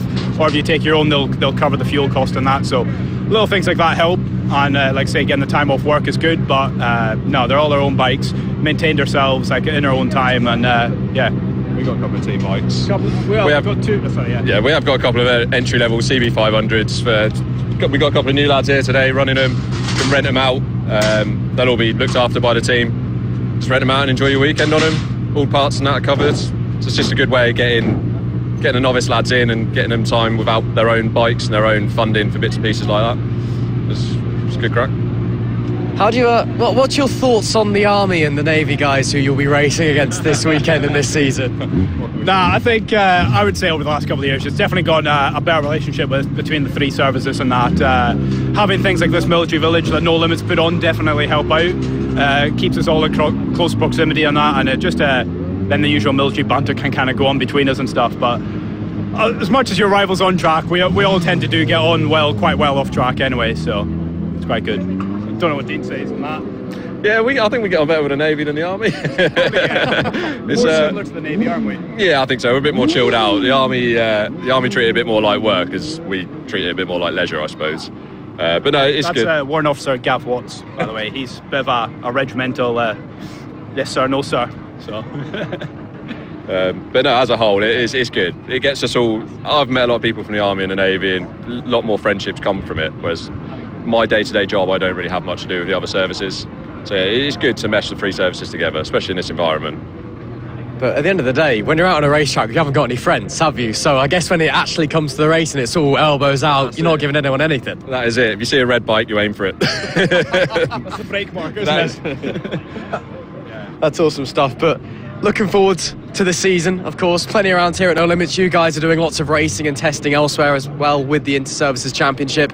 I'm assuming you think the RAF's going to be on top at the end of it.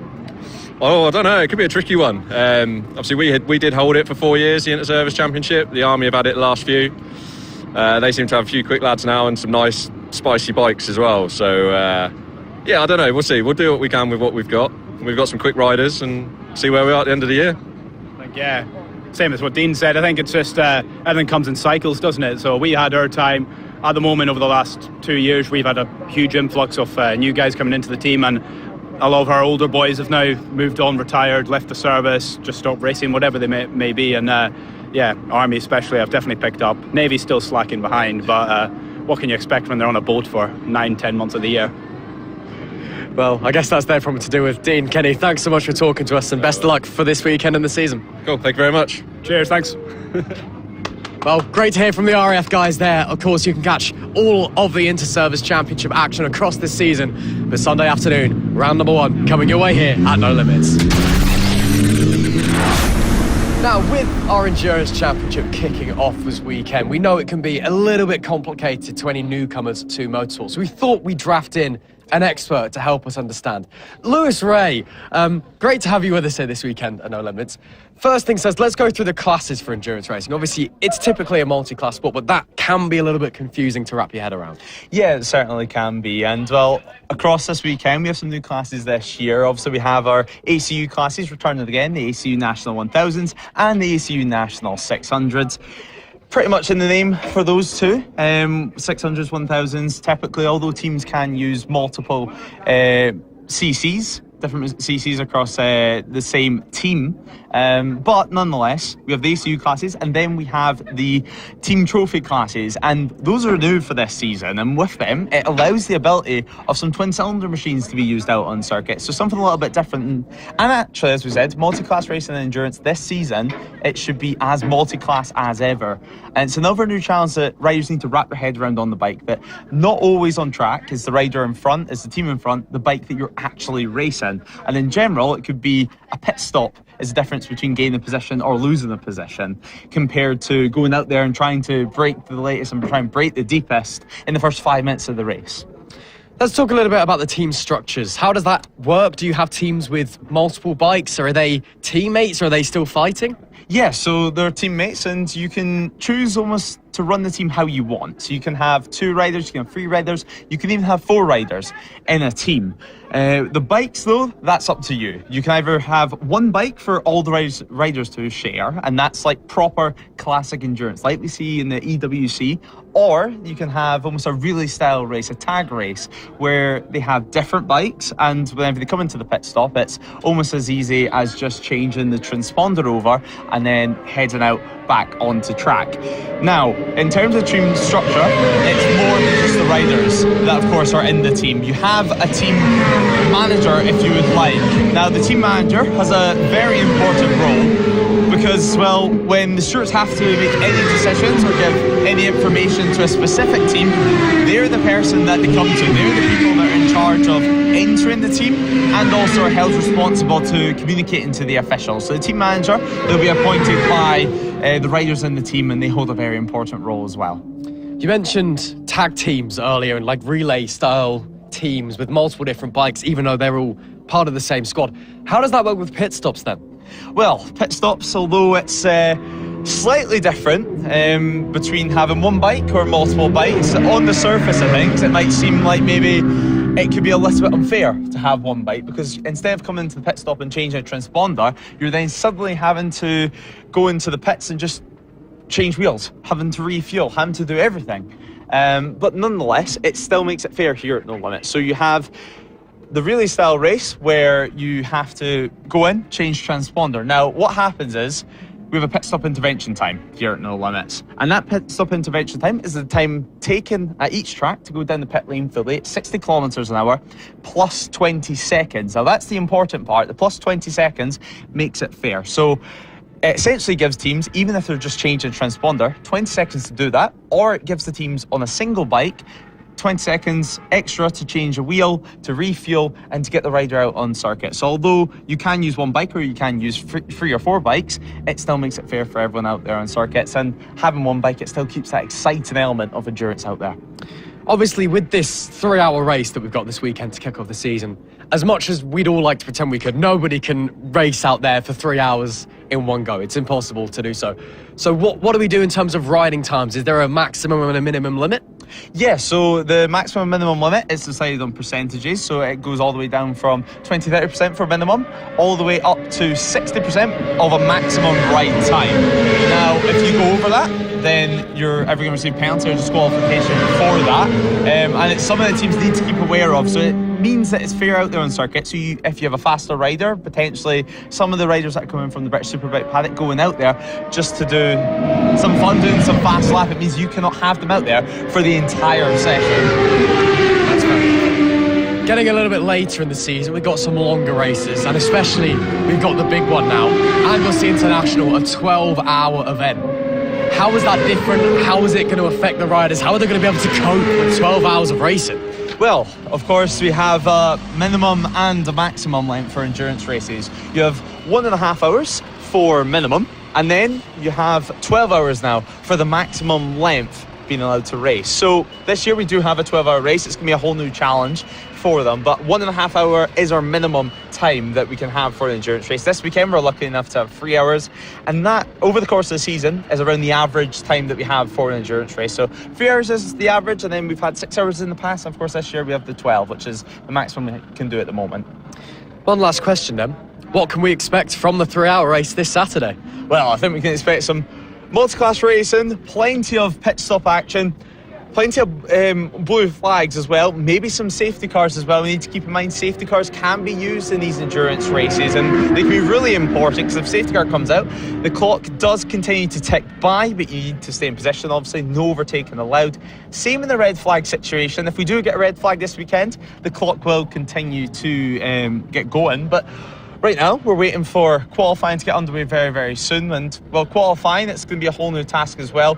With multiple riders sharing a bike, it does mean that your fastest lap for each rider is then going to be added up and divided by the amount of riders in your team. So once again, it's the case that it keeps everything fair, and it means that when we get racing on Saturday afternoon, it can be as close as possible. I think that's what we're going to see. And some interesting team names, but I think we're going to see them later on. I'm sure we will. Well, thanks for the expert analysis, Lewis Ray. 3 hours of Snetterton coming your way Saturday afternoon here at No Limits Racing. So we're here with Dunlop Motorsport, the people that you'll see at every single No Limits round running the dyno service for riders. Well, first of all, just for anyone who doesn't know at home, it's their first time maybe at a racetrack or hearing the word dyno. What is a dyno and what benefit does it have to the racers here at Snetterton? So we're here with a dyno truck, and the dyno is basically, it gives us data of the power output of the engine. We can look at fueling, and we can use that sort of data to be able to map bikes and map engines. We're here for No Limits to be able to test bikes for compliance. So there's a certain few kind of grids and classes that have a power limit to them. And we can then verify that no one's cheating and that everything's even in that grid to create hopefully some fair racing. And well, you mentioned there, it's a good chance for, first of all, the organisers to have fair racing, and it's also a good chance for the riders to make sure their bikes are running correctly. But what other kind of bespoke services do you offer riders? Obviously, it's the first round of the season, a lot of new engines in machines. So what other services do you offer the riders out here at circuits? Yeah, so going from, for the personal riders, like you say, we've had a few that have come along today for like compliance runs, so that they can confidently go into the weekend knowing that they're not overpowered for their class. And then we can do things like checking the fueling. So if we're checking the fueling at part throttle, at full throttle, making sure that the engine's reliable and safe on track. And then we also do some like diagnostics. So yesterday we had some fuel pump issues. On another bike this morning we had some fuel pump issues. So we can sort of see the fueling data and correct that. Later this afternoon we had engine running in service. So they've just put a brand new engine in, or maybe they're having some teething issues with a new engine that they're running now this year. So we can sort all of that out. Power commander maps and full woolage maps as well. And with it being the first round, with your experiences, does it tend to be a little bit busy at this time of year? Obviously a lot of new parts, a lot of new engines, new electronics, or does it seem to get quieter as the year goes on? I don't think there's any rhyme or reason to it. We can sometimes have an absolutely manic day. Today's been relatively busy. Yeah, I guess we see a change from sort of like those teething issues at the start of the season to then it kind of eases off throughout the season, I'd say. Hopefully people have got their kind of bikes all sorted by that point, but then later on in the season it becomes a bit more sort of diagnostics, and if they have a quick shifter issue or like a fuel pump can fail at any time. So those sorts of things can just be round by round. Dunlop Motorsport, it's a name which is almost linked with No Limits for years and years now. Why No Limits Racing, and why have you guys chosen to come to this paddock and help out these racers? We do sort of support all sorts of different paddocks, and we just want to support any rider looking to race in any paddock. But No Limits specifically, we wanted to team up with them. We like the way they run their events. We just believe in the kind of the business model, if you like, that they have moving forward.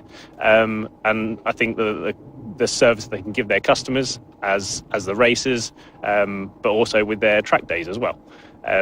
So they're kind of a good kind of all-round service to those kind of racers and riders. So we wanted to kind of be linked with them, support them, because it's something that we believe in as well. And we've spoke with quite a few people here today, and also about the changes in the paddocks over the years and the changes within motorcycles. And now the superbikes, especially the 1000cc's, they have a lot more electronics than what they used to. Is it a case nowadays that you're seeing a lot more electrical issues whenever you're looking for gremlins rather than actual mechanical parts going wrong in these machines? Yeah. So you've got everything from your CB500s, and they're still on carburetors, no traction control, things like that. So finding issues with those is very different to, like you say, the sort of, we've got quick shifters, we've got blippers, and there can be wiring harness issues, there can be ECU faults. So it keeps us on our toes. It's moved on a long way, and what these sort of 1,000cc superbikes are capable of now is fairly unbelievable, actually. And if anyone wanted to come to you during the race weekend, how long does the sort of diagnostic or a dyno take? Is it a long process, or is it something you guys can do in half an hour, 40 minutes? Again, that's a how long's a piece of string type idea. We've got it could be as something as simple as I roll it onto the dyno, start the bike, drive to pull away, and we've found the issue straight away. Other times it can be a bit back and forth, trying different bits and pieces out, and it can take a couple of hours. But we try and work with the sort of race's schedule and making sure that they can get their warmers on before their next hour on track. And quickly, just anyone who hasn't heard of Dart Motorsport before, what is the history of the company and how did you guys get to this point of being here in the racing paddocks and being such a trusted name in the racing paddocks as well? It's great to hear that we are trusted. We first set the business up in 2014, and then moved towards more kind of superbikes and your 600s, your 1000s, race engine building, tuning, performance upgrades, things like that. And that was just around sort of the COVID time. And then when we were getting a dyno on board, the first people I reached out to was No Limits, to see if we can help with dyno support at their events and at their track days as well. It started in 2014. It was around the COVID time that we really started pushing into the bike scene, and here we are today. And finally, if anyone does want to get in touch, either at the racetrack during a race weekend or in between rounds, what's the best way to get in contact? We've got all means. So website, email, WhatsApp works well for a lot of our customers, Instagram and Facebook. Well, thanks so much, and hopefully not too manic of a weekend for you guys. Let's hope not, for the race's sake. No limits racing. No limits racing. No limits. Live from Snetterton, this is No Limits Racing. Welcome back, everybody, to a lovely and sunny Snetterton circuit, nestled in the heart of Norfolk. It's been a fantastic morning to kick off the 2026 No Limits Racing season. And now it's time this afternoon, coming your way, the first endurance round of the season. 3 hours or 180 minutes of racing await us at the full Snetterton circuit. And we can't wait to kick things off with what is sure to be a very, very exciting race. You join myself, Ross McIntyre, the one and the only Lewis Ray alongside me in the commentary box. Lewis, a brilliant morning of racing so far. And to end off Saturday, we've got this brilliant 3 hours to look forward to. 3 hours of non-stop bike racing action. What more can you ask for here at Snetterton? The vibes are high, to say the very least. The sunshine is out and the bikes are nearly out on circuit. We can't wait to get going, of course. An action-packed schedule this year for the Endurance Championship. 8 rounds to look forward to. And that's not to forget a 12-hour race to look forward to at Anglesey later in July. But now all focus remains on the next 3 hours of running. 23 teams have entered this weekend. Well over 60 riders ready to get going as well. As the bikes now head out of pit lane, they'll make sure all checks have been complete by the officials and they'll head on to the grid. It'll be a dummy grid before we head out on to the green flag lap, and then that's where the real action gets underway, Ross, because let's not forget the fun part about the endurance race, it's a Le Mans style start. Oh, it's just the best thing in the world, isn't it? Get to watch 23 guys running at bikes, trying not to fall over and trying to get out there as quickly as possible. It is set to be a fantastic, fantastic afternoon of 3-hour endurance racing. Time's pretty split across the board. Of course, we've got some new teams, some slower teams. We've got returning faces, returning champions, obviously very, very quick as well. Lots of teams that we do need to keep our eyes on. As you can see, the riders who will be starting the race ready to get going. So again, as Lewis said, they'll be coming in. We'll get the dummy grid, then we'll have our sighting lap. We'll run through the grid view then of our 23 teams. And again, we'll have plenty of time to go over team members as well. And of course, we're going to be having a bit of time in the pit lane as well. Myself and Lewis will be heading down there, trying to get a few words out of some of the teams, seeing how things are going, what the game plan is, what the run plan is. Of course, with No Limits Endurance Builds, it's a bit different that you can run different bikes within the same teams and swap between them in pit stops. Just adds a little bit of something extra in there. Yeah, it's the easiest way to think about it is it can be a relay race. And a lot of these teams, it is like a relay race. So you can see some of the riders chilling on the pit wall, others looking relaxed, others looking nervous. You can see the cones on the ground by the pit wall. That's just to let everyone know where they need to line up, of course, and then they'll be removed fairly soon as well. But the final couple of riders just making away. The bike's already out on circuit, making their way round and circulating around the lap. And these riders at this side of the wall, they're simply going to be bike holders for this one, holding the tail unit of the bike and keeping it steady until your teammate runs over from the other side of the circuit. But we'll get into that a little bit later on. And we're just making our way to the back of the grid now, where hopefully we're going to be able to watch the start of action as well, and we can exactly see who gets the best start, because not only do you need to have quick reactions, you need to be pretty athletic too on your feet. Yeah, it does add up, and of course, endurance racing, getting a poor start, not the end of the world, because you do have so long to catch up, but you do want to get away as well as possible, so you can establish a very solid early position. Now, there are 2 championships out there and 3 classes in each of those, even though they're pretty much the same thing. We've got the No Limits Endurance Championship, brought to you by the Bike at Lawyers and powered by Pirelli, and then we also have the ACU National Endurance Championship as well. In the No Limits Championship, you've got the Team Sport Trophy, the Team Power Trophy, and the Team Twin Trophy. In the ACU series, it's basically the same thing with different names. You've got National 600, National 1000, and National Twin. Everything does what it says on the tin. If your bike fits in that class, it goes in that class pretty much. Nice and simple. Yeah, nice and simple. We'll try to keep everything nice and simple today, and for the more complex stuff, well, we have plenty of time to delve into it. 3 hours coming up, of course, and well, you can see some of the teams already onto the grid. Now, they're going to position their bikes at around a 45-degree angle, and that's where they're going to be taking off from, of course. They're not going to be starting on the starting grid slots like we normally see in a sprint race. The start is usually controlled by a flag as well, usually the Union Jack, and then that will let the riders know when to go. Now, an important thing, it's not when the flag is raised, it's when the flag is dropped. And well, you'll be surprised the amount of riders that have forgot that. Never mind, after a pretty long winter. But well, you can see now, just fighting up, and well, you can see the entry list for this endurance race. Of course,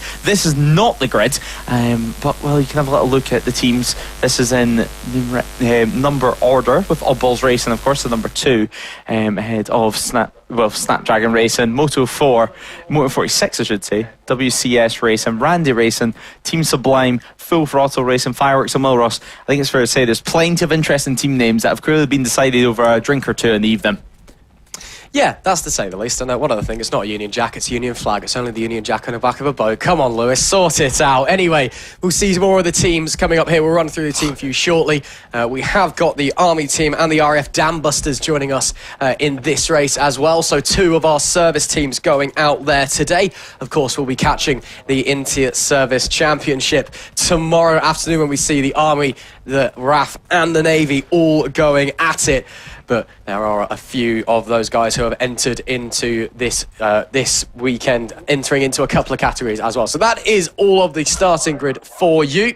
We'll be getting our green flag lap going very, very shortly, and then it'll be time to run through the grid, and then it'll be time to come back in, get our Le Mans style start going, and we can fully push off. So we'll just wait for the flag marshal to move out of the way. Again, we are just going to start to the side for the green flag lap as well, just so everyone knows where we are, and just so we can see if there's any issues actually getting away, because, of course, the start of any race, let alone an endurance race, when you're at a 45-degree angle at the pit wall, is the most dangerous point. So we want to make sure that everybody can get away well and safely, and we can enjoy our 3 hours with a full grid.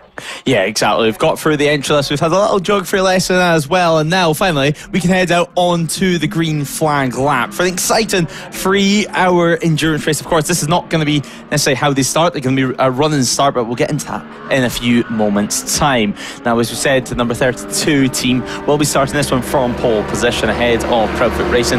Motor 46, who will be running the number 6 in this one, ironically, with Team Sublime it's starting P4, Unit 09 Racing starting P5, Nitrous Plant Racing starting P6, Pack Racing starting P7, Full Throttle Racing in P8, Fireworks in P9, with GMJ Racing starting from 10th, WCS Racing, PB Racing rounding out the top 12, Army Team 1 in P13, Full On Racing in P14, GAS Racing P15, Snapdragon Racing starts ahead of Randy Racing, RAF Dam Busters, Ride Culture Racing and Oddballs Racing. That rounds out your top 20 with PP Racing, Race Skins Endurance and KGG Endurance rounding up the top 23. Now, only one Army team on the grid for this one. Usually we see 2, 3, sometimes even 4 on the grid. So a shame that there's not more, but nonetheless we still have 23 teams to enjoy, and hopefully for them they can have a nice clean start. That's what everyone's going to be aiming for. Absolutely, and plenty of bikes in all of the categories. And even though there is only one bike in each of the respective twin classes, so you've got KGG Racing in the Team Twin Trophy, the No Limits Endurance, and then Race Skins Endurance in the ACU National Twin. You know, there's still 2 bikes there. They're still going to be racing, even though they're technically both kind of going to win if they finish. So, a bit complicated, but there'll still be lots of exciting racing going on, even if someone's in the same category as you, but in a different championship. We'll try and wrap our heads around it, but it should be very, very fun, and we are really looking forward to kicking off the first of 8 endurance races this season, which, as you mentioned, of course, includes that 12-hour race at Anglesey, the Anglesey International weekend, which will be on the 10th and 11th of July, round number 5 of the championship. It's the endurance only that weekend, so we'll only be getting the 12-hour endurance. We'll then be going back to Anglesey for round 8, the coastal version, the coastal layout, which is slightly shorter on the 19th and 20th of September. There's no endurance that weekend, so everyone at least gets an 8-round championship, even if there are 9 rounds across No Limits this year.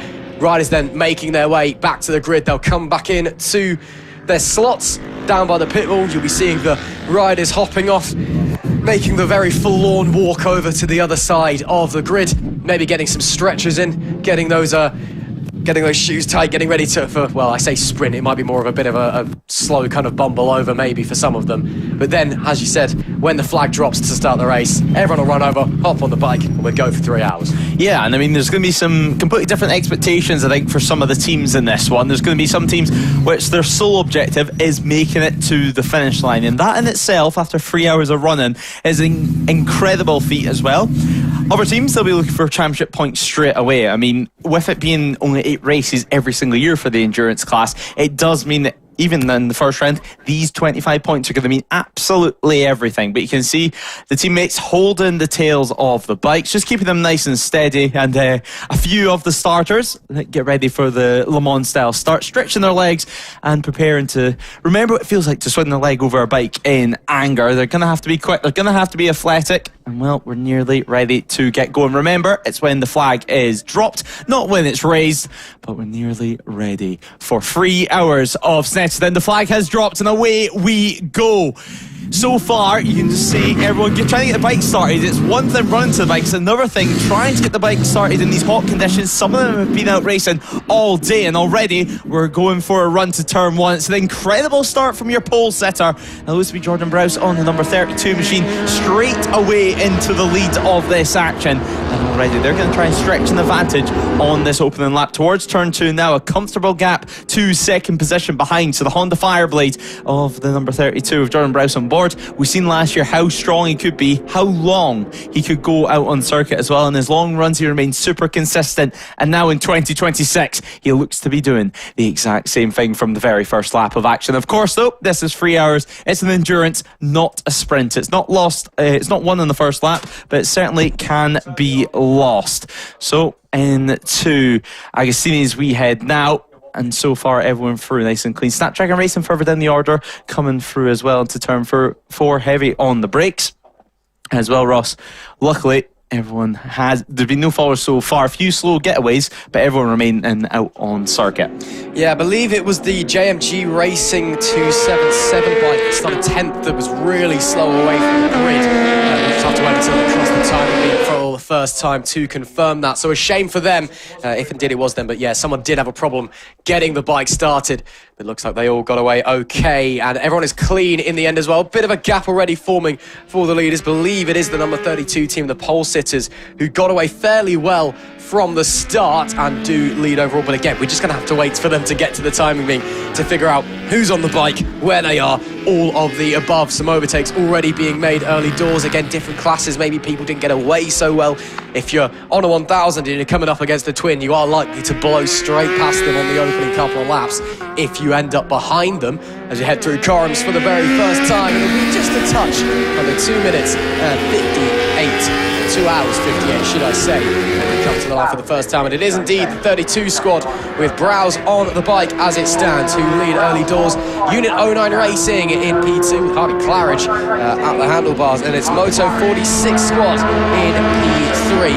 So 1000 followed by 2 600s. That's your top three so far at the end of the opening lap. And it does look like it was the GMJ Racing that got away slowly, unfortunately, at the start. Yeah, so some positions lost there. Proudfoot Racing as well. They started P2 on the grid, and already after that first lap, down 12 positions to P14. So Corey Tinker on board that bike as well. So a really fast rider to use for this opening stint of action. And of course, we'll see plenty of riders on these machines throughout the race, and it's about where you decide to place those riders. If you put your fast rider out straight away to get yourself into maybe a clear space of track or a few more positions if you've struggled in qualifying, or put a safe rider out there that you know isn't going to throw it down the road or get too excited on that opening lap just to get you by this first half an hour, these first 35 minutes of action out on circuit. Nitrous Plant as well, they currently round out the top 10, but your leaders so far, 6.5 seconds separates our leaders and of course Unit 09 Racing. So Harvey Claridge, he's already got a pretty big task at hand, matching them through the first sector at least, but it's the second sector where Jordan Browse is making up a lot of time, around 2 seconds on this lap alone, just under 2 seconds on this lap alone, but you can see battles already forming further down the order. Of course, one of the biggest parts of endurance racing, the strategy. That's when it's really going to unfold, and we're going to see who's quick and who's where. As that's a bold move to the inside into the bomb hole, gets it done nicely. Nice job. First of all, it's how many riders have you brought to the circuit? Some teams have 2, some teams have 3. Raceskins actually brought 4 riders with 4 different bikes with them this weekend. So how are they going to work that out? Because obviously everybody's going to need time out on the track. There is a minimum pit stop time, of course, so you can't just get in, get a new rider on the bike and go out. You do have to wait a set amount of time before you're allowed to leave, just to make it fair for everybody. As again, you still see riders squabbling for position early doors, trying to find their rightful place out on the track. But it's when do you come in? Do you have set pit stop times? Are you just running until the fuel tank's empty and then swapping riders, or are you staying on maybe for a second stint, a shorter second stint if you're one of those 2 rider teams? It's all open and it's all to play for. Again, these guys won't be pushing 100% because you're going to get tired. There's 3 hours of racing. You're going to be doing at least an hour if you're part of a 3-man team. So it's how do you conserve yourself and your energy? How do you watch the fuel as well? Make sure the brakes and the tyres don't go away from you across the course of the stint. So it's all about management. It's all about keeping that focus, but also keeping fast as well.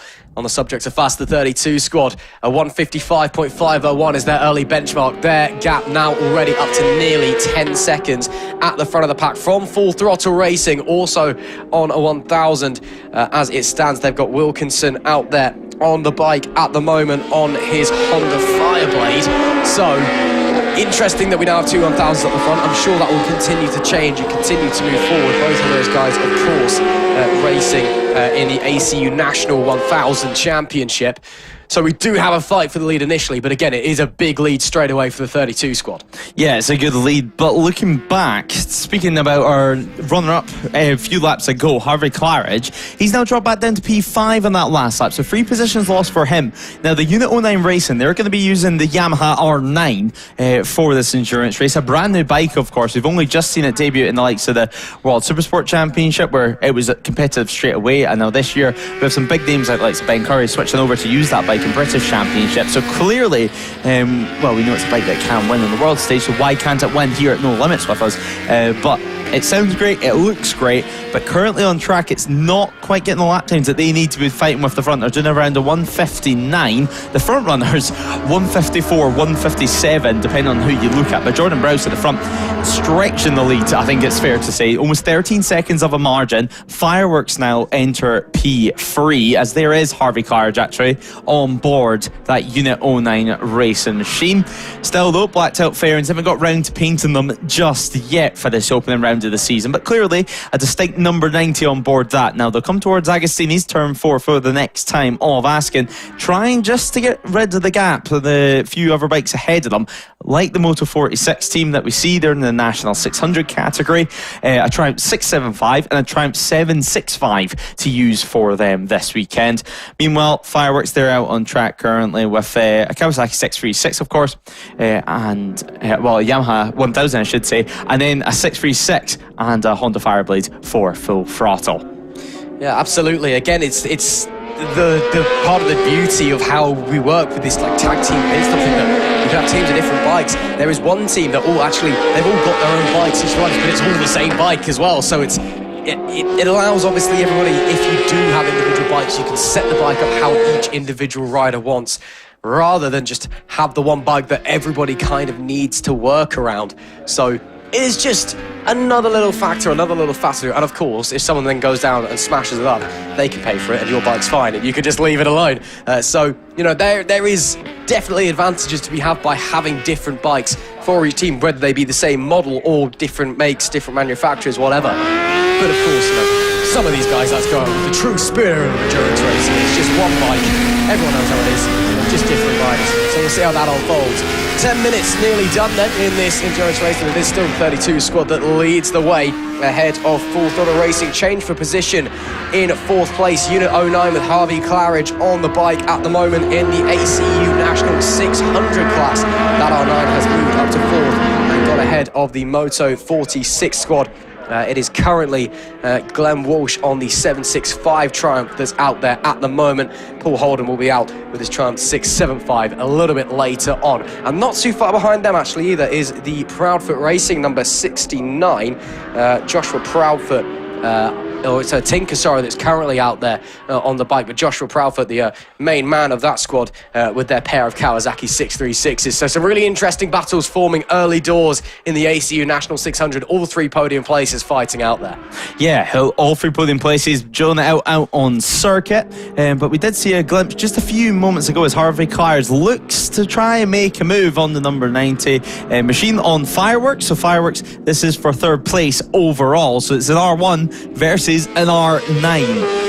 Who's going to come out on top? Well, Harvey Claridge, he's looking pretty strong at the moment. He's looking ready to make a move. Of course, just 10 minutes in to this race, and I'm sure he's not going to be wanting to be hanging about too long. But with it being a 3-hour race, you do get the opportunity to try and learn a couple of things, see where your opponent's stronger, see where you're stronger, and sometimes there isn't necessarily the rush that there would be in the sprint. But this early on, it's good to get yourself in the positions that you want to be in, and then just chip away from that point. But we did see just a few laps ago, the number 43 machine, the Nitrous Plant Racing team, a distinct bright red Ducati of course, and that's the brand new V4 that we've seen used a little bit since last year. But of course David Williams currently on board that, the team owner of Nitrous Competition, who of course this year will be fielding Ducatis, and he's going to be racing with Paul Bowerbank out on circuit. Now of course Paul Bowerbank used to race in an R1, and well, his R1 looking slightly different this year to say the very least, in bright red colours, and we've seen him not only in sprint racing with Anglesey last year, but also in the endurance races. And the likes of Alton Park stick out to mind when he was out there on circuit racing with the likes of Callum Grieger, who will be watching from home today, I do believe. And of course we wish him the very best after his incident at Donington Park last year. And well, we can't wait to see back in the paddock, of course, because he's been a big part of that team with the likes of James McLaren. We don't see James this round at the very least after a pre-season crash for him. But the the race continuing on at the moment. Jordan Browse continuing to lead the way, and he's doing what he did pretty much all last year. Get a nice comfortable margin at the very start, nearly 18 seconds, and then from that point, see how things pan out, of course, because you do have the likes of Harry Denison, Scott Kirkland, who might not be able to maintain that pace and might not be able to be set in the 54 or the 55 paces, and that's when the race starts really to come into its own. Fireworks, of course, all the way throughout last year. They were super competitive, super strong, always within the top 5 fight or thereabouts, if they could make it to the finish line. Of course, a few technical gremlins last year, and quite a lot of teams, when it starts getting to the hot conditions later in the year, that's where you start to see issues. Electrical gremlins, braking issues, and even struggling with your tyres. So far, obviously, they're going to have none of that, hopefully, at the very least. Certainly, no tyre issues 12 minutes in. Yeah, well, you'd certainly hope so, unless somebody's forgot to put a fresh set on and they're running the most scrubbed set in the world. But it doesn't look like that's the case, because nobody's just fallen off and eaten a face full of dirt yet. Fingers crossed anyway. But yeah, again, it is still the 32, as you said, that leads, and are continuing to put in lap times 2.5 seconds quicker than anybody else early doors. So very clearly Browse just out there on that Fireblade, just wanting to build up that gap so they can then manage the race from there, just bring the pace down. And then you're in the lead, then you're managing, then you essentially are just waiting to react to everybody else instead of having to be on your toes. But of course, no, never count out anybody else. Full throttle racing, 21 seconds back, yes, but in an endurance race, that's still a fairly close gap, even early doors. And that's a gap that can very much change as well.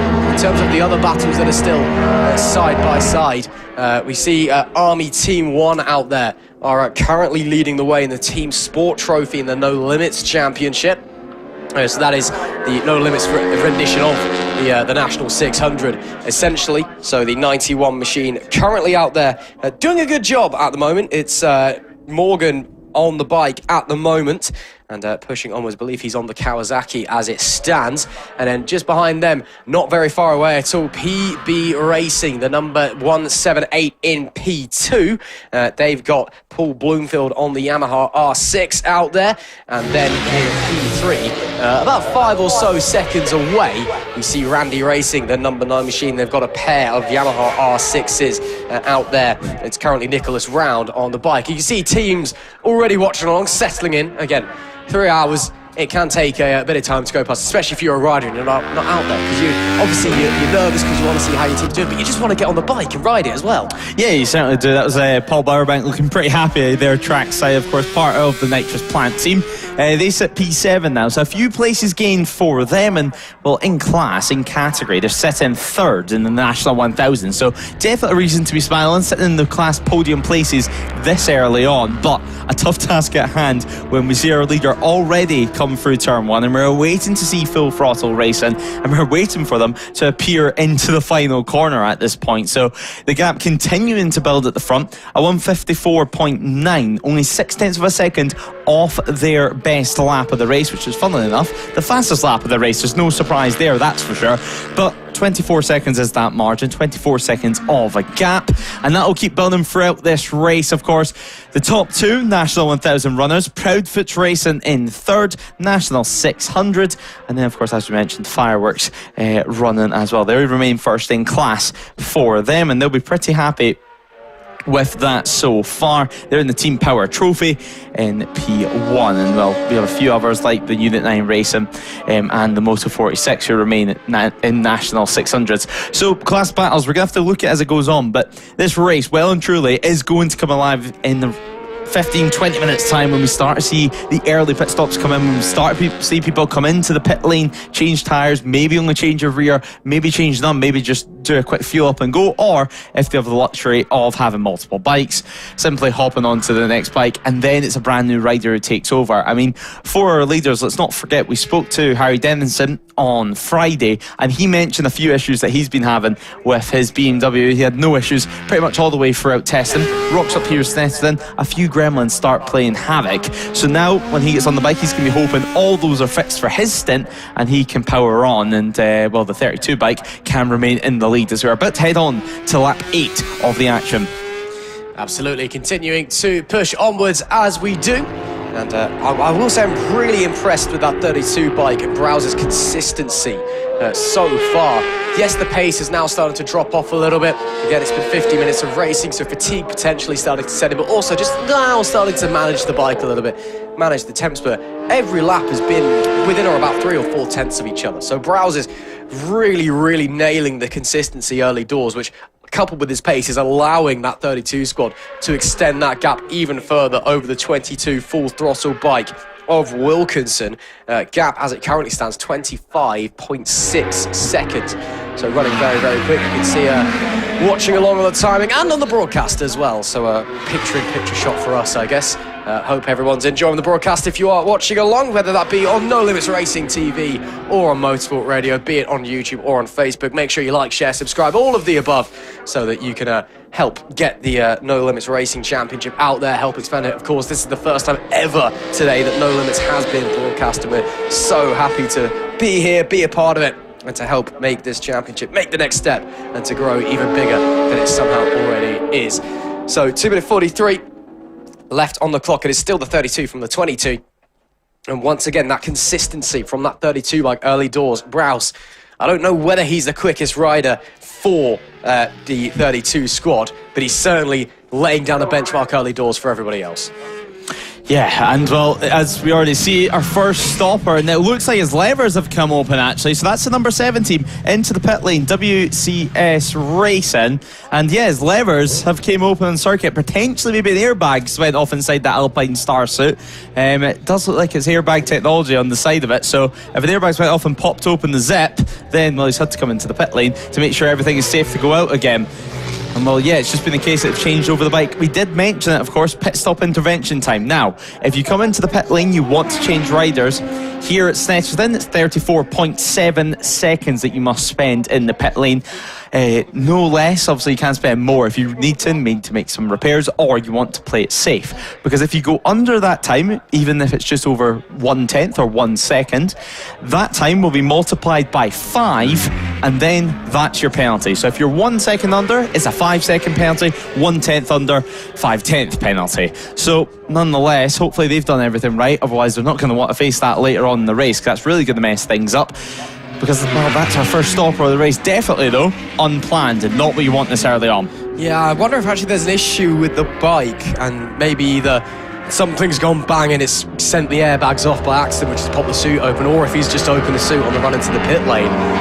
Because, yeah, there was definitely a look down at the bike as they wheeled it back into the garage. Hopefully everything's okay and they're able to get that all sorted as traffic getting out of the way there very kindly. Again, you don't have to move out of the way in endurance racing if it's somebody trying to get through that's faster and in a different class. If you are getting lapped by somebody in your own class, you are supposed to move out of the way and let them by, but there is no obligation to do so if it is somebody lapping you in a different class. But it's the it's the nice thing to do, isn't it? It's nice and sportsmanlike and all of that. So I'm sure we'll be seeing that a fair few from all of these riders who have great respect for one another and the competition that they are going through. There we see the number 43 of Nitrous Plant Racing. It's currently Williams out there as it stands, pushing around on that R1. As you said, Lewis, that nice bright red livery that he's got on the fairing this year.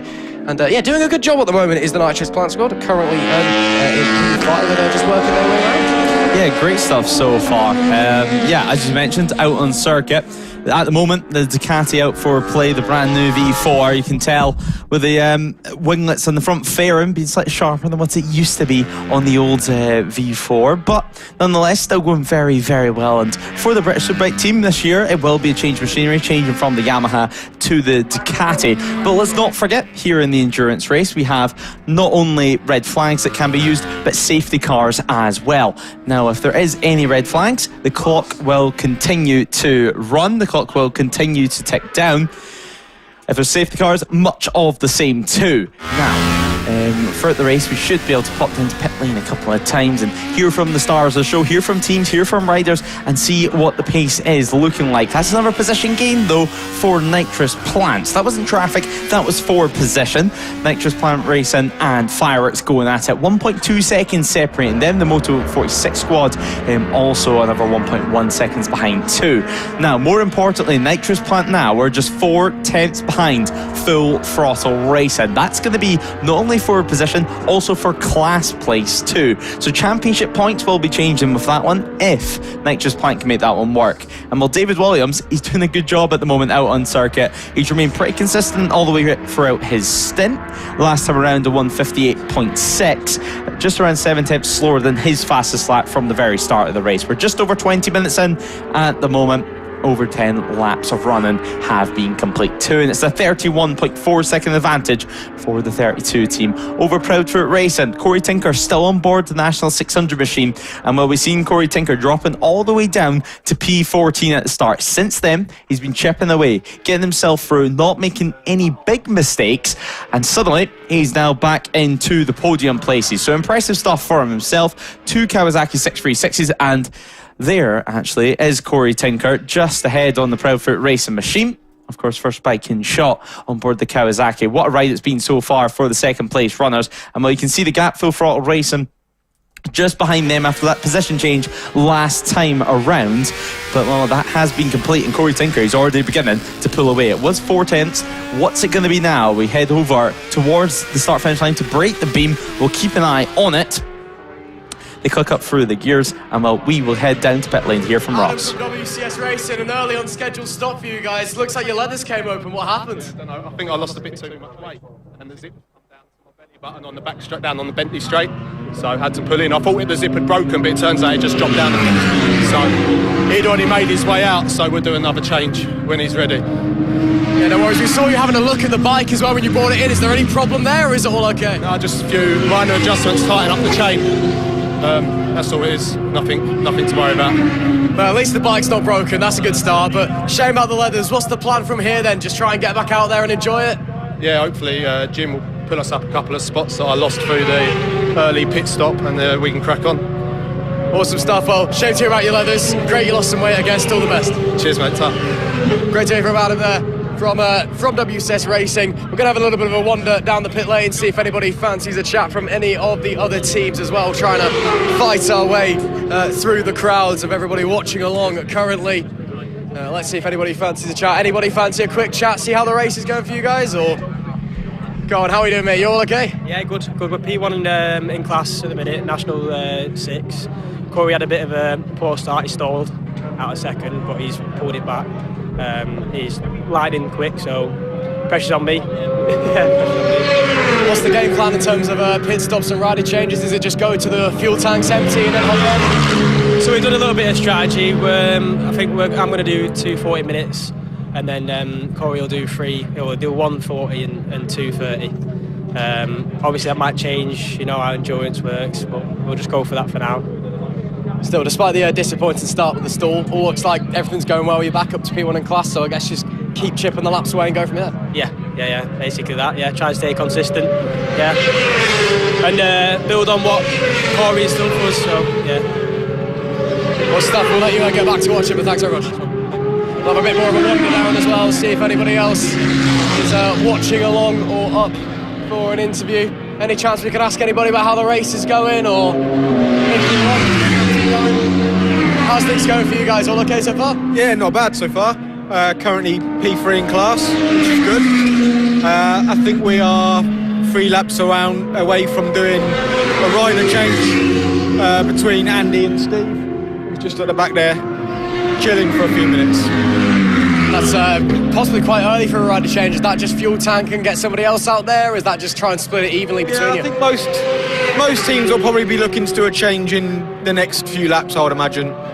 Yeah. What's the run plan for you guys then? Are you all splitting the times pretty evenly between you, or is there one rider that you're prioritising? We're just splitting the time equally. That's how we've always done things. Always found it a bit fair like that. If it was professionals, it'd be slightly different, I think. But when you're throwing your own money at it, it's a different story, isn't it?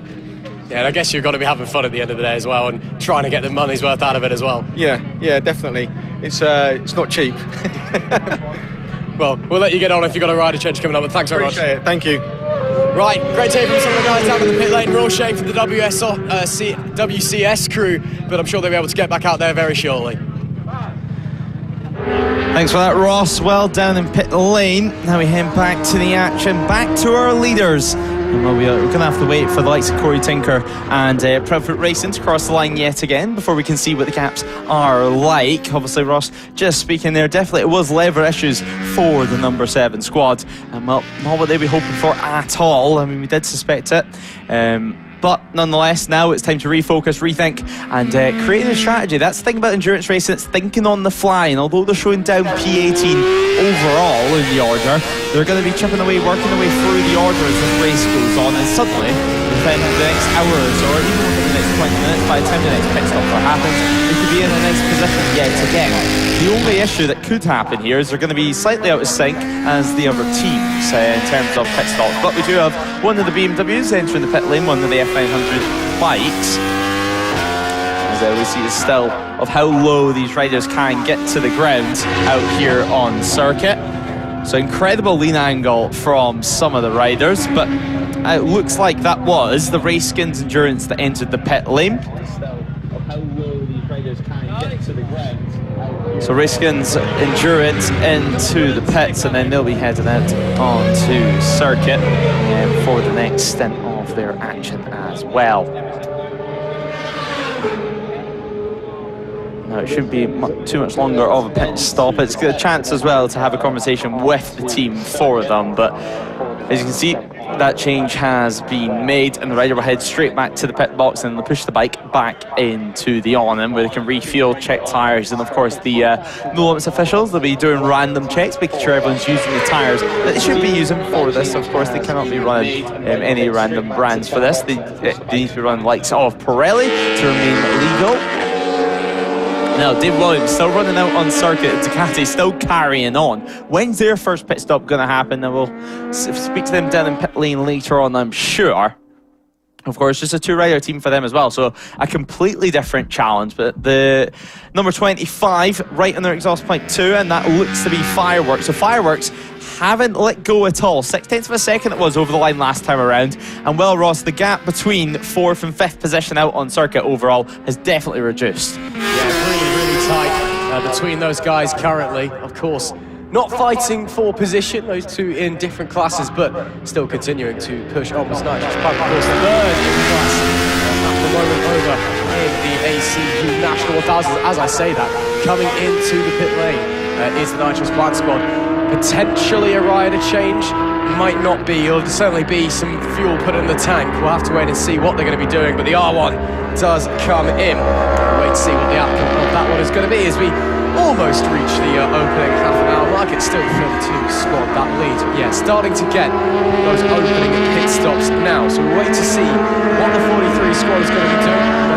Paddock stays on 1 hour if he goes onwards, but we'll wait and see how it's going to unfold. Again, some of the teams going out there maybe prioritising one rider, one bike over another. Some teams just splitting it equally. They just want to finish the race and out there having a good time. Yeah, exactly. Some of them just split equally and just try and have fun with their friends, basically. But, well, at the moment, we've been in such a good position, the Nitrous Plant team, they're going to be hoping for a good ride. So Paul Bowerbank is now on, so they went from Dave Williams on the Ducati to now Paul Bowerbank on the R1. So that change has been completed. They're heading back out onto circuit. 9 positions lost in that pit stop, but as we'll see throughout the race, if you pit earlier on, the positions will come back as the bikes ahead of you out on circuit come into the pit lane as well and finally make their stops too. But we're just about to tick over the first half an hour of running here at Snetterton. Incredible action so far, and so far, all eyes, I think, are going to be remaining on how long the 32 team can stay out on circuit. The lead last time around, incredible to say the very least. They've led from the very start. In fact, by the time they got to turn 1, already a couple seconds of an advantage. So there's one thing you can give Jordan Browse, he certainly is a quick runner, and that Honda certainly turns on quickly, and he can turn the wick whenever he comes out on circuit. Absolutely, but again, it's all about strategy at the end of the day, isn't it? The idea of this, the shorter stint, the short pit, so to speak, where you come in a little bit earlier, it is advantageous because you can then push straight out of the pits when everyone else might be in more of a management phase of the stint, trying to get the last dregs out of the fuel tank. But then on the flip side, you then have to manage further down the line, and again, if you mess it up a little bit, you might have to make an extra stop for a splash and dash of fuel, and you can't really dash because there's a minimum pit stop time. So that's what everybody wants to be avoiding. If you are taking slightly shorter stints early doors, is that you don't have to come in for that final stop with about 10 minutes left remaining. Unit 09 coming into the pits, that was Harvey Claridge, who was on the bike. We'll wait to see who's going to be coming out of that one. Again, Claridge with his R6, and then 2 R9 for the squads, 3 R1s even, should I say. And so be interested to see where they go from that one and see if anybody else comes into the pit lane as well. We'll just wait to see where the Unit 09 squad emerges and that number 90 machine. We'll push onwards. Looks like they're going to be coming out around about 14th place as it stands. And it should still, I believe it may still be Harvey Claridge on the bike. We'll wait to get that confirmed, as that is the number 90 machine in the pit lane.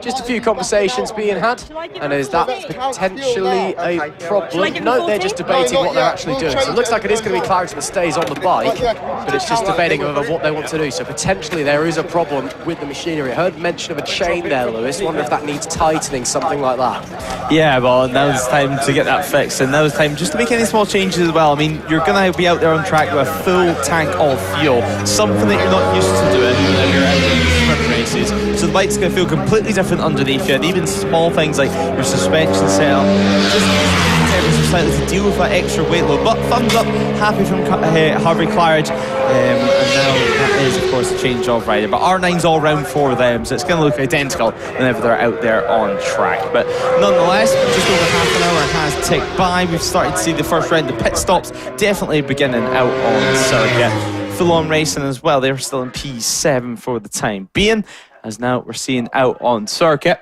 the 277. They're containing, they're running out on track 2. GMG Racing, they're out on circuit in P10, second in class though, more importantly. A good position to be in at this time. P10 overall, everyone wants to be inside the top 10, let's be honest here. Not to mention in contention for class podium. Absolutely. Must be said, that was a great opening stint there from Harvey Claridge, really showing what the young man can do out there. So well done him for a fantastic go about. It's now Julian Antickney on the bike, and he will be going out there for, you presume, around about half an hour's racing before they come in for potentially another rider change. We'll have to wait and see what the plan is. I'd be very surprised if anyone is double stinting, but it's possible. You never know what this race could throw at us, I suppose. Still waiting for that number 32 squad. Actually, as I say that, they have made their way into the pit lane. So the race leaders, the 32 is in. It was Browse who was out there on his Honda Fireblade. We now wait to see who's going to go out. Is it going to be Harry Dennison on his BMW or Scott Kirkland on the R1 machine? We'll have to wait and find out, but they have got a pretty healthy advantage over Proudfoot Racing in second place overall. As it stands, that number 69 bike, of course, leading the way in the DCU National 600 category. And again, even though the different categories, it doesn't matter where you finish in comparison, it only matters where you finish in your own class. You did say, Lewis, everybody wants to be on the top 10. Everybody wants to be on the overall podium as well, so that really does matter. Looks like it's going to be Kirkland going out on the R1 for the 32 squad. So change from Fireblade over to Yamaha. Let's see how that can do. 2 hours 26. Yeah, an interesting change there. You can see Harry Dennison just helping get the bike back to the box, and then he can focus on his stint, which will be coming up next, you would assume. Now, just speaking about ride times, no matter how many riders you have, it's only a minimum of 20% that they must complete. So a minimum 20% ride time, a maximum of 60%. If they go under or if they go over that, either way, it will be a disqualification or a penalty at the very least for them. Now, we will continue on. A big change this year as well is, of course, well, as they change tyres. So they'll be changed tyres, potentially changing. Some teams decide just to do a front, some teams will do a rear every single stop, or both at the same time. It's all personal preference. But now, just chilling, and hopefully we can catch up with the 32 team with Jordan Browse after that great stint. Absolutely. Not quite the quick stops you'll be seeing in EWC and things like that, but still, it's as quick as they can make it as they get some new tyres on the back of that Fireblade. Of course, the primary advantage of having a tag team system with multiple bikes, whether they be the same model or different makes or different models, whatever, is the fact that reliability becomes much less of a factor. Of course, reliability in modern motorsport nowhere near as much of a big deal as it was, even 10, 15, 20 years ago. But when you've got a bike that runs an hour in this race instead of a whole 3 hour stint, it just reduces the wear and tear, makes things a little bit easier on the machinery underneath you. So that'll be interesting to see if there are any reliability issues that come into play. We've already seen a couple of chains need tightening after stints and whatnot, but so far everything reliably sound and intact and holding up for the moment. But it's running well, it's going well for the 32 squad at the moment. A great stint by Bryson on that 5 lane. He will be making way for Kirkland on the R1. He's now out on track to see if he is still going to be in the lead, and if so, how far ahead. In fact, no, it is going to be the 32. No, it is the 69 squad, should I say, of Proudfoot Racing with Tinker on that Kawasaki 636. That has taken the overall lead of the race. There seems to be a little bit of a delay on the timing tower on your screen. And according to my live timing from TSL, a big thank you to them, of course, for all their support this weekend and across the series here at No Limits. It is the Proudfoot Racing with Tinker on the 69 Kawasaki as it stands, who are the lead of the race, but I believe they are yet to make their opening pit stop. A couple more people making their way down into the pit lane.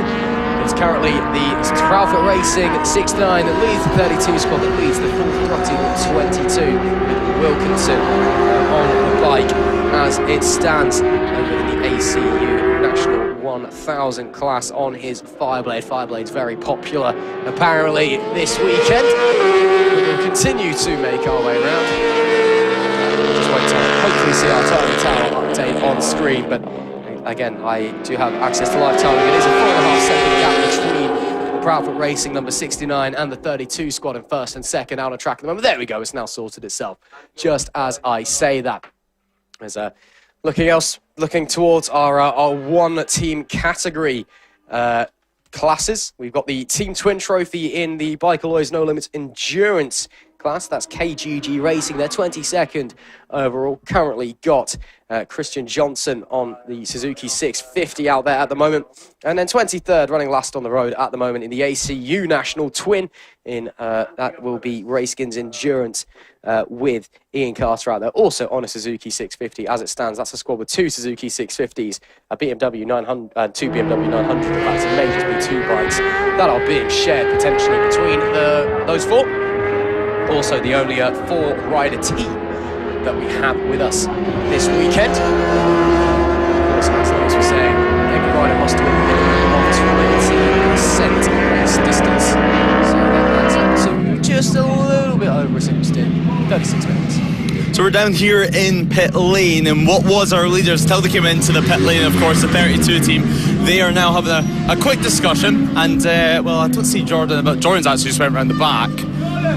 And well, Harry, we'll bring him back over for us, and then we can actually have a quick word. Harry, you happy with Jordan's stint so far? Yeah, he's absolutely smashed it as usual. So he put it P1 on the grid and then had a nice lead, which is always our tactic. Shouldn't say that live on TV, but yeah, it's Jordan Browse. Yeah, Jordan, every single time it seems that you start the race or start a stint, it seems straight away you're at 110%, and then you build this gap straight away. It's just the way I ride. If I don't get in that rhythm, I'm out of it, and I just find if I give it my all, I find a comfortable pace, I sit in it. If I get tired, I'll back off a little bit, and even then I look at my lap time. I was 154 sorry, on lap 1, good lap 15, 154, literally 0.2 of a second in it. So just try and stay consistent, that's what it's about. Yeah, you certainly were consistent, but looking at your stint, is there anything that you would want to change? Is there anything that you weren't really happy with the bike setup or yourself? I feel pretty comfortable. It's just first one of the season. I've been off all season, so trying to get back onto bike fitness. My hands are a little bit sore, but I had a bug right on my visor, right on my eye line. I just could not see anything, and that was lap 1. Yeah, it did slow you down anyway, that's for sure. But we've gone faster. Well, you have a chance later on, hopefully. But looking at the endurance race itself, obviously you're starting with a full tank of fuel. What sort of different approach do you take for that? Are you conscious of it in your head, or do you just try and forget about it and ride it like normal? You'll feel the bike in the chicanes. You'll feel it as you flip through. It's when it's half empty, you get a lot of sloshing. That's when you feel the bike moving a lot. When it's full, it's just heavy, and so it's just a bit more of a weight to throw it around. It's not too bad. It's just you got to bear in mind you're not going to go as fast, and that's just endurance, isn't it? Yeah, it certainly is. And then part of endurance as well is the tyres. Just finally, what sort of tyre strategy, without giving it away too much for your competitors, but what are you looking at doing with tyres in this race? For me, I started on SC1. I'm quite a smooth rider. I manage my tyres quite well. So I've still got pretty much, after 17 laps, I've still got probably 2/3 of a tyre left. So I'll run probably the SC1 again. I have got a spare 2 and a 1 brand new, ready to go. So if it gets close, I'll put a fresh one in and we'll put some good laps in, but we'll see how it comes. Yeah, we'll see how it goes. Best of luck for the rest of the race, and we'll catch up with you later on. Thank you very much. Enjoy your day. Well, well, yeah, sun is shining. He's certainly right at that, and we'll see if we can have a quick word with anyone at this end of pit lane. As actually looks like Fireworks, they aren't going to be too far away, and Fireworks, of course, a unique situation for them where they're going to have to do refueling. They're going to have to do more than just a simple bike swap. And well, speaking about bike swaps, this year, of course, at No Limits, it's slightly different, but we'll get into the whole situation. We'll quickly grab a quick word. How are you feeling ahead of the stint? Yeah, always good, always enjoyable. But yeah, it's a lovely day for a motorcycle ride, isn't it? Yeah, it certainly is. And well, Fireworks are going amazing at the moment. You've started with a bang, that's for sure. Yeah, well, hopefully I'll bring the numbers down. So. And ahead of this pit stop, what's the plan? Is it changing tyres or just a quick fuel up? Just a fuel stop for the first one, and then we'll do a tyre change on the second one. Well, best of luck and enjoy your stint. Thank you very much appreciated. Cheers. Well, yeah, that's Fireworks, and I think we'll probably try and stay there soon. But back up to you, Ross, up in the pit, up in the commentary box, because that's all from pit lane for the moment. Fireworks are banging. Oh, Lewis, it's not even been an hour. Great to hear from those guys, though. And, I'm sure Lewis will come back to join us, so I can ridicule him for that one. Just want to respond to a question that I did see in the live chat. I'm just having a quick glance at it during this race for any questions that may be coming in. Somebody asking whether if there is a crash or a bike breaks down, if it's a team with multiple bikes, is another bike allowed to enter the race in their place? Yes, they are, but the bike that has had the incident or has broken down or whatever has to be returned to pit lane first, or they are allowed to rejoin if 15 minutes have passed and they still have not returned. So you've got to wait a minimum of 15 minutes, or if the bike has been returned to the pit lane. So if you have your incident or you break down coming out of the final corner, that's pretty lucky. If you have a problem down at turn 1 and you need to kind of awkwardly wait for the recovery truck, or you need to go the whole way around the circuit, you might be having to wait for 15 minutes. But if it is an issue with one of your bikes, you are allowed to send another one and another rider out there in your place, just as long as the bike has returned. And if it's a one-bike team and there's a crash and they repair it, of course, if the clerk of the course and the marshals decide it is eligible to return to the race, it's safe to return to the race, then of course they will be let back out onto the circuit once that has been declared. Randy Racing and Snapdragon both into the pit lane, and we'll be waiting to see where they come out. There's still the 32 squad that leads, a 24.5-second advantage over the Fireworks squad at the moment on the number 25. Fireworks, of course, racing in a different category, even if they are technically the same class. They're in the Team Power Trophy, which is essentially the 1,000 class for the Bike Alloys No Limits Endurance Championship. Meanwhile, the 32 squad, they are in the 1,000 class of the ACU National Endurance. Although they're on similar machinery and should, on paper, they are the same class, they are technically competing in different races.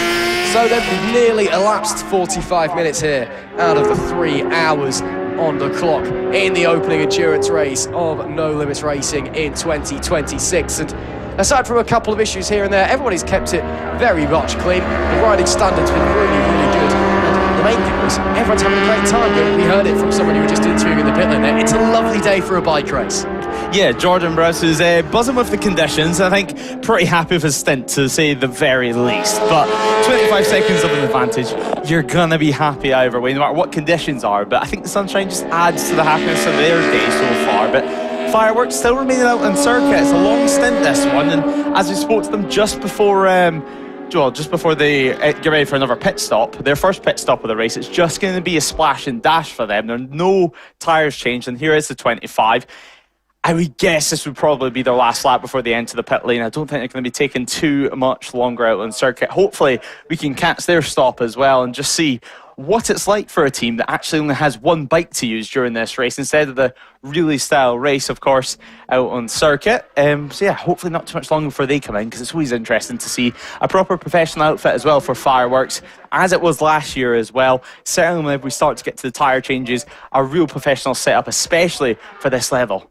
Absolutely, and again, because they only have that one bike, they can push the stints that little bit extra longer, so they will be doing a little bit of fuel management out there.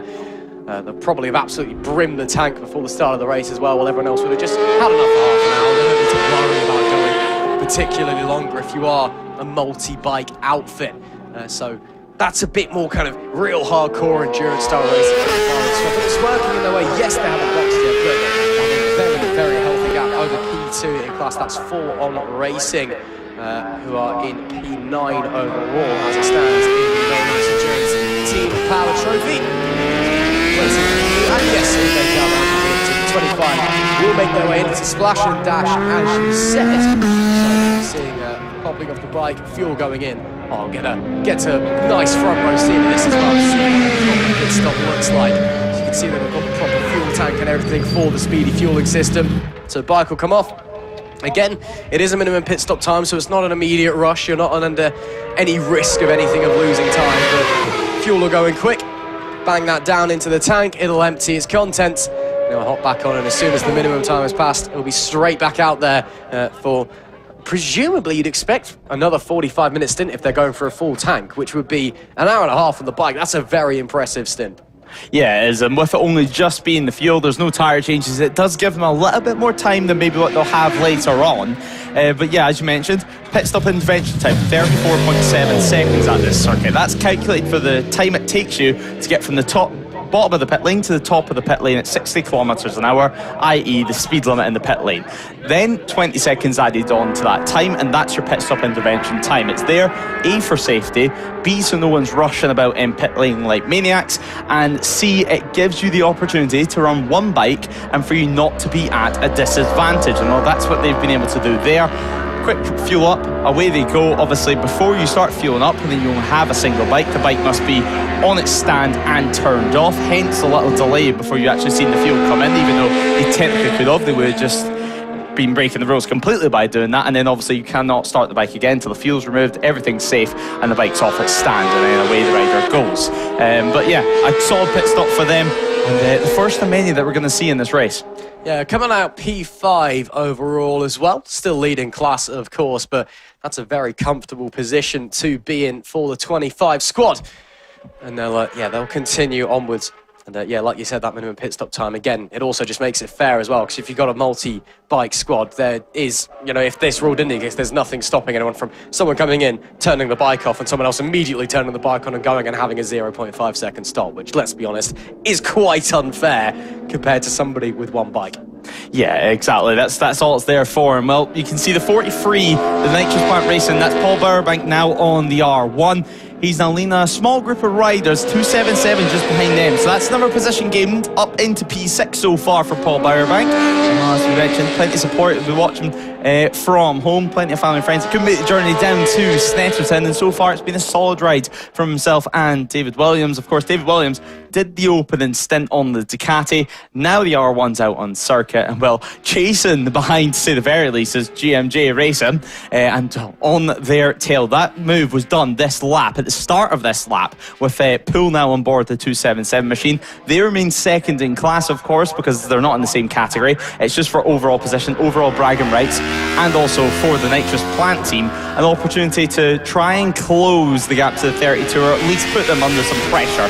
Because as we said, it's now Scott Kirkland on board that bike, and since that's happened, a 201.4, and if we go all the way down to Nitrous Plant Racing, as that move is now confirmed, a 203 so far. So they're not catching just yet, but the pace has slowed up from that initial 54, 55, 56 second range lap time at the start. JAS Racing into the pit lane for the number 85 and their Kawasaki. It'll be a rider change and fuel as well. Heading back out. Yep, there we go. And on goes the 85. It was Jordan Poole It wasn't Jordan Paul. It was, I believe, it was Jamie Harris who was out there. Now we can move on to Stephen Ward by the looks of things. Jordan Paul racing for JMG Racing for the 277 in the Team Sport Trophy class. Apologies for that one. But coming up to the first hour mark in not too long, you can see the pit lane still very much a hive of activity as crews watch on, discuss strategy, and figure out what they're going to do against some of these guys who'll just be out there, just want to finish the race. Some of these guys will be out there looking to win, looking to get a podium and at least get a solid result as well. It's the different mindsets that you get in No Limits Endurance. But it's a good thing to have. It's healthy because, yeah, you get the not to call them amateurs, but you get, you know, the guys who turn up and just want to have a good time with your mates, just want to go racing with your mates. And then you have the more professional outfits who are here to do a job, execute their plan perfectly, and try and win the whole damn thing. So, interesting to see those two comparisons as well. But, you know, as we can clearly see, everyone's still very happy to be here, very happy the season's kicking off and that they're out there racing bikes, because it's been a long, miserable winter and everyone's missed it. And now the sun's shining here in Norfolk. It's a lovely, balmy day out here on Saturday, the 21st of March, and we are really happy to kickstart our 2026 season here. Of course, if you are tuning in, hope you enjoy the action. Of course, we will be back tomorrow, bringing you all of Sunday's racing, plenty more action to come your way here from Snetterton. And of course, we will also be broadcasting every single round live across 2026 from the 7 circuits that we are attending. And we are really looking forward to that. Of course, 8 endurance rounds to look forward to, including that monstrous 12-hour race at Anglesey. That is going to be an occasion, to say the least. It's going to be a real challenge for everybody involved. But I know that everyone is so excited. It's going to be the real marquee event of the year. Yeah, there'll be a lot of tired eyes, there'll be a lot of sweaty faces after that day of racing, but a lot to look forward to before then,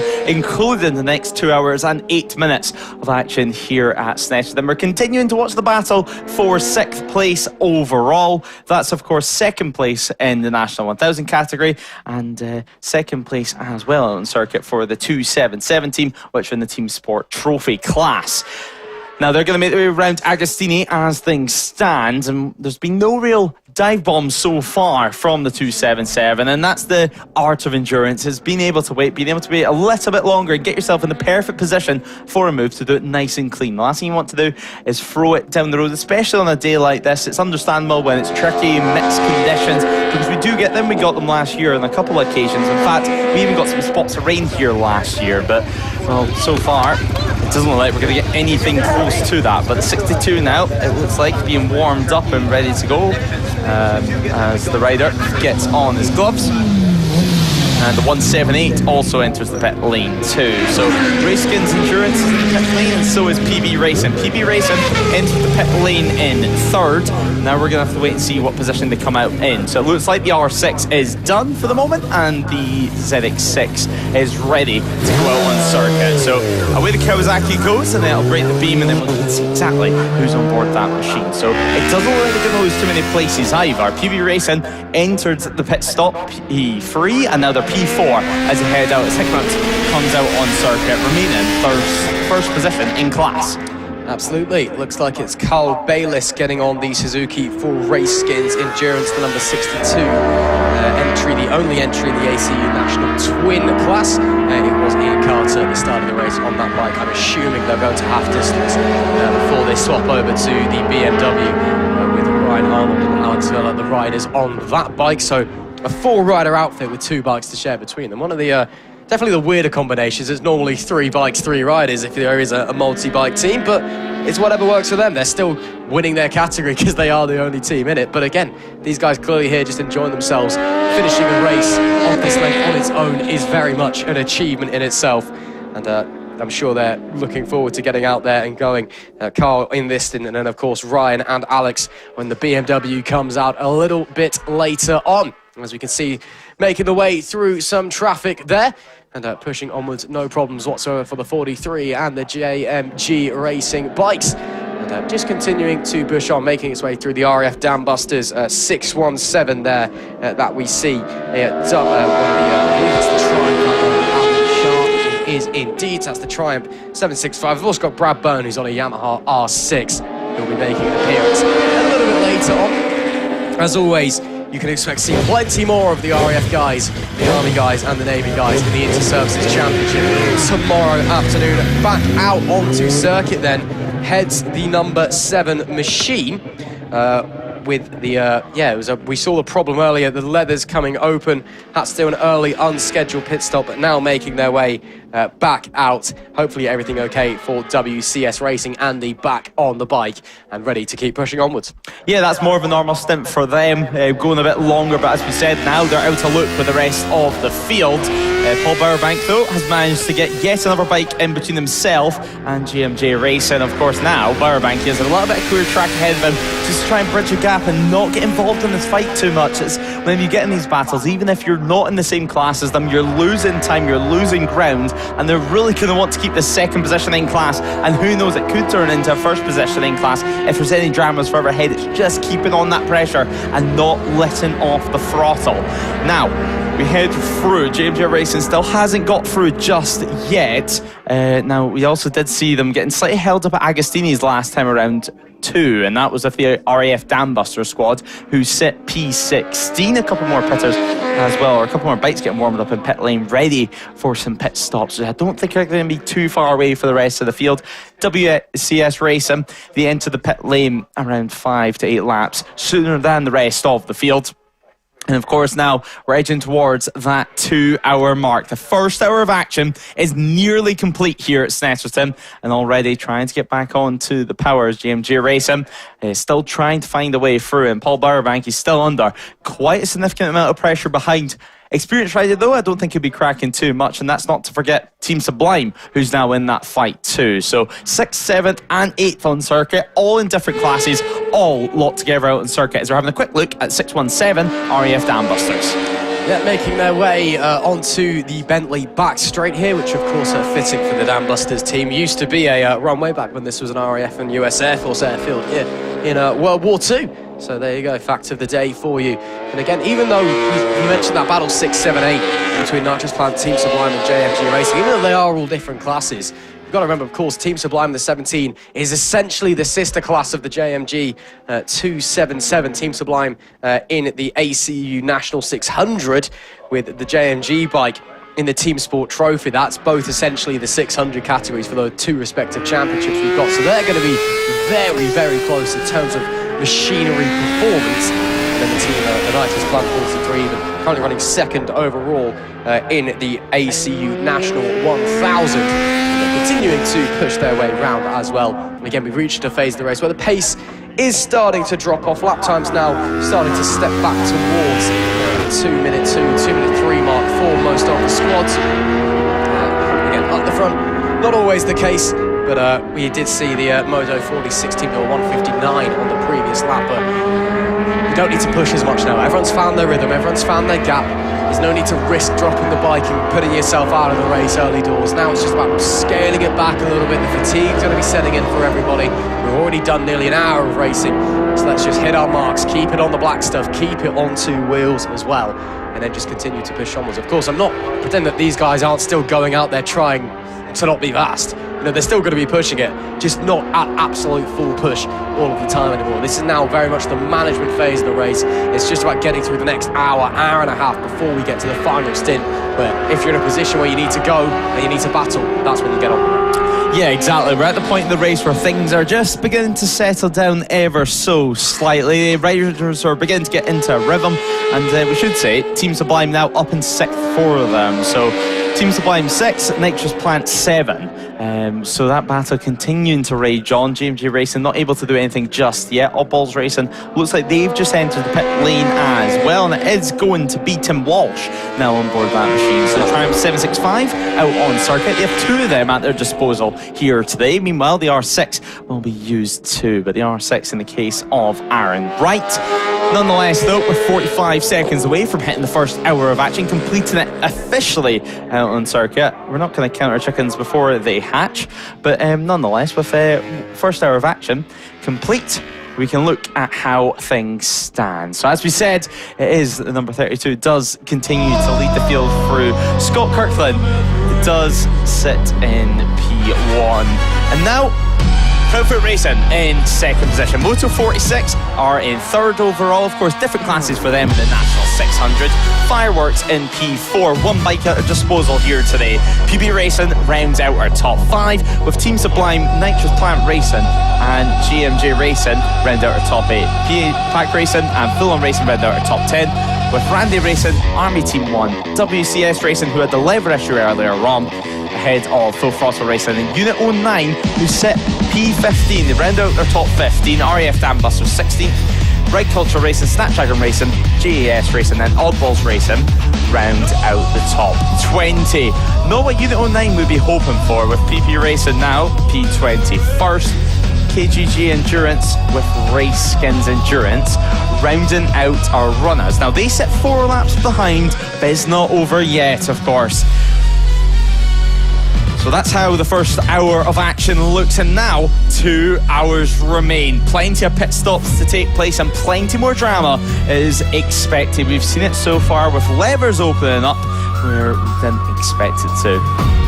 Now, of course, we'll be heading back down to the pits soon, and we can hear from more of the stars and seeing exactly how things are going, because it's not until you head back to the pit lane that you truly understand how things are going. There could be brake issues, there could be electrical gremlins, quick shifter issues, quite a common issue that suddenly you've never had to think about all weekend. And now, of course, in the endurance race, you're struggling with those problems. But you can see one of the riders showing potentially no fuel on the bike. He's slowing down, or is he just in reserve mode? The 53 having some issues for sure. He's definitely reached the bottom of the tank, I think it's fair to say. That is KGG Endurance. Johnson's on board that. So 22nd place they stand. Let's head over the line. 1 hour 58 minutes remaining. Impressive stuff so far. You can see actually David Williams watching the action from pit lane 2. A rider, a team boss, and very involved in the action as Paul Burbank comes over the line as the number 90, just ahead of the number 90. But now we look to be ready to go head back to pit lane, where we can hear from more of the stars and we can hear exactly how their races are going. So Ross, hopefully you've got the sun cream on, and hopefully the riders are still in a good mood.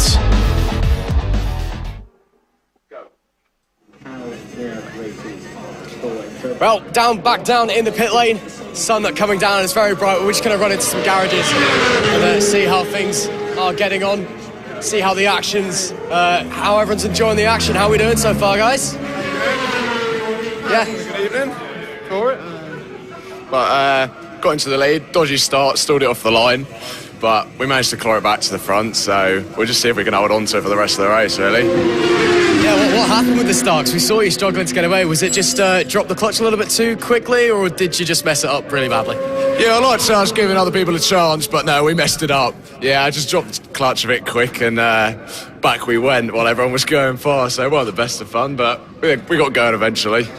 Well, like you said, you managed to get yourself back into the lead in a pretty good time, and you guys running really well so far, so squad all happy at the moment?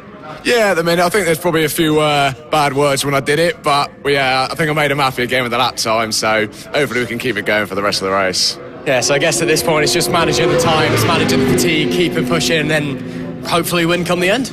Yeah, that's it, just keep the consistent times and then see how the race pans out, really, and everyone else does. Awesome stuff. What's the plan in terms of strategy for you guys? You split evenly between the pair of yous, or is there different riding times for you both? I can't be revealing that. No, I'm joking. No, so we're doing as little stops as possible, trying to do 4 stops with my teammate Josh doing 2 40 minutes, and then me doing a 40 and 2 30s to finish it off, and then so we get the maximum out of the fuel tanks, really. Awesome stuff. We'll let you be and get on with the race. Thanks a lot. Perfect, thank you. No worries. I've just had a bike pull in down here as well. Let's see if we can, or they are about to head back out potentially. We'll try and see if we can slide in the 53 squad. Is there a problem, or are we sending somebody else out? Looks like we're sending somebody else out here on another bike, so we'll just wait for them and let them get out of the way and get on with things. See if we can speak to anybody before we get going.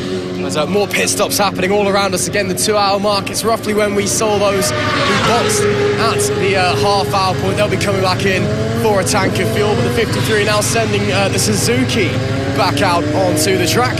So it'll be interesting to see how that does. Of course, a team of 2 Suzukis and an Aprilia as well. Seems to be expecting something on the back of the sister bikes. So we'll see if we can catch a whiff of what's going on and see if we can potentially jump in for a few questions, if that'll be all right. Analysing something on the back of the bike there. Everything okay? Yeah, it's first session went really well. Quite enjoyed it, to be honest. But riding a little twin, you do half get buzzed, by the big bikes coming past. So had a couple of hands up, sorry about that type of thing. But you just got to crack on and get on with it and do your own thing. Still, squad's running pretty well at the moment. You guys are, you're out there doing your thing. Still 2 hours left, so plenty of chances for different things to happen as well. You feeling confident? Yeah, it helps the fact that we're the only one in the class at the minute, so we would like a bit of competition to actually come and join us for the next round, if people don't mind doing that, please. Well, I mean, even if you are the only in class, there is still the other championship that does also have twin bikes out there. So exactly that's what our aim was. When we knew that there was only one other team in the elite class, that's exactly what we said. We need a race, so let's try and beat them. And how do you think that's going to pan out for you guys? Do you think you got them just yet, or is it still too early to tell? It is too early to tell, but at the same time, I think we are in front just about still, so we've just got to keep bashing those laps out. But still, even though it is weird you're the only bike in your own class technically, that means you just got to finish in your win and pick up points. So I guess the aim of the game is really just to finish the race. Yeah, absolutely, that's exactly it. Is make sure we don't fall off, make sure we're in the race and come across that line. Awesome stuff. We'll let you get on. Thanks a lot, though. No problem at all. Cheers. Well, let's see if we can head down here as well. Another change going on here. Looks like the 50 squad rider and bike change. One of the Motorsport teams have also got the 90 squad, the leaders, heading back out. So let's see if we can go in and speak to the 90 team. Let's see how they're getting on. Just make our way down to the end of the pit lane and grab a few words from those guys, see if we can get a word out of Harvey potentially after that amazing opening stint from him. Harvey, any chance that we can grab a few words from you? Of course you can. Absolutely.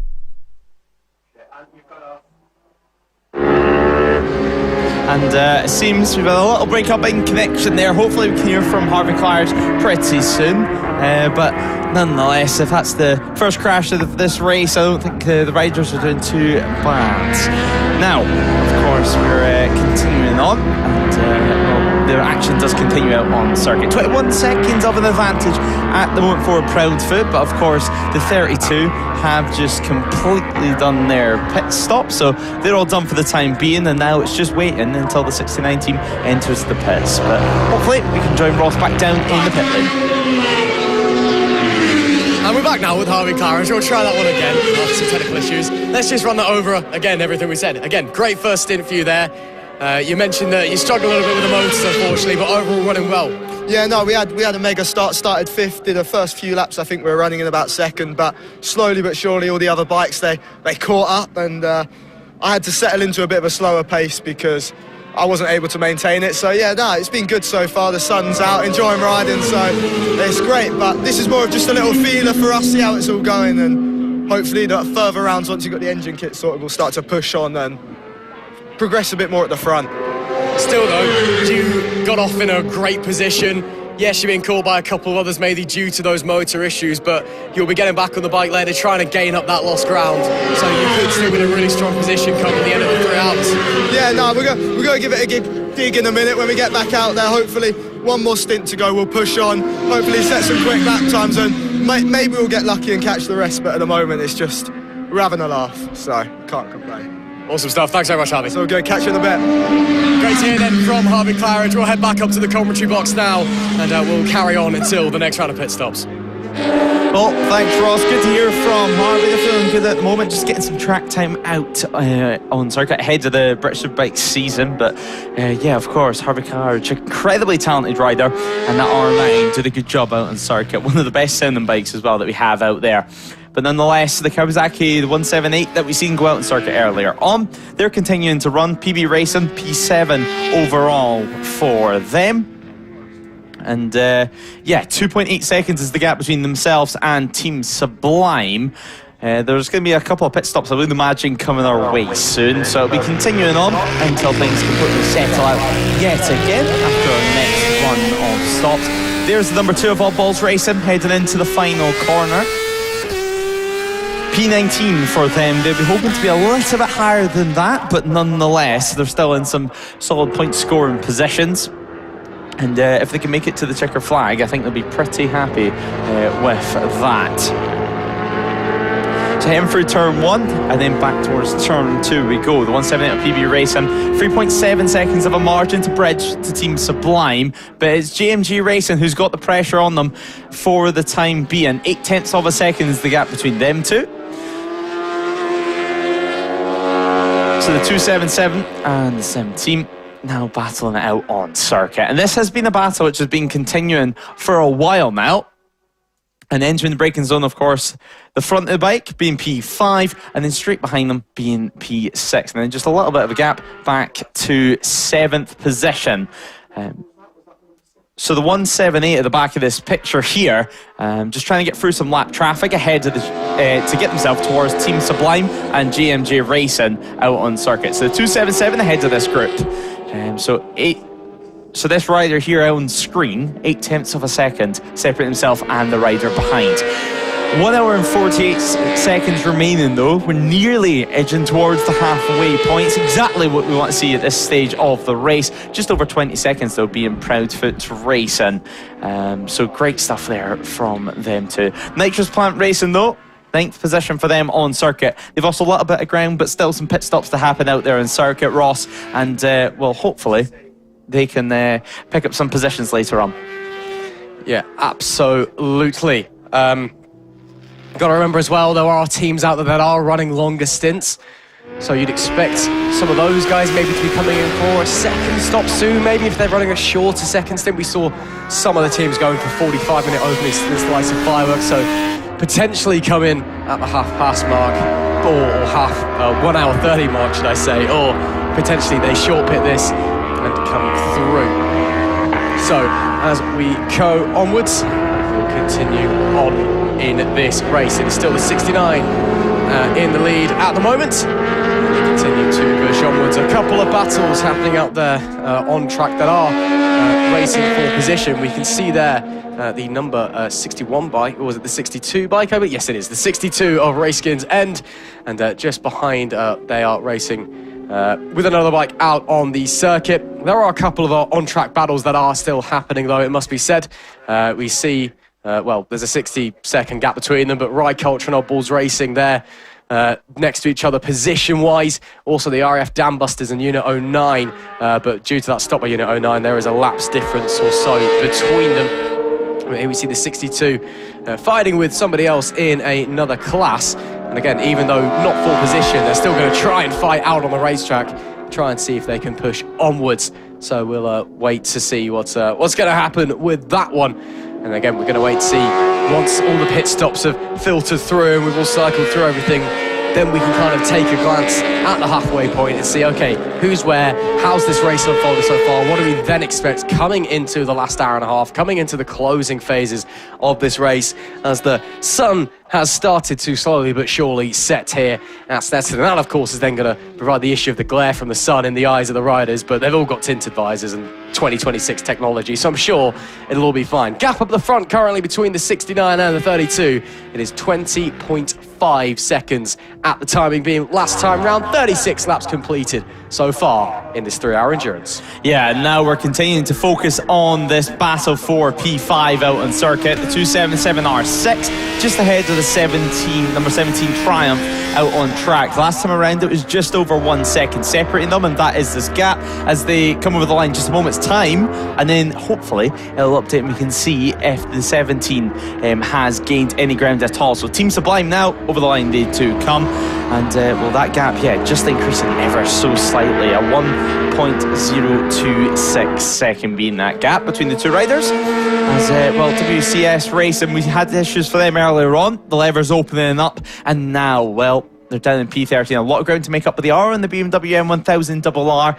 A really advanced bike. Plenty of electronics as well, so you can get that set up. You can be a little bit more fuel conservative as well. You can change traction control settings to help with save some tyre, or in the attacking stages of the race you can take off some traction control. But now just trying to get past them, trying to get a bike in between himself and the number 17, and that seems to be JMG Racing's real strength over the last couple of laps, is using back markers to their advantage. And now look at that, there's already even more of a margin gains. Randy Racing now sitting P9, heading full on Racing, who's entered the pit lane, so still some stoppers happening in this one. But JMG Racing using back markers to their advantage and being very, very smart out on circuit. It's what you've got to do in these types of races. You've just got to use your head and get by the safest possible opportunity, and think about the fact that if there's a technical section of the circuit coming up and maybe your rival's going to struggle to get by a back marker, that's where you want to do it.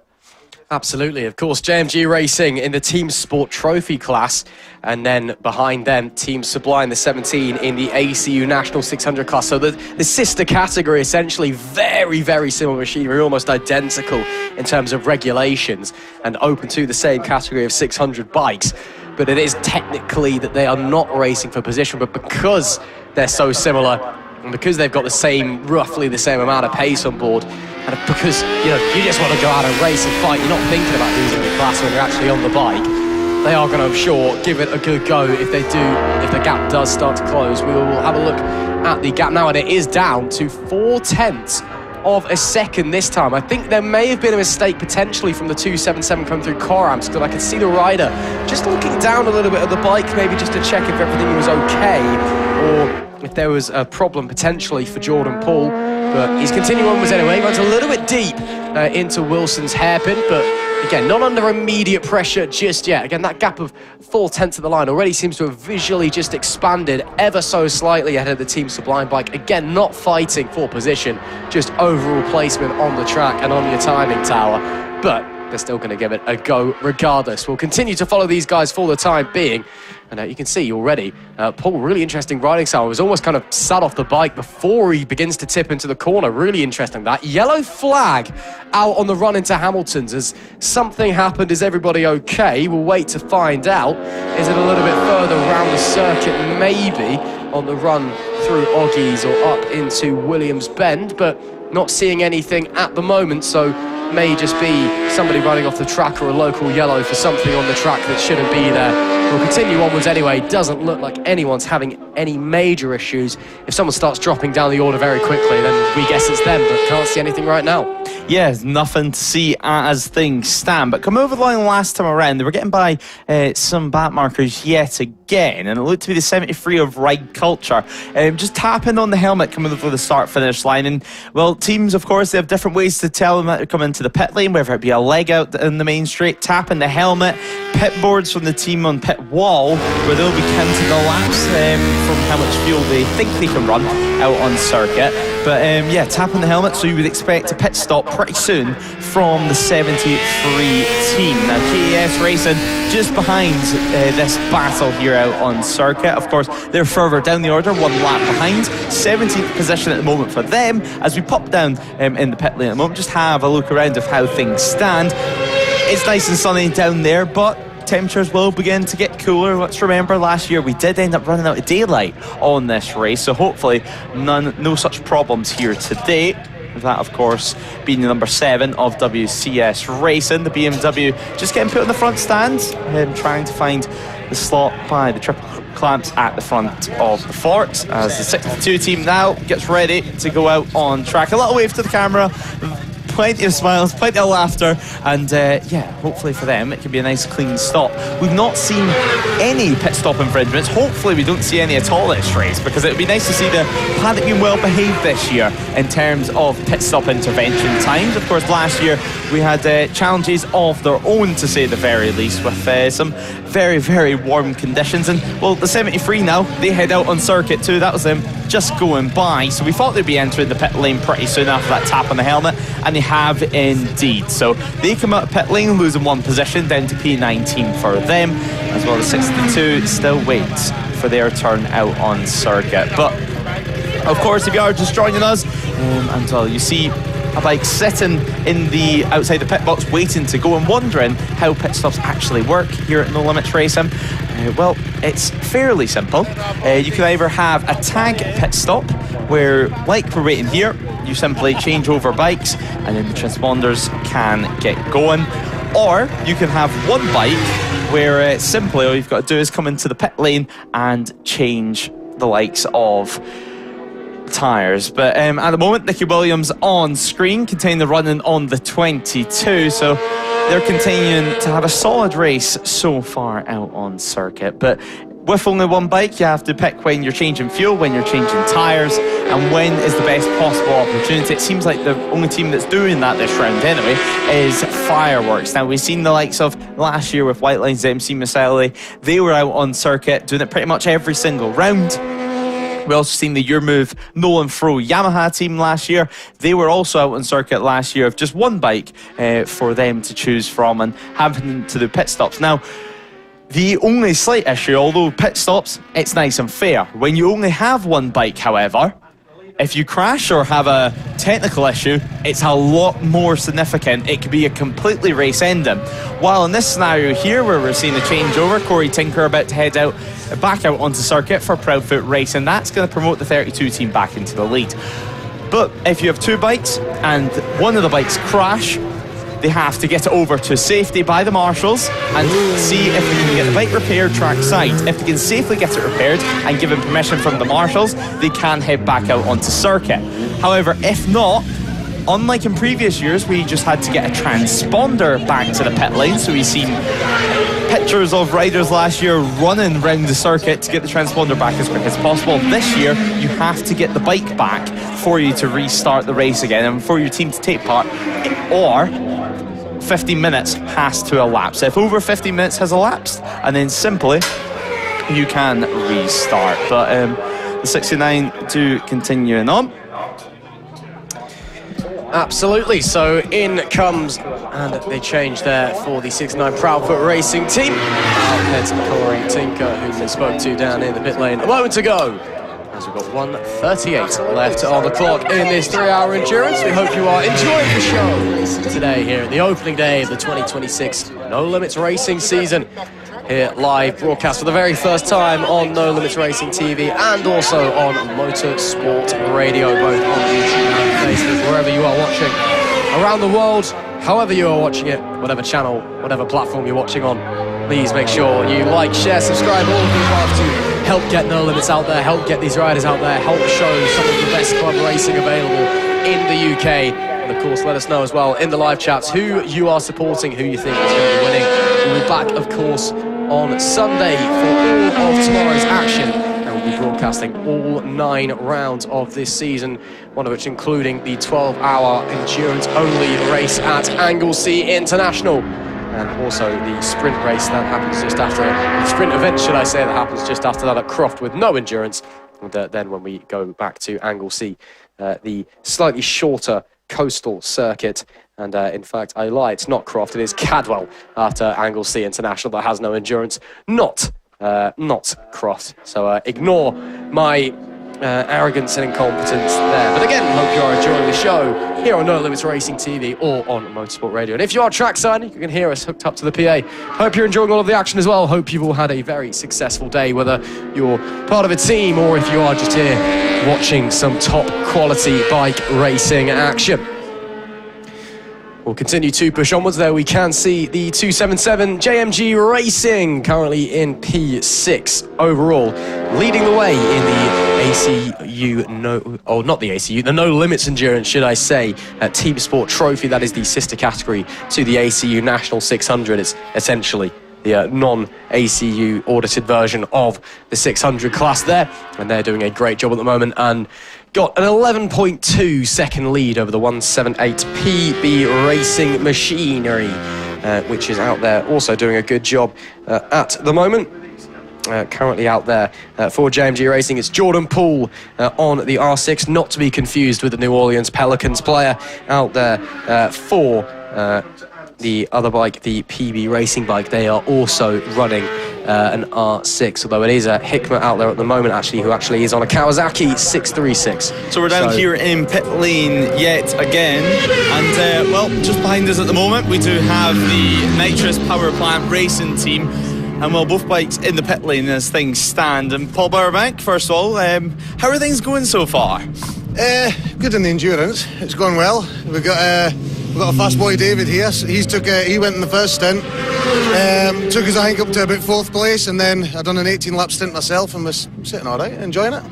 Yeah. Weather's good. Yeah, having fun, sorting out your hair as well before the interview. We'll just put it out there. But yeah, how are you finding it so far? Of course, on the R1 yet again, you had some great results last year, not only in the endurance, but also in the wet weather, for example, at Anglesey. What are you looking forward to this year? Well, I'm a bit disappointed in my first race today. Struggled to get my personal best times.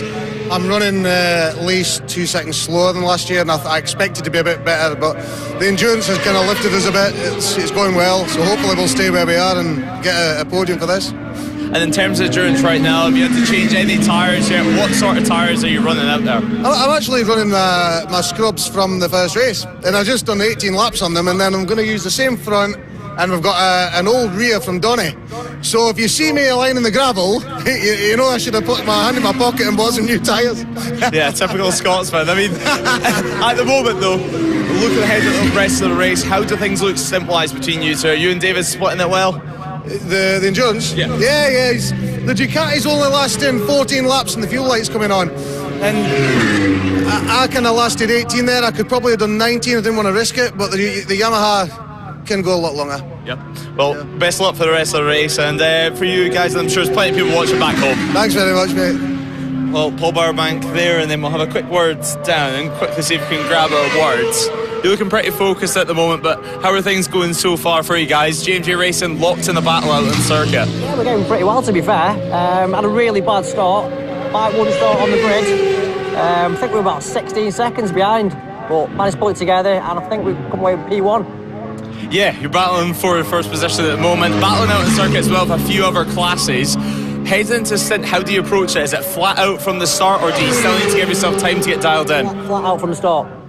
Yeah. Literally flat out from the start. Simple answers then. Flat out from the start. Do you know how long you can run out in circuit, fuel-wise? I think I've just done 47 minutes before my petrol light came on, so around about that time. And well, we're about halfway in the race. How many more stints are you expecting? This is the last one, the penultimate? Any more after this? No, not for me. Obviously, I'm out in 5 minutes for my 45 minute stints, and that's it. Well, best of luck to the rest of the team. Great battle in the circuit. Cheers, mate. Thanks very much. Well, now we'll continue to head back up the pit lane, but as we said this year, with the multiple bikes out on circuit, it's a case of getting the bike back to the pit lane and not just the transponder, unlike previous years. PP Racing there out in circuit. Not to mention here, we do have Dam Busters, and hopefully we can grab a word from one of the RAF squads. And anyone here for a chat? RAF Dam Busters? Can't quite go in. But hopefully a quick word before he goes out to the next stint. Smile on your face, sunglasses on, the sunshine's out in pit lane. What more can you guys ask for, really? Some faster lap times and some more talent, I suppose. But yeah, it's going good. I think I stayed out for 50 minutes in the first session. Sharpie's out now. For an old boy, 54 years old, he can pedal around here pretty decent, so... Yeah, I mean, RAF Dam Busters, you guys are always doing the endurance races. Are you planning to do the 12-hour later this year? I mean, it's been a little bit tougher than this 3-hour. Yeah, so the plan is to do it. I think the aim is to do it with 3 riders. Might go for 4, I'm not sure what the plan is yet, but yeah, there's talks of doing it. We might even be running a 1 bike for the duration of it. You're just making it harder for yourself at that point. I love it. It's part of endurance. And speaking about your bike, just quickly, any issues so far? Is everything going exactly according to plan? Yeah, the bike's settled in nicely. Tyre pressures I'm having an issue with. But yeah, we'll get there. Yeah, it's slightly harder than what we thought it probably would be in March. Yeah, I'm running a TD slick this time, so I normally run an RR, and I'm just starting to feel the TD slipping a bit. Well, hopefully you guys can get that all sorted, get the correct temperatures dialed in and get used to it. But best of luck to the rest of you guys, best of luck to RAF. Thank you very much, buddy. Take it easy. Well, they'll continue on in this endurance race, and then, of course, they'll be out in tomorrow's Inter-Service Championship. They have qualifying tomorrow morning, but before all that, we've got a finished endurance race. So, Ross, back up to you. Thanks, Lewis. Great to hear from the Dambusters and a couple of other teams out there as the battles continue to rage out on the track, even if in the realistic picture everyone is now pretty spread out. I think the closest two pairings on the track is between, I want to say, Snapdragon and the 73 squad as well. That's Ride Culture Racing. So we'll keep our eyes peeled on that as the Army team number one. Normally, again, they have two squads out there. Only the one for this 3-hour endurance at Snetterton, but they are still called Army Team 1 just for posterity's sake and so that we know who gets the points at the end of it when Army Team 2 do rock up. But they do come into the pit lane for a change at bang on the halfway mark. We are halfway through this race. Hope you've enjoyed so far. Keep your comments coming in. We will answer any questions as well. Shout out one of our Motorsport Radio team members, Zach Sweeney, who's watching along from Franciacorta right now. Great to hear from you, Zach. Hope you're keeping well in Italy. But we'll continue onwards here at Snetterton. It is still the number 32 squad that leads the way. 24.5 second advantage ahead of Proudfoot Racing and the number 69 bike. Their nearest rivals, Team Nitrous, the number 43, some way behind, down in P7 overall. That is the Nitrous Plant Racing. That's currently Sam Pendleton at the wheel by the looks of things. Or yes, it is. Just wanted to confirm that one. Scott Pendleton, even should I say, not Sam. Apologies for that one. Out there on the Kawasaki, I currently believe.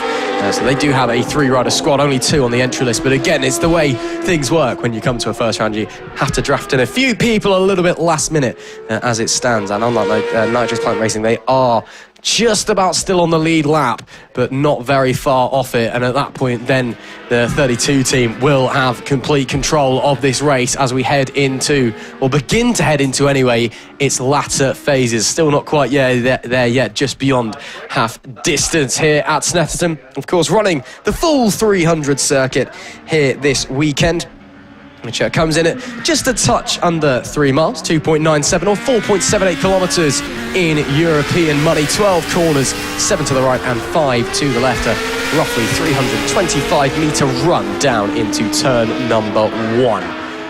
And despite the fact that we are nestled in the heart of Norfolk, we're about 12 miles northeast of Thetford, 19 miles southwest of Norwich. It is a lovely day with barely any wind here, which is really unusual for Snetterton, especially in March. Normally it's still a little bit cold and miserable, and it's a circuit that is renowned for its wind, given the flatness of this part of the country. But still, it's great to have lovely weather here. It's great that everyone's enjoying themselves so much as well as we push onwards. And we will continue to carry on with 1 hour, 27 and 35 minutes left on the clock. We'll just run through the order for you once again, given that we are at the halfway point or just beyond it. It's the 32 squad that leads with the 69 Proudfoot Racing team in second. Moto 46, the number 6 is P3. These are all overall, by the way, with Fireworks in fourth. PB Racing fifth. GMJ Racing are P6, but they have just come into the pit lane. Nitrous Plant Racing in 7th, Team Sublime 8th, Full On Racing 9th, and Randy Racing in P10. Pack Racing 11th, WCS Racing. After those early issues, they've worked their way back up to 12th. Unit 09 at 13th, with Full Throttle Racing 14th. Army Team 1 are 15th, RAF Dambusters just behind them in 16th. Let's watch that one out, especially if they get close to each other on track, which they currently are at the time of the last time round. Oddballs Racing 17th, JS Racing in P18, Snapdragon 19th, Ride Culture 20th, PB Racing 21st, KGG Endurance 2nd, Racekins Endurance in 23rd. Crucially, Lewis Ray, we have not lost a single team from this race yet. That's really good going. Yeah, it is. It's really good going from everyone involved, from the mechanics, the helpers, and the riders as well. I mean, it's not been easy conditions for them, although, don't get me wrong, it's not exactly like it's wet, but you still have the sun going in your eyes. A lot of the riders will be running darked-out visors, but there'll be probably the few unlucky people who don't have that option. Maybe didn't purchase one before this opening round because they didn't think it would be like this. I mean, to have this weather in March, we cannot be complaining at all, but now we just see Nicky Williams coming through, and there is J&J Racing. We spoke to them just before their next stint, and now they're out on circuit, so super impressive stuff from them. They continue this battle as well, running in P7. So a great ride so far from the 277. As now they come round towards Williams for this next lap with a BMW F100 just in front of them as well. The art of endurance racing, the art of multi-class racing. You can just see the R6 blasting past down the Bentley Straight. Now Fireworks, they're back in the pit lane as well, and this time it will be a tyre change for them too. So there's a fuel up and a tyre change now for Fireworks.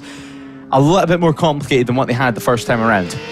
Yeah, when you're running one bike, unfortunately, slicks don't last 3 hours unless you're running the hardest compound of tyre on planet Earth, which at that point is going to be kind of useless because you're not going to get any grip and certainly no pace out of the things. So yeah, obviously it's not going to be quite an EWC level tyre change. It's not going to come in, guns go in, tyres come off, you stick the new one on and you send them back out. It's going to have to be all manual. You have to get the front wheel off, then the rear wheel off, etc, etc. So it will take them a little bit of time, and it will definitely take them over the minimum pit lane time as well. So that is the one downside to that for them, is that because of that tyre change, because they've only got the one bike, they can't just change the tyres on the bike that's just come in and then it can sit there for half an hour, stick some tyre warmers on it before it goes out and it's all fine and dandy. No, you've got to come and you've got to change it as quick as you can before sending it back out. So we'll see where they re-emerge onto the racing surface. Looks to me like it's Derek Gillespie who's going to be coming out in this stint on his R1, but well, of course it's the R1. Yeah, we'll just wait to confirm that it is him getting onto the bike, and we can see those guys just having a chat with each other while everything gets sorted with the R1 before they head back out. Little debrief potentially, just making sure everything's okay with the bike, making sure the stint was all okay as well. Also coming in the Randy Racing number 9 bike. That R6 squad will make its way into the pit lane. And looks like the 25 bike ready to head back out onto the circuit.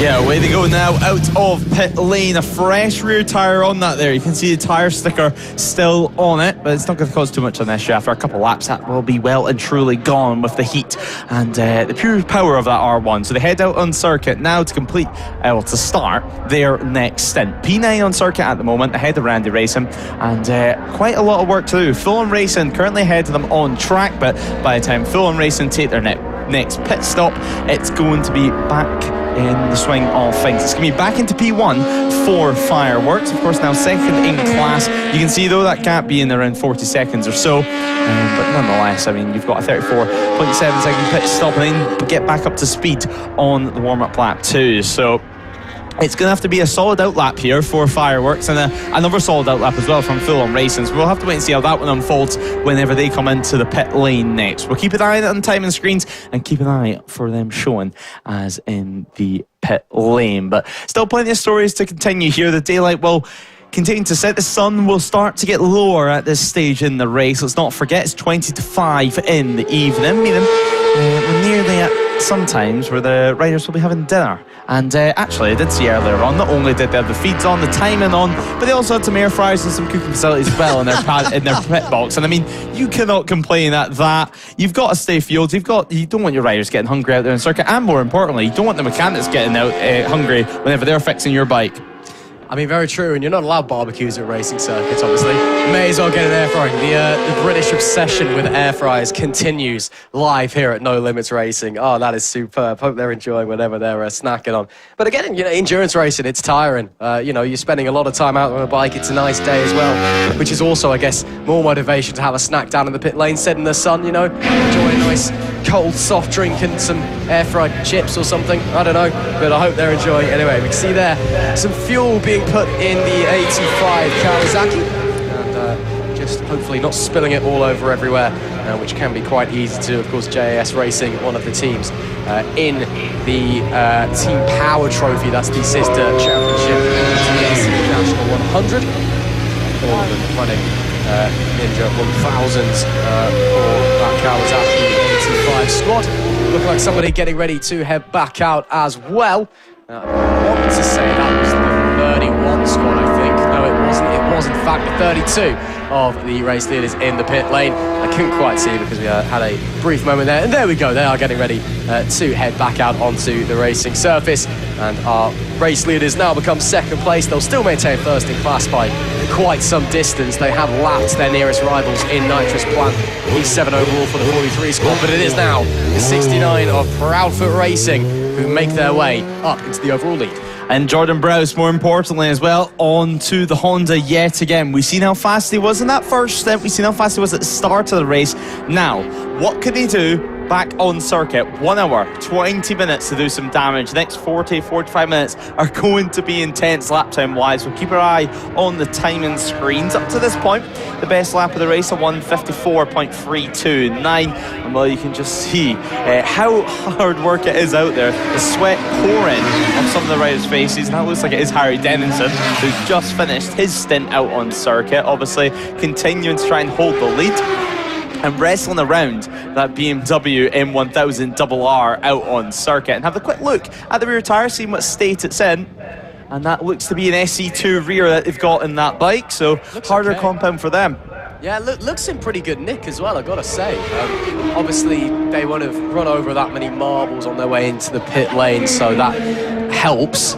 Because sometimes, you just pick some dirt and some rubber on your way in if you're running a slightly different line and clearly signaling you are coming into the pits. But yeah, it looks to be in pretty good nick, that tyre, so they can probably send that thing back out and it should be all right, especially, as you said, if it is a harder compound. And of course, a big thank you must go out to the No Limits Race Support Squad, who providing Pirelli and Metzeler tyres for at a great rate here at Snetterton this weekend, and of course all season long as well. If you need a set of rubber, make sure you head down to the giant Pirelli truck down in the paddock. They'll be able to help you out. You do need to pre-order them. Don't just turn up and expect a lovely set of Pirellis, but they will get you a great price on those and get you some nice new slicks for your bike. So a big thank you to James and his race support crew for all the support that they offer everybody here at No Limits, and making sure that if anybody has a problem, if anybody needs anything, they can provide, they can help, and ensure that not only does it ensure we have that wonderful family-like atmosphere here at No Limits, but it also ensures that everybody can go racing and any problems can be sorted pretty quickly.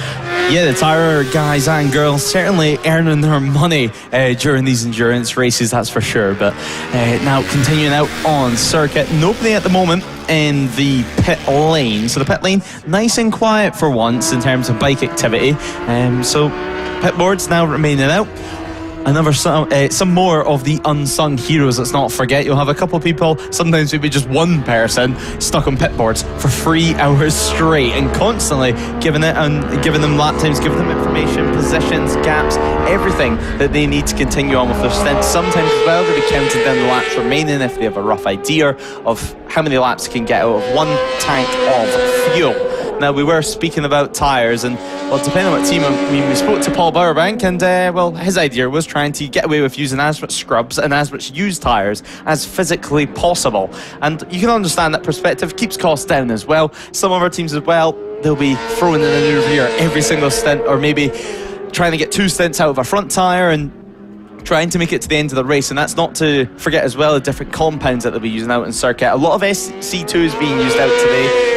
especially from the 32 team as we just seen. Definitely Harry Denson, SE2 rear for him, so harder compound, slightly less edge grip as well, which for Snetterton it's not going to be too much of a hassle. I mean, there is some fast corners, there's a lot of sweepers as well, but there's some heavy braking zones in there where you need that extra stability. But nonetheless, Proudfoot Racing is at the head of things, and next pit stop and next time around, you can imagine that there will be another change of position. So Jordan Browse, a 1:54.3 is his fastest lap so far in this race. A 2:02.7 though was his out lap. So we're down here in pit lane for the time being. Plenty of conversations going down, plenty of riders getting ready for their next stint. And keep an eye on the timing screens and a little wave to camera as well.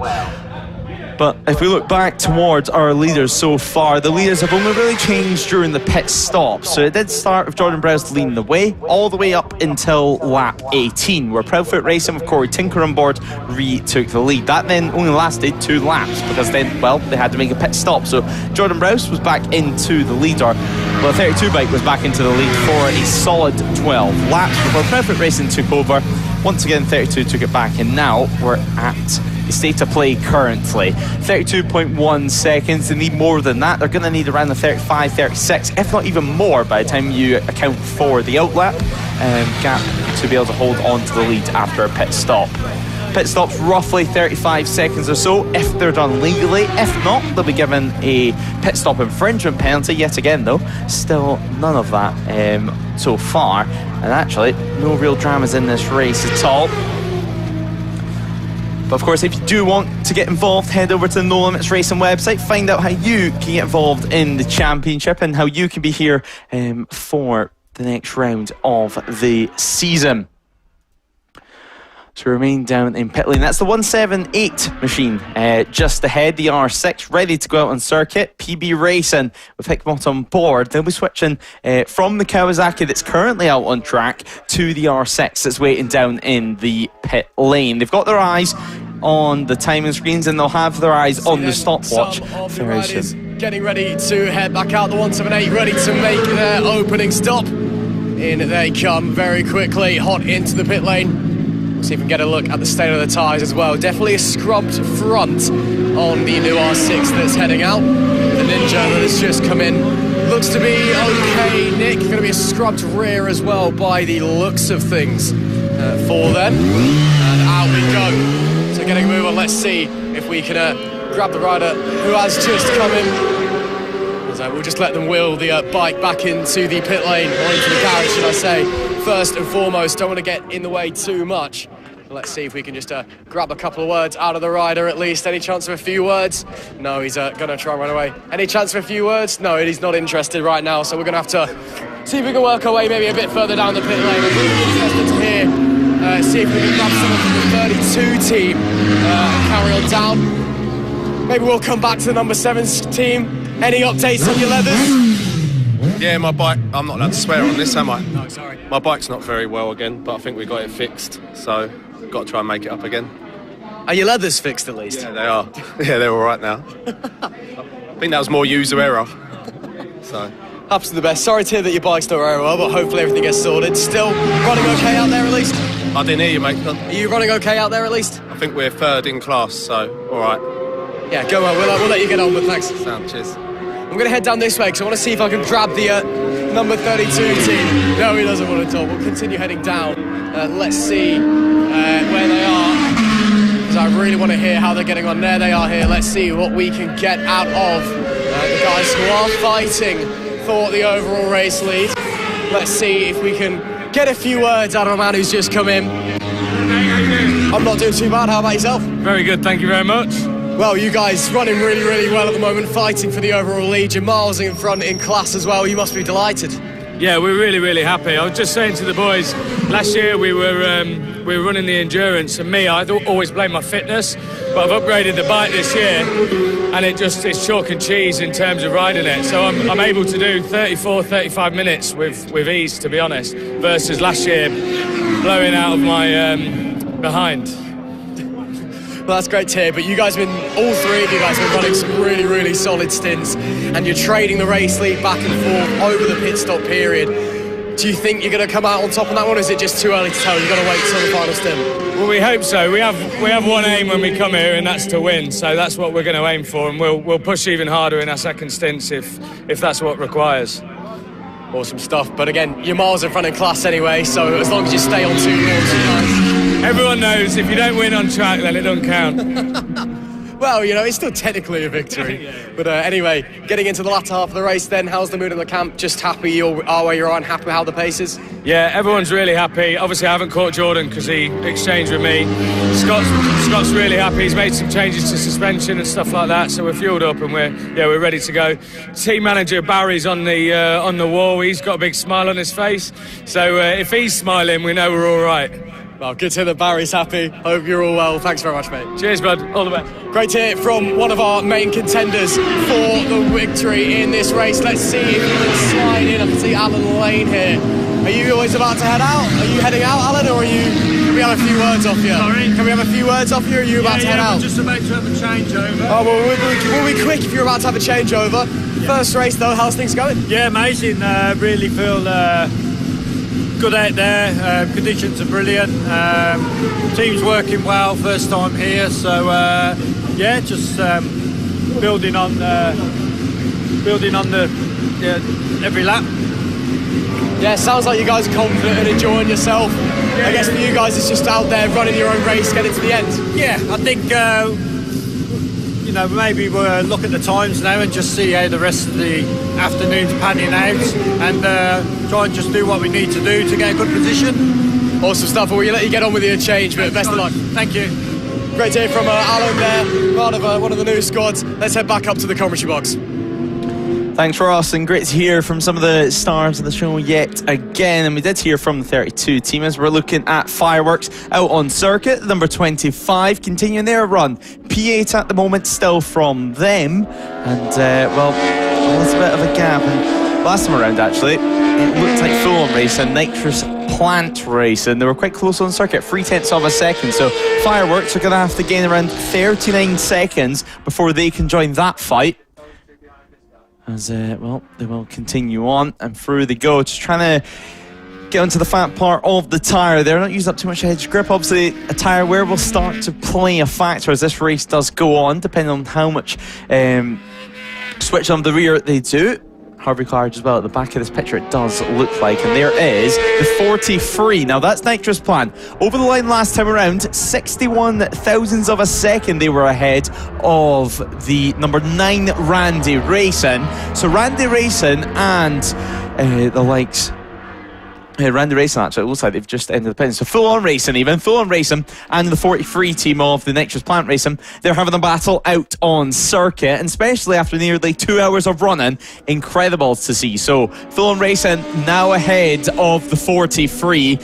And what can David Williams do this time around? Can he manage to sneak by on full-on racing? So full-on racing at the moment as they continue their running out on track. It's Waterhouse out on circuit for them. Of course, Dave Williams, team owner of the Nitrous Competition Ducati team in the British Superbike Championship, now launching the move down towards at the end of the Bentley Straight, and towards Brundle they go now, tipping it to the left, then flicking it to the right of Nelson's. That is job done, but for how long? We've seen time and time again full-on racing, they're able to respond, and well, at the line last round, it seems like they can get a good drive out the final corner. It was only 61 thousandths of a second through the bomb hole and towards Coram now, and building towards the final corner at Murray's.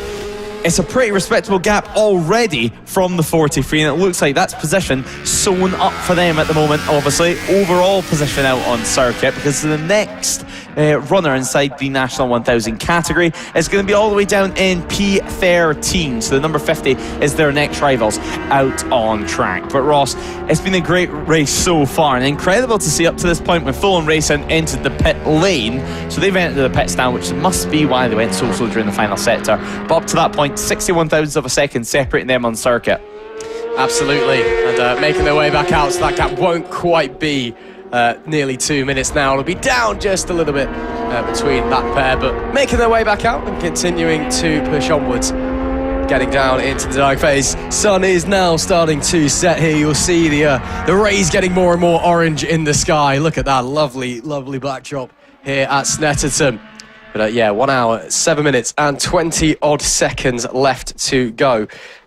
Browse clearly has some fresh rubber on his number 32 machine, because his last lap was a 156.5 when everybody else is lapping well up in the 201, 202 bracket, so clearly pushing very hard early doors. Now he's back on the bike. Yes, he did have that monstrous opening stint. We know he's very, very quick, but already back out there and pushing ridiculously hard. We'll still follow around Williams on the number 43 for the time being, and continuing to make his way through.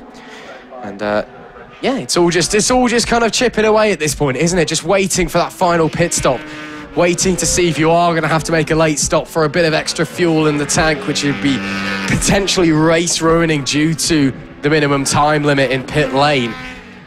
It's all about just chipping away. Once you get to that final pit stop, that's when you figure out where you really are. If you have to push, if you can just cruise on home and collect all the points, collect the victory in class as well.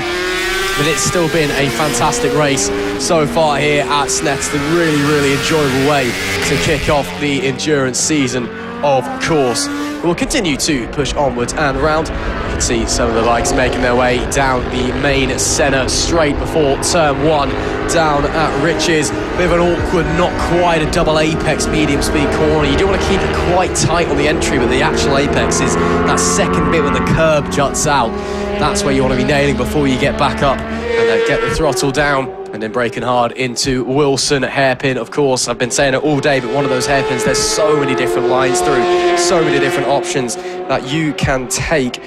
Looks like we are getting a couple of penalties out. PB Racing got a 1.8 second penalty for having it too short of a pit stop. So that was a clearly very, very tight margins there for those guys. Unfortunate for the 178 squad.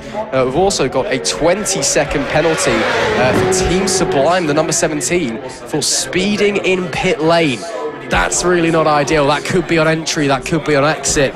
Hard to tell, but yeah, really, really big penalty for those guys. First offence immediately slapped with a 20-second penalty, which of course will be immediately added on. I'm not sure it's cost them any positions out on track, but it does just bring WCS Racing and the number 90 Unit 09 bike a little bit closer to them, which when you're getting into the latter phases of a race, not ideal. Yeah, not ideal at all. And of course, a 1.880 second penalty. That's around just over 3.5 tenths that they were under pit stop wise. Yeah, exactly. Very tight. It's the smallest of margins. And well, we're just having a look in pit lane there. The first couple of pit stalls, and although they're not taking part in the endurance, they are watching on with Ralph Laturco and Enzo Laturco watching on at the side of the track. Of course, Ralph Laturco, incredibly experienced motorcycle racer himself, racing the likes of British bikes in the past as well in the mid 2010s, and now his son here at the circuit racing this weekend, fighting for podium straight away in the stock twin class. And well, they're looking on at this endurance race and potentially thinking about later on in the season. Who knows? It'd be great to see them taking part. But father and son, the Laturco family, incredibly impressive setup that they've got down there, and some lovely colour schemes on their bikes, if I do say so. Yeah, really, really nice, it must be said. And great to see everybody crowding around and enjoying the show as well. I did have to dart through the garage on one of my couple of trips down to the pit lane just to get through to the pit lane. And there was just a big crowd all just sat around watching the timing, watching the broadcast on the telly they have, just to keep an eye open. That is the number 7 bike, the WCS, making its way out of the pit lane. That, I believe, is a rider and bike change. I believe it's Daniels who's getting back out there. He's had a couple of issues today, has Andy. He had a loose chain earlier on, and then when we last spoke to him, said something wasn't quite right again, but they were hoping they'd have sorted it. So let's see how fortunes fare for the number 7. They are third in class at the moment and do have a reasonably healthy lead of almost 2 laps behind them to the 85 of JAS Racing and P17 overall. So it's that point where they've got a healthy gap, but if they now do have an issue where they do have to bring it back to pit lane, that's where they're in a real sticky situation and they could be dropping out of the podium places in class. Yeah, and it's at this point of the race that you don't want to. You're entering the final hour. It's where everything needs to be pinpoint perfect. You don't want to make any silly mistakes in terms of pit stops, speeding in pit lane as well. A lot of these bikes now having pit limiters on them, so really there's no excuse for going over that 60 kilometers an hour unless it's completely calibrated wrong. But we can see some refueling going on there in the pit lane. The 178 team, and actually that was PB Racing, who have a short stop. That's the 1.8 second penalty team, if you will. It's not going to impact the result too much, you wouldn't think, unless they get into a last lap battle, or what is now a last hour battle, because we're 2 minutes away from clicking over and heading to our next checkpoint of the race, if you like, where then we start to look forward and start to recap exactly what's happened here. Because, well, Jordan Browse out on circuit, we did speak about his times ever since then. A 1:55 he's running, so around the second or so off his fastest lap of the race, but continuing to be very, very consistent, because at this point in the race there's no point to be going out there and try and set the fastest lap whenever you've got a nearly 40-second lead over your next competitor out on circuit, and even then they're not in the same class. Absolutely. It's a very healthy advantage, is that, as we see more preparations being made. Again, we are right in the pit stop window now for the way into the penultimate stint for most of the teams who have been running around about half an hour. Some teams, of course, going longer, the likes of Fireworks, who've been running, obviously, the one bike, two rider systems. They've been pulling 45-minute stints, which is brave, to be fair. Gonna be very sore tomorrow, those guys, I can imagine. But yeah, just everyone getting ready to send bikes out for the final time. Looks like Salias, anyway, everybody should be okay to make the end of the race without having to take an extra stop. So you'd expect the stops around about now. Of course, then in 50 minutes time you'd expect the longest stint guys to come in, so Fireworks, like I mentioned. Then at half an hour, everybody else comes in for their final pit stop, and then it is just going till the checkered flag as we wait to see what's going on. Looks like a change for position as well. Yeah, Full Throttle Racing making their way past Pack Racing. Interesting there, so we'll have to see if something's gone on there. But yeah, Full Throttle Racing getting up into P3 in class in ACU National 1000. Potentially problems for Pack Racing, but they are running very, very close out on circuit, even this late in the race. So we'll wait to see what is happening with that one. But as we see, there's some people watching along and enjoying the show as we are about to hit 1 hour to go. Yep, 1 hour to go, and it's a good chance for us to look at exactly what's happened, where things stand, and what is left to go. 59 minutes and 55 seconds are now on the clock. The number 32 team with Jordan Browse at the helm continuing to lead the way in the National 1000 category and overall. Proudfoot sits in second position with Proudfoot Racing on the number 69. Walsh now third position for him, second in class though in the National 600 for the Moto 46 team. JMJ Racing, some great battles so far in P4, Nitrous Plant Racing, PB Racing and Fireworks rounding out the top 7. Fulham Racing sits P8 with Randy Racing and Team Sublime rounding out the top 10. Unit 09 Racing are now up into P11, our last checkpoint. They were sitting P15. WCS Racing on the number 7 after a few issues, P12 for them. Full Throttle Racing ahead of Pack Racing. We just seen a position change there for 13th and 14th, as Army Team 1 are now ahead of RAF Dambusters in 15th and 16th. JAS Racing, Right Culture Racing, Oddballs Racing and PP Racing round out the top 20 runners. Snapdragon Racing, not the result they'd be hoping for in Honda CBR 600. They're in P21 with KGG Endurance and Race Skins Endurance rounding out the top 23 and the remaining runners, and still continuing out on circuit. So that's the full list of runners here on circuit with 58 minutes and 30 seconds remaining. Final update then for you with that one. Should be exciting to see how it is all going to unfold over the remainder of the race. Of course, this is the final race of today. Before we get to the end of the day, then of course we'll be back tomorrow with plenty more racing action to come your way, of course. Yeah, should be interesting to see how it's going to unfold. There are a couple of teams out there that are very close on track. We just saw Full Throttle Racing and Pack Racing swapped position a few moments ago. We're trying to figure out if there was a problem potentially for Pack Racing or if they just got done on pace alone. But great to see that there are still teams that are this close together even late in the day. It doesn't look like there was any problems. I think they should have pit stop and then got caught on pace alone. But we are still expecting a couple of people to make their way into the pit lane for their penultimate stops. Fireworks should have one stop left around about the 45-minute mark. They might try and eke it a little bit further just to be safe in this stint, so maybe just roll off the throttle a little bit early, let the bike coast into corners, save a bit of fuel, save a bit of tyres as well, so they don't have to worry about any of that. But 57 minutes left in this one. The 32 squad lead once again, 61 laps completed by them in this affair so far. Proudfoot Racing leading the way in Class P2 overall. Moto 46 in P3, about 35 seconds behind those. So still on the same lap, our first and second in class. It'll be interesting to see how it unfolds in the ACU National 600. Yeah, there's still plenty of action, plenty of position changes up for grabs in the final 56 minutes. And let's not forget as well, when we speak about the chance of the riders being tired and wanting to maybe conserve some of their body for tomorrow, in the riders who are taking part in the sprint races as well, because there will be quite a few who's just doing the endurance. And that's not to forget the inter-service riders.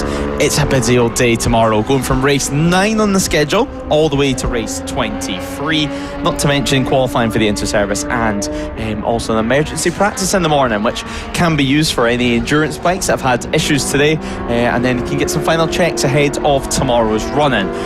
Now though, heading towards turn 2, we're seeing a couple of bikes battling the way out in circuit. That looks to be the number 17. Now the light is beginning to dull, but that's definitely 17 Triumph out on track, and they run P10 as well. Unit 09, can they get themselves inside the top 10 overall? Can Harvey Claridge claw one lap back to try and get ahead of Team Sublime by the end of things? Not to forget though, Team Sublime, they do have a penalty to serve by the end of this race, and that being 20 seconds, so a significant penalty for them, and one that could potentially impact their race if the likes of Unit 09 pick up the pace later on. But let's not forget, an action-packed season up ahead with Donington Park up next, Ross. Absolutely, yeah. So I was just pulling the calendar up myself. Yeah, Donington Park, 25th and 26th of April for your second round. That's the GP circuit as well, as we are heading to the national circuit on the 10th and 11th of October for the final round. But I just wanted to specifically look at the endurance calendar, because obviously it's so different round to round. Of course, we've got round number 6 at Cadwell Park, where there is no endurance. It took me a minute to work that one out. Then of course we also have round 5 at Anglesey International on the full international layout, which is only the endurance. There's no sprint race that weekend. It's only the 12-hour race. The other endurance race we have next time at Donington Park, it's the Melbourne 750. That's distance, not laps. They're not running that long. Then we go to Croft for another 3-hour. Then it's Brands Hatch GP for the Centenary, which is 126 laps long. So that is a laps race. So that one will be really interesting. So we don't really know how long that's going to be unless we sit down and do some maths, and the teams are all going to have to figure all of that one out. Then of course, 10th and 11th of July, it's the 12-hour endurance at Anglesey International. Then no endurance at Cadwell. Then we go to Knockhill, it's the Kinhead 500. Then we go to Anglesey Coastal, the shorter layout at Anglesey. That's a 3-hour endurance. And then Donington Park National is the Queen's Cross 400. So that is our endurance lineup in terms of calendar for this year. As we can see, the sun is now really beginning to set. Rays coming down everywhere. It's going to be difficult for riders to see out there. Potentially, of course, they will all have tinted visors. As you can see there, the nitrous competitions guys having a pit stop and a changeover. So they'll be heading out. Of course, don't want to get a penalty for that. Is there potentially a problem with one of the bikes? Yeah, what's going on there? I'm unsure anyway. It seems like Paul Bowerbank, someone's either forgotten for his levers, his equipment, or his bike. I'm sure we're going to find out pretty soon. Is it going to be something like a fuel cap, or is it something a little bit more serious? And well, it looks like they're getting the next bike out. So Paul Bowerbank, is he going to be taking the Kawasaki on track? That is a big resounding yes. So Paul Bowerbank, he's not able to take the R1 on track for whatever reason. And actually, no, he's not. He's getting the teammate to hurry on. He's going to have to get his helmet levers on, and away they go out on track. So, yeah, Paul, make sure everything is checked up with the helmet, and hopefully we can find out what's going on with the Yamaha, because everything was ready to go. It was last minute that the team noticed that someone was missing, and the bike was not ready to go out on circuit safely. But as we spoke about, while we try to find the answer to that, a lot of endurance races this year, some lapped, some distance, some, of course, also timed. And, well, in terms of minimum distances, we explained it earlier on if you joined us during the lunch break, where distance-wise, the minimum distance is 300 kilometres an endurance race can be, maximum 1,500 kilometres. So a fair distance, a fair sizable difference in that. And in terms of times, 1.5 hours minimum. We never really do that short of endurance races, though, here at No Limits. It's usually around the 3 hour mark that we start making the minimum distance that in reality we do, all the way up, of course, to 12 hours. And who knows, it could be something a little bit longer in the future, maybe double the distance. We did have Martini say that he wants to do a 24 hour. It's just where and when that'll take place that we do not know yet. So nonetheless, in the past, of course, Brands Hatch, that's 126 laps, and last year we did something very, very similar, 104 laps, and that took quite a lot of time. It took around 3 hours or so, so it's not going to take too much longer. Probably a 3.5 hour race that we're going to have there later on in the season, where we have the 126 lap endurance race. But, well, Ross, it's been great so far. It's your first No Limits endurance race. I was lucky enough to be here all the way throughout last year and get to watch some incredible racing, and in this race alone, some incredible riding, some real safe riding there out on circuit for riders that are really using their head as the sun gets lower and lower and more into their eye line. Yeah, that's of course part of the challenge, is when the sun starts to set, how do you deal with that? Because then of course not only are you tired from just being racing for so long, then the sun starts to set, your body's clock just starts to shut down, and because you're tired already, you get even more tired mentally. It's just exhausting. This long format variant of motorsport is so difficult. As you can see, it looks like a visor change going on there. So yeah, that is that a problem with the visor potentially? Not sure. Either way, something's going on with a visor of some description. Yeah, just changing the inner pin lock there. So potentially either someone's got inside the pin lock, even just some dust, or of course it could be a case of the visor steaming up whenever the helmet's fully shut, which the pin lock is meant to sort, but if it's on there dirty and there's a little bit of air getting in, that can affect things and then effectively affect your vision, which is not going to help your lap time out there. No, it absolutely is not, unfortunately. As we can see, more riders getting themselves ready again. We're expecting a couple of pit stops at around about the quarter of an hour mark for the fireworks team. You can see that's the 25 Squadron's Pit Garage. They'll be coming in for their final stop.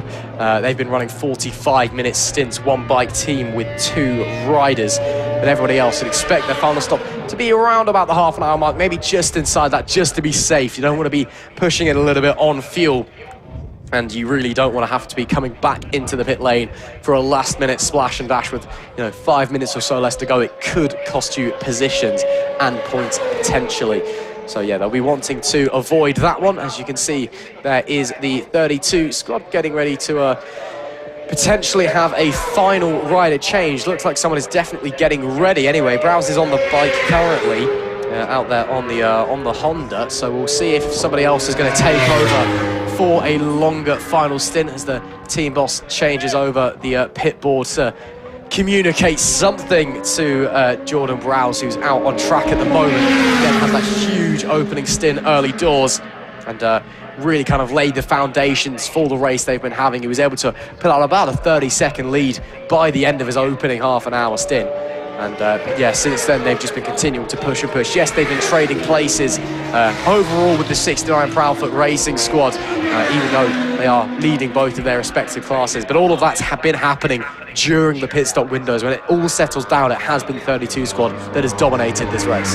Yeah, it has. And now Scott Kirkland looking to get ready and getting that Yamaha back out on circuit. Harry Denison, he's got his shades on. He's looking pretty cool, calm and collected. He's clearly not going back out on that BMW. But yeah, Scott now getting ready, and It'll be interesting to see what they were shouting over. Oh! Of course, team manager plays a big role, but we do have a crash over at turn 1, and that is going to be the 53 team down there, and they've lost that pretty early in the corner, it looks like. So KGG Endurance with Wells on board. The airbag has went off, and luckily the rider pretty much straight up on their feet. Some damage to the levers, looking at their hands and wrists, but good to see them walk away from that. It's a fast entry to turn 1, and well, it seems like they've lost that nearly upright to end up that early in the gravel trap.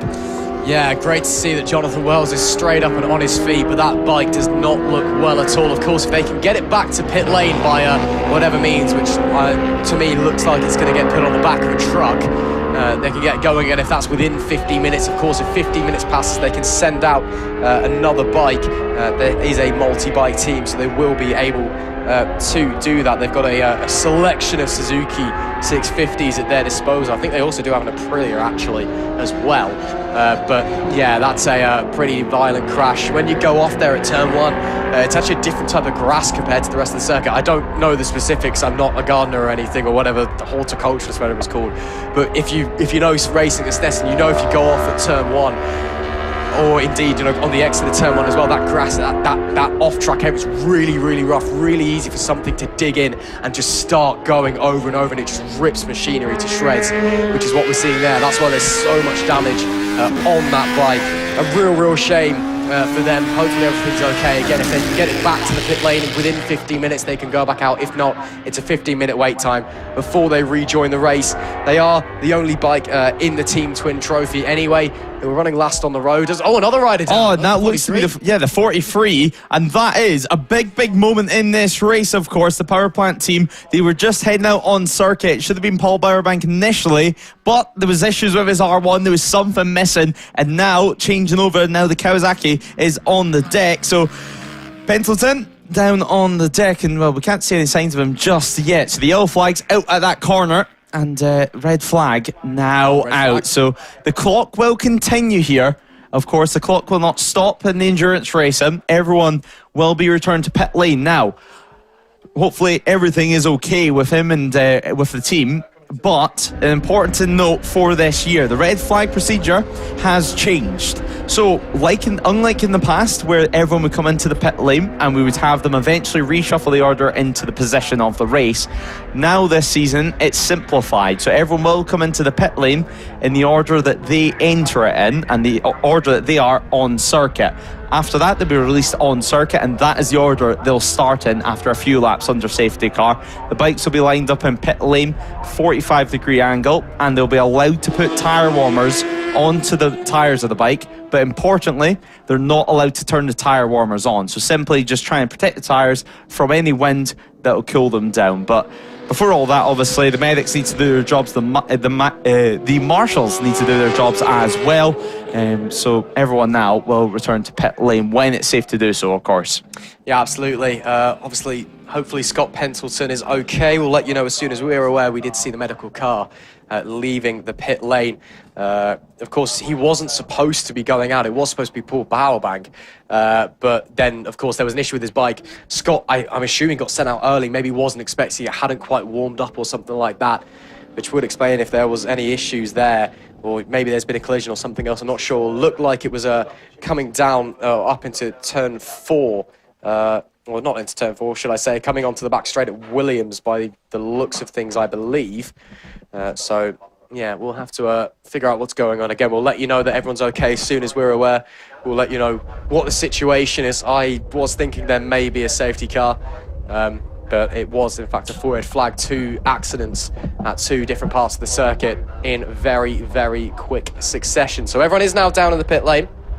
And, of course, they'll come to a stop again. Tyre warmers can go on the bikes. They're just not allowed to be turned on.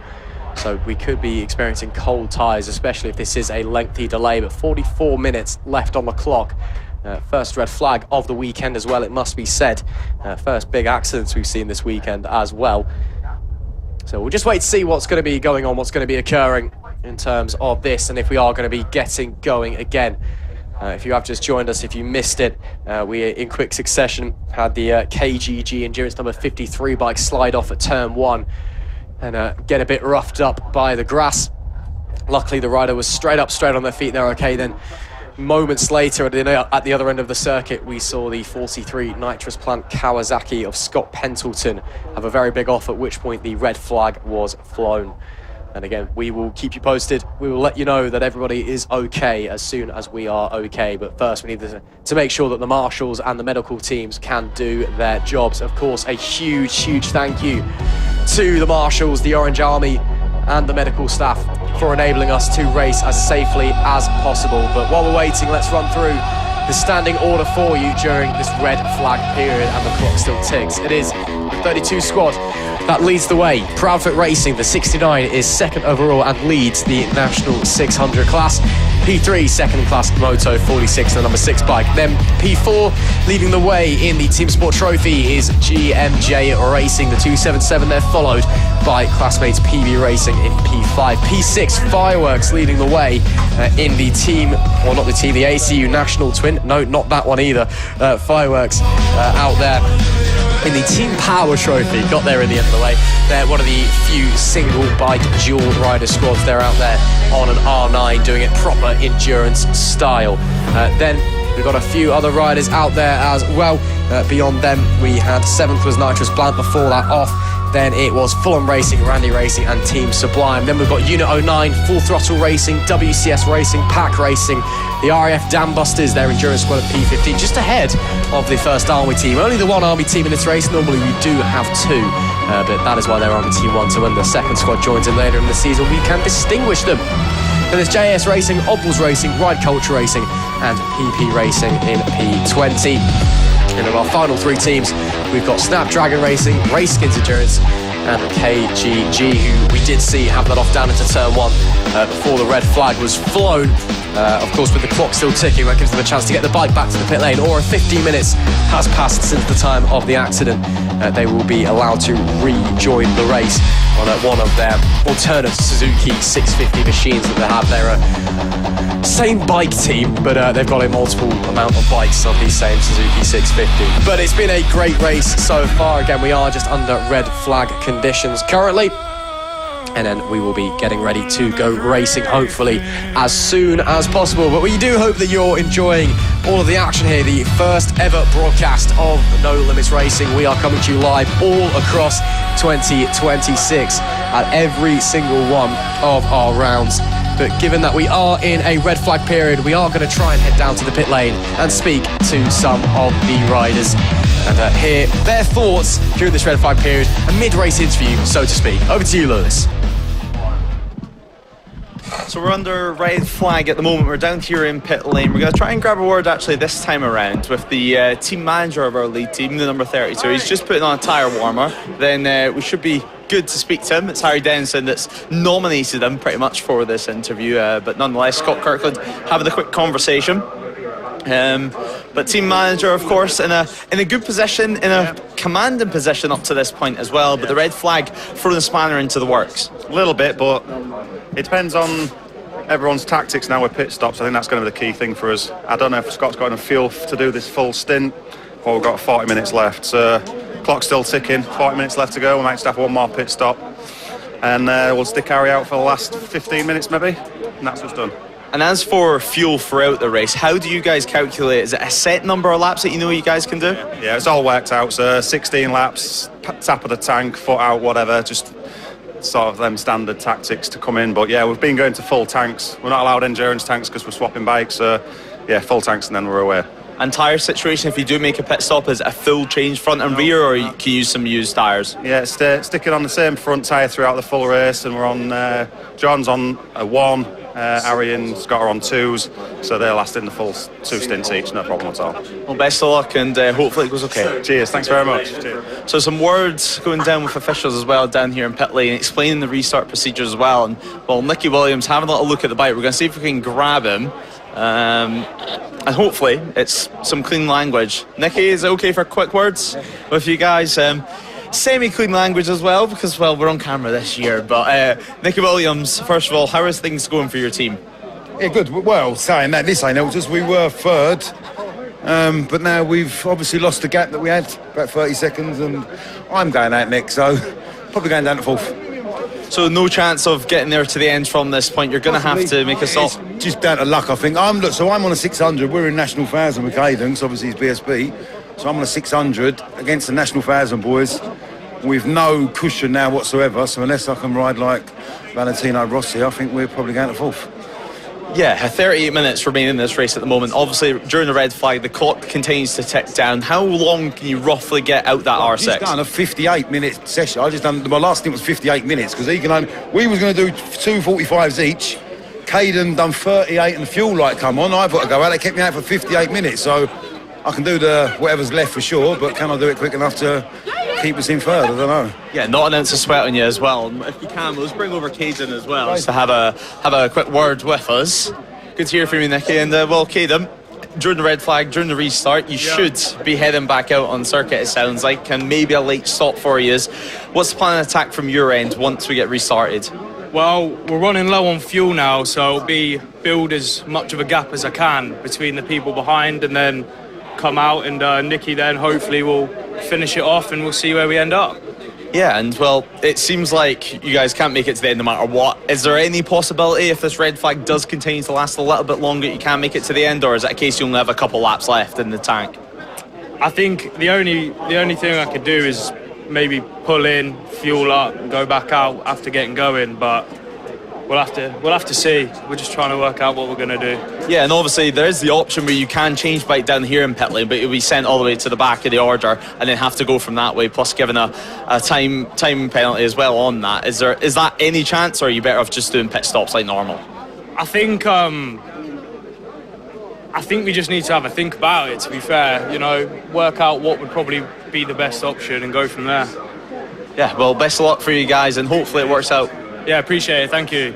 And, well, while we're here, we'll make our way up the order. 62 team just up ahead, F900 as well. Just seeing you having a quick chat to the riders next to you. What are you thinking? What are you discussing with your rivals, your friends, whatever you want to call them over at JAS Racing? We're just discussing about the first corner. You can't really see where you tip in. You can't see the braking points, and the corner after Agassiz is just like shiny. So it's quite hard to see the circuit. It's up to your rider, isn't it? Yeah, exactly. And well, you do have a tinted visor on as well. Is that helping at all? Yes and no. It's helping, but you still can't see. The sun's that low, it's just hitting you directly, and it is hard to see.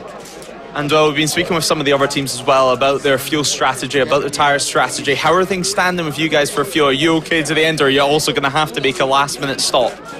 So I'm doing an out lap, an in lap, and that's it done, because that holds 13 litres, and after a 25-minute stint, it's empty. So tyre-wise, yeah, they're pretty dead. Yeah, literally, it's just a case of making it back to the pits for you guys. Best of luck for the rest of the race. Yeah, so we've got the other three lads that are going to go out and finish the rest of it if we've got time. Yeah. Otherwise, they'll just leave me out there. Yeah, we'll have to wait and see what happens. Best of luck. Thank you. Appreciate it.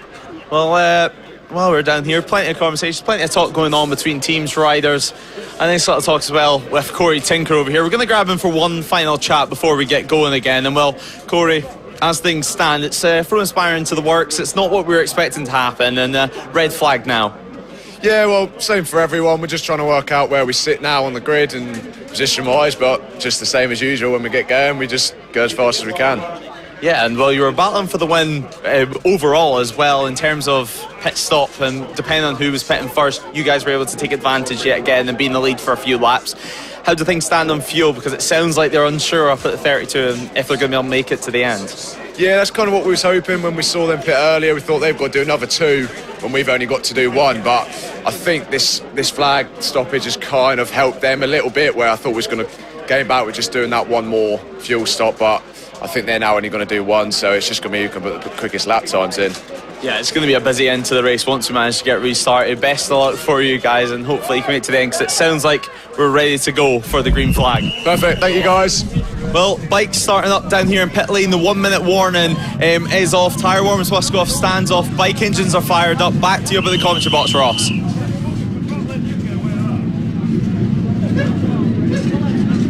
Cheers, Lewis. Great to hear from some of the riders there. Yeah, a bit of an awkward delay.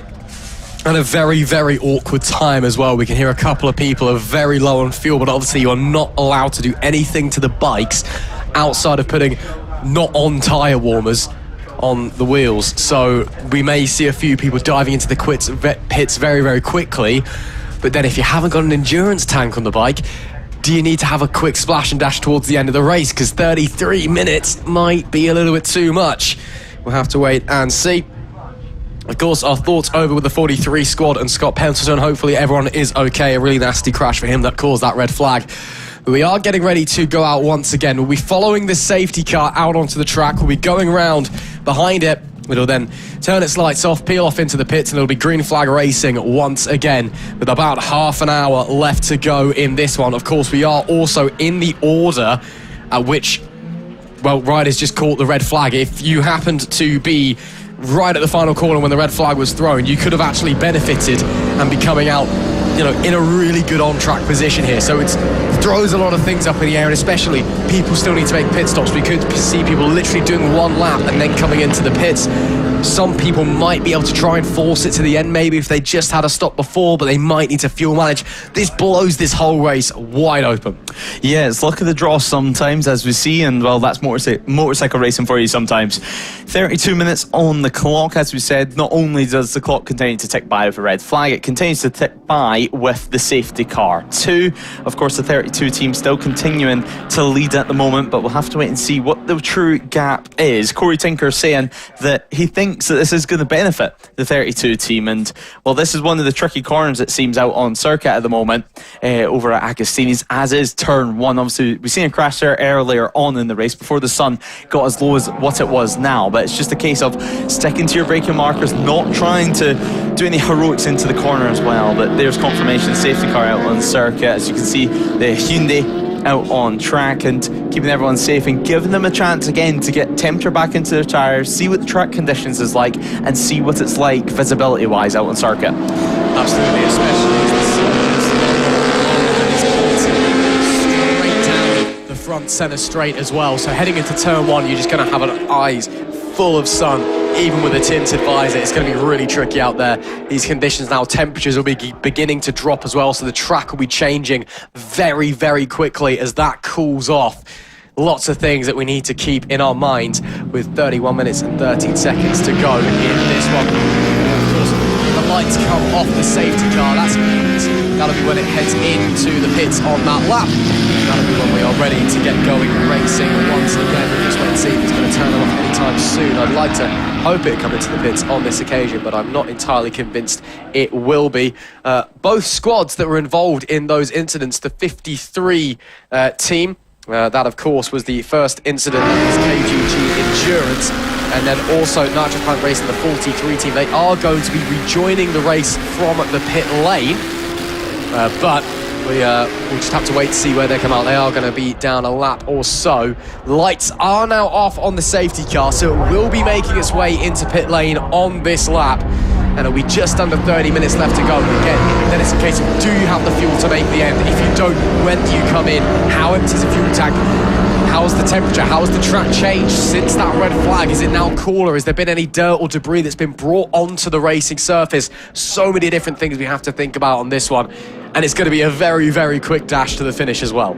Yeah, it's going to be a frantic end to this race. Paul Bowerbank heading out for the 43 team. That was, of course, the team that brought out the red flag. So he's able to rejoin. Now, it is showing the Unit 09 Racing Squad, Harvey Clarge's team, is still in the pit lane. So perhaps making some changes there late, but there's might be still down their box. And actually, they've just made their way to the end of the pit lane now. So they're going to have to take this restart from the pit lane, because obviously safety car coming in this lap, while Paul Bowerbank and of course the 53 team with Johnson now on board, they're able to rejoin onto the back of this group. Obviously they've lost a lap out on circuit, but nonetheless they can still rejoin the pack for it. Absolutely. So as they come through the middle section and onto the back Bentley straight, Glentor at the wheel of the safety car will be making his way in. That is the remains of the 43 bike that caused the red flag. Lots and lots of damage to that machinery. Hopefully not too expensive to repair. Of course, we're hoping as well that the rider is okay. We'll let you know as soon as we know. But for now, we've got a race to finish off here, and it will be around about 28 minutes sprinting to the finish. Again, the order all mixed up because you just come into the pits as soon as you see the red flag. It's not you have to reshuffle everyone. So first place is set at first. So you might have to work your way through traffic. If you were fighting with someone on the same lap, if they were 15 seconds behind you, they are now going to be right on your tail.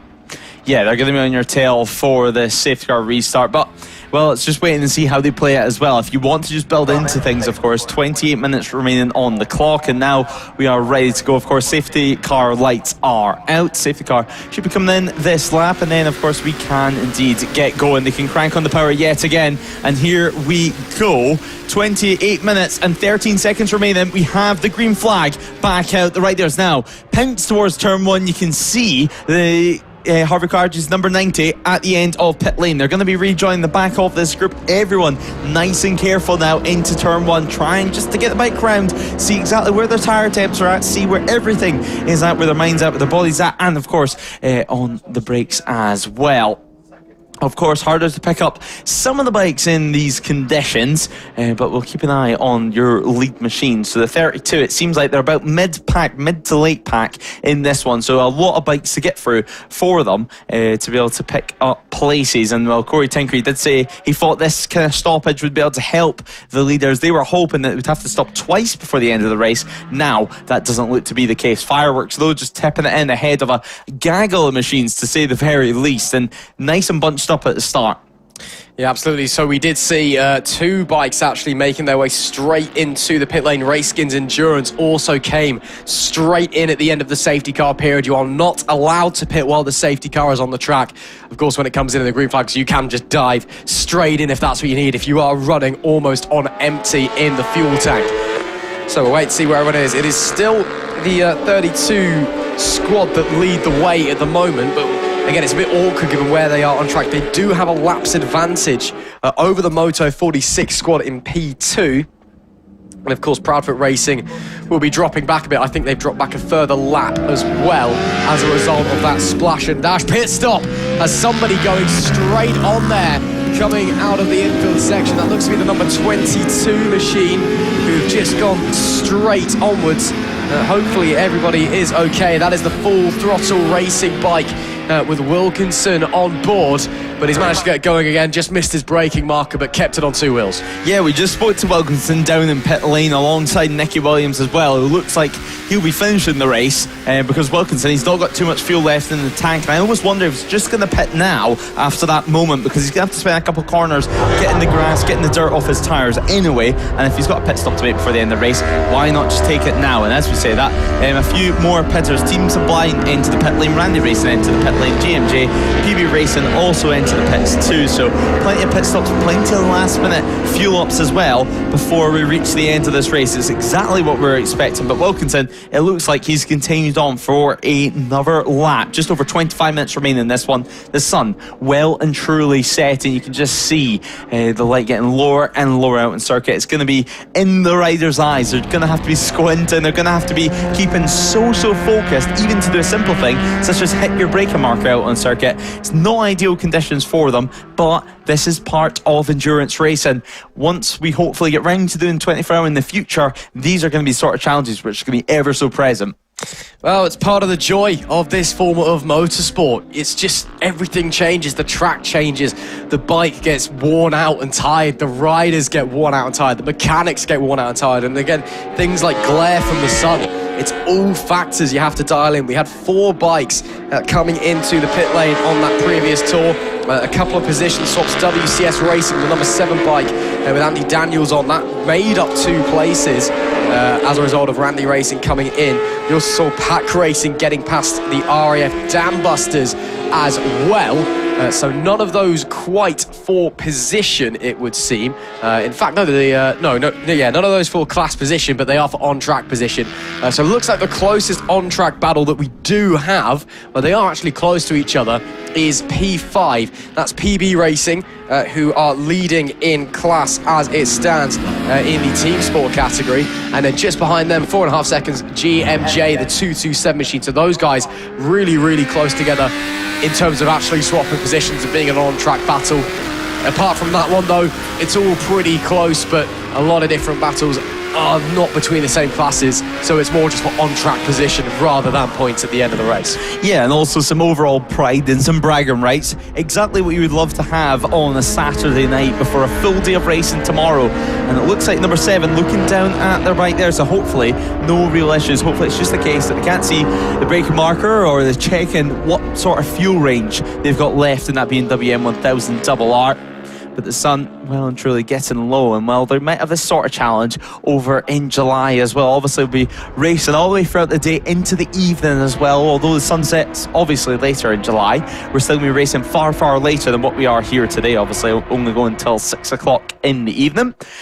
But now continuing on towards Agostini's yet again. That's the 25 looking up the inside, but thinking better of it on the 73. So the 73 continuing just to tip in, run their thing. That is Ride Culture Racing.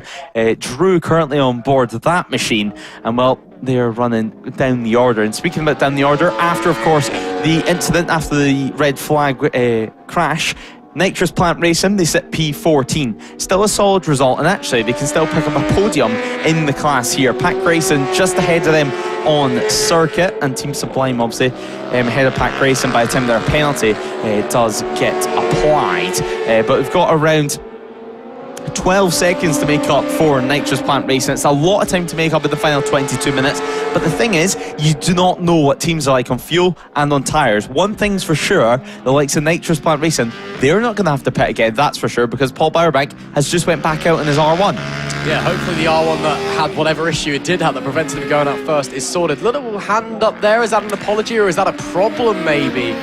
I'm not sure, or is that just oh, my hand's sore, I need to let it loose? Maybe coming into the pit lane, we'll have to wait and see. Yes, it looks like it's coming into the pit lane. That, of course, being the number 32 of Scott Kirkland. So that's our race leaders now entering the pit lane in the final 21 minutes. So hand in the air well and truly before, and also the leg in the air. So let everyone know behind that he's going into the pits, and he needs to pit right now. So 69 laps have been completed, and now we get to see what the gap well and truly is. Moto 46 sit in second position as things stand. Proudfoot Racing remain in third. Corey Tinker, though, now on board that National 600 machine. Of course, they're battling not only for position, but also for the class win between the Moto 46 squad. But Scott Kirkland enters the pit lane now, and then we'll wait and see who's going to come out onto that machine and replace him. You would suggest for the final stint we're going to have likes of Harry Denson, but the red flag looks to be showing out on circuit, so we could have another stoppage as well. And of course the 32, they've just entered the pit lane as this red flag got underway, but you can see it flashing on the panels, and the marshals also displaying the flags. So red flag out with 21 minutes remaining. Not ideal scenario here. And of course when we get better words out on exactly what's happened out there in circuit, whether it's a visibility thing or whether there's something out on track or perhaps an incident, we will let you know as soon as we do up here in the commentary box. So as things stand ahead of it, and we are showing actually finished, so checker flag showing from race control, so that has been just declared a result. Obviously the sun was getting low in the closing stages of that race, so checker flagged out, and that looks to be declared a result here in the 3-hour endurance. Yeah, so again, these are very much provisional in these results, but looks like the red flag's been flown due to the light levels. It's getting a little bit too dark here at Snetterton, unfortunately, so we've had to call an end to the race on that one. But that will be it then for Saturday's action here at Snetterton, the opening day of the season for No Limits Racing. Unfortunately, the Biker Lawyers No Limits Endurance Championships and the ACU National Endurance Championships coming to a close about 20 minutes early, we believe, due to light levels and it not being safe to carry on racing as it gets darker and darker here at Snetterton. Again, we weren't told there was any incident, and there doesn't seem any rush to try and get any medical cars out onto the circuit that I can see out of the commentary box window. So that looks like it will be it. Again, these are all results very much provisional, especially as it has ended under red flag conditions. So we'll have to wait and see what's going to happen. Let's go down to Lewis, though, in the pit lane to hear from the riders. Well, we're down here in pit lane as things stand, and obviously provisional results at the moment, but the race control declaring it a result, checker flag now being out. You can see the teams heading into the pit lane now. Just before the red flag came out, of course, we did have the 32 team into the pits, but well, we'll hopefully grab a word with them soon. Obviously, quite a bit down the pit lane, so we've got a little bit of walking to do for this, but you can see now the teams just speaking to their mechanics, speaking to their helpers. And, well, they have been instructed this round not to leave their bikes, A, not in the fast lane, and B, not in the concreted area outside of the pit stall. In the in-between area by the cross hatching is where they must leave it. And if they don't do so, they will be receiving a massive penalty for that. Now, we'll hopefully grab a word as well at some point with Paul Barbank to find out what their issue is, and if there is any update, of course, on Scott. But now we'll make our way down to the 32 first of all, and then hopefully head back up. But what a race that was from start to finish. It had a little bit of everything by the end of things, of course. We had a couple of red flags with a safety car out there as well. Is it really an endurance race without a safety car? I don't think so. Now, I can see the 32 bikes. Hopefully we can find someone to chat to and find out if they know they'll still be declared the winner. I can see Harry Denison, they're just getting the bikes now towards the cross hatchings. And then that's their race officially declared a result. Now we'll see if we can grab a team manager yet again. And once they get the bike on the paddock stand, we'll have a little chat to them. Now, having a bit run away from us. If you don't mind us asking, have you guys been declared the winner? Obviously, just entered the pit lane before the red flag came out there. We think so. I mean, it's a bit of an hectic scenario there to finish off with. Cheers, mate. Sorry. Yeah, I think P1, yeah. It's our first win on track. We've won plenty in last year in club. Got plenty of P2s, but now finally got the P1. So, yeah, well chuffed with that. I'm sure the boys will be well happy with that. Yeah, and it was nearly a perfect race for you guys from start to finish, really. I mean, Jordan set things up nicely for you at the very start, creating a nice gap. Look at him. Yeah, he got a really good lead there for us. We maintained it, all come down to pit stops in the end, but yeah, the lads did a cracking job. Yeah, well happy for him, really happy for him. Well deserved, well deserved. Yeah, cracking from start to finish. And well, Jordan, we spoke at the very start of the race. You really created the headlines from the very start. How do you feel? Knackered. No, it's been a good day. Happy. Comfortable on the bike, solid result. Traffic wasn't too bad. Beautiful day. Bike was good, tyres were good. We're happy. No issues. No issues, nothing to complain about? Nothing to complain about, apart from my finger hurts. Well, I think your night's going to get even better because Harry's coming around with some beers. So I'll let you go and enjoy that and go and celebrate with the team. That's what it's about. Thank you very much. Cheers, boys. Pleasure. Thank you.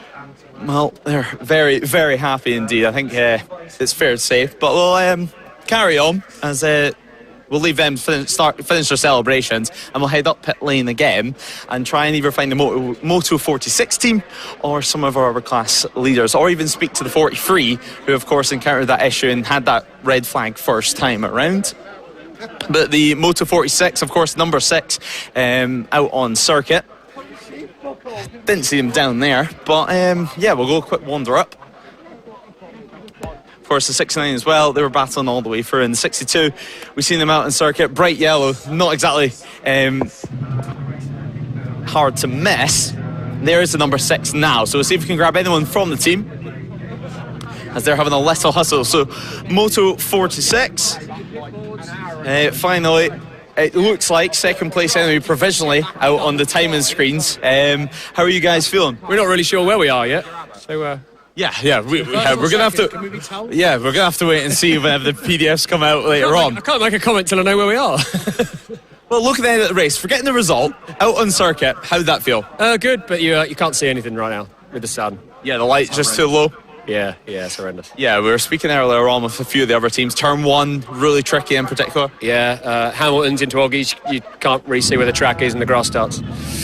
And from your side, from a team side, are you happy with how things went? Obviously, it's first round of the year. A lot of things to iron out in terms of pit stops, in terms of rider changes. We've been away for 3 years, so it's good to come back and have a bit of a giggle straight away. straight out the sharp end. Yeah, that's what it's all about. Well, congrats, whether it's first, whether it's second in class, who knows? Thank you, cheers. Well, obviously we'll have results confirmed as soon as possible, but up to this point I think the teams will be guessing and hoping for the best for themselves. But obviously racing the national 600 category, and just looking down the order, Fireworks as well, the number 25. Well, we'll need to have a chat with them eventually too. But we'll head up there and see if we can quickly find out from the 43 what went on and finish off this story of the race.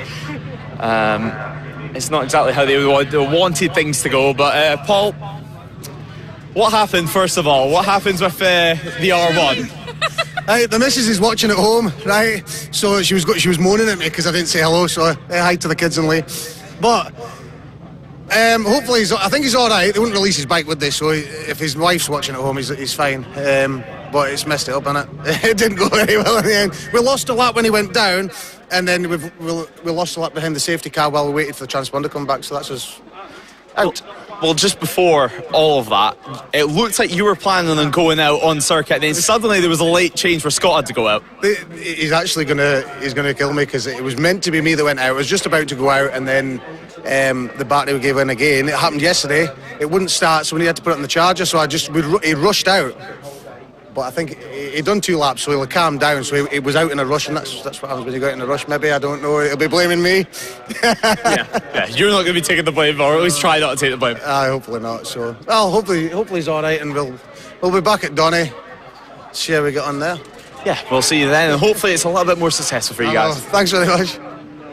Well, now we'll continue to wander up the pit lane and see if we can see anyone else. And, well, it was a good race, of course, from Corey Tinker. Corey, do you know anything yet? Anything about the results? Anywhere? Where have you got first? Where have you got second in class? No, we're still waiting. We've just gone and checked out with race control because that red flag seems to have chucked us around a bit. So we'll just wait for the final result and see what the guys come up with. So we'll wait for that. Yeah, I think they're trying to work out themselves at inconvenient time. But as a few riders were saying, like, just getting a little bit too low. Yeah, to me, I'm surprised it was run this late because, like I said, when we was out there's some points you can't see unless you've got good references. It was getting dangerous, so I think they made the right call with that, and then just see what they do with the results, really. Yeah, we're gonna have to wait and see, and hopefully for you guys it's a good result. Hopefully, I'm sure you're hoping it's a P1 anyway. Yeah, fingers crossed. We had the lead before that red flag, and it kind of got pushed to second for some reason, so hopefully they sort all that out. Cheers, guys. Right, cheers. So that was Corey Tinker, of course, and well, I think we're gonna have to go down there to go get the 25, but we can carry on to the top of pit lane and get initial reaction, and hopefully as well hear from Ross, who's making his way down from the commentary box. It was a good race to call, I think it's fair to say. Plenty of action, and well, while we wait for Ross, we can speak to the Laturco family, who Enzo just looking at his phone for the time being, and well, we'll have a little chat. I mean, you're racing yourself this weekend. You weren't racing in the endurance there, but first of all, what did you make of it? Because you've got it on the screen over there. Man, honestly, I was watching that, and every single time I looked over at the screen, something was going on, something crazy. But it was a wicked race to watch, honestly. And that was a 3-hour endurance for 2 hours. It was meant to be 3 hours, about 2 hours and 40 minutes. That's why then, yeah, no, it was a wicked race. We were cheering for her dad there, Dell, who finished 3rd place on the Triumph 765, and it was a great race to watch, honestly. Well, yeah, we can't wait to see you on track tomorrow. I'm sure you're excited to it as well, especially after watching that endurance here today. Yeah, I can't wait as well. Hopefully I can get back into the podium place, finish 4th instead because of a red flag. But I am battling to get into the 209s next session. Hopefully all goes well. Well, great to hear from you, Enzo, and we'll catch up with you later on in the weekend. But confirmation just coming on that Parc Fermé is over, so bikes can now be released. But Ross is going to be joining us down in pit lane. So, Ross, what did you make of that? I mean, an interesting race, to say the very least, and wrapped up in some dramatic fashion. A red flag, not what anyone would have wanted, but the light just getting too low. It's one of those things you have to deal with, unfortunately, Lewis. You know, if you can't see, you can't see. You can't go racing, can you? These guys don't have lights or anything, so you just got to make of it as you do. But it was a really, really enjoyable race, nonetheless. We saw some fantastic battling out there. I think it really sets up what's going to be a fantastic season for these endurance teams, especially looking forward to the 12 hours at Anglesey as well. I mean, that's a huge, huge event for us all. And, you know, this was 3 hours and was so good, so exciting. I think it's just going to set up a fantastic season for us. Yeah, I mean, obviously, it's March, the sun's going to set a little bit lower, but Anglesey, it's still going to have its own challenges even for the 12-hour. You're going to have mixed conditions, but the riders at the moment, they're still waiting to find out the results themselves. But majority of the field pretty happy with that. I think everyone's just happy to be back here at a racetrack and having some racing action. Yeah, I mean, it's obviously disappointing we've ended on the red flag. As we've said, again, it's the light. We can't do anything about it. So you got to make of it. But again, everyone's just delighted to be back. Even if the finish isn't what we wanted, we can just get out there. We've enjoyed a great day of racing. Obviously, some of these guys will be back out racing tomorrow and some of the sprint races as well. So looking forward to the rest of the season. Now we can get a bit more serious. We can all start shouting at each other and all that. But right now, everyone's just happy to be back at a racetrack. Like you said, it's been a fantastic day of racing. I'm so excited to get back to it tomorrow.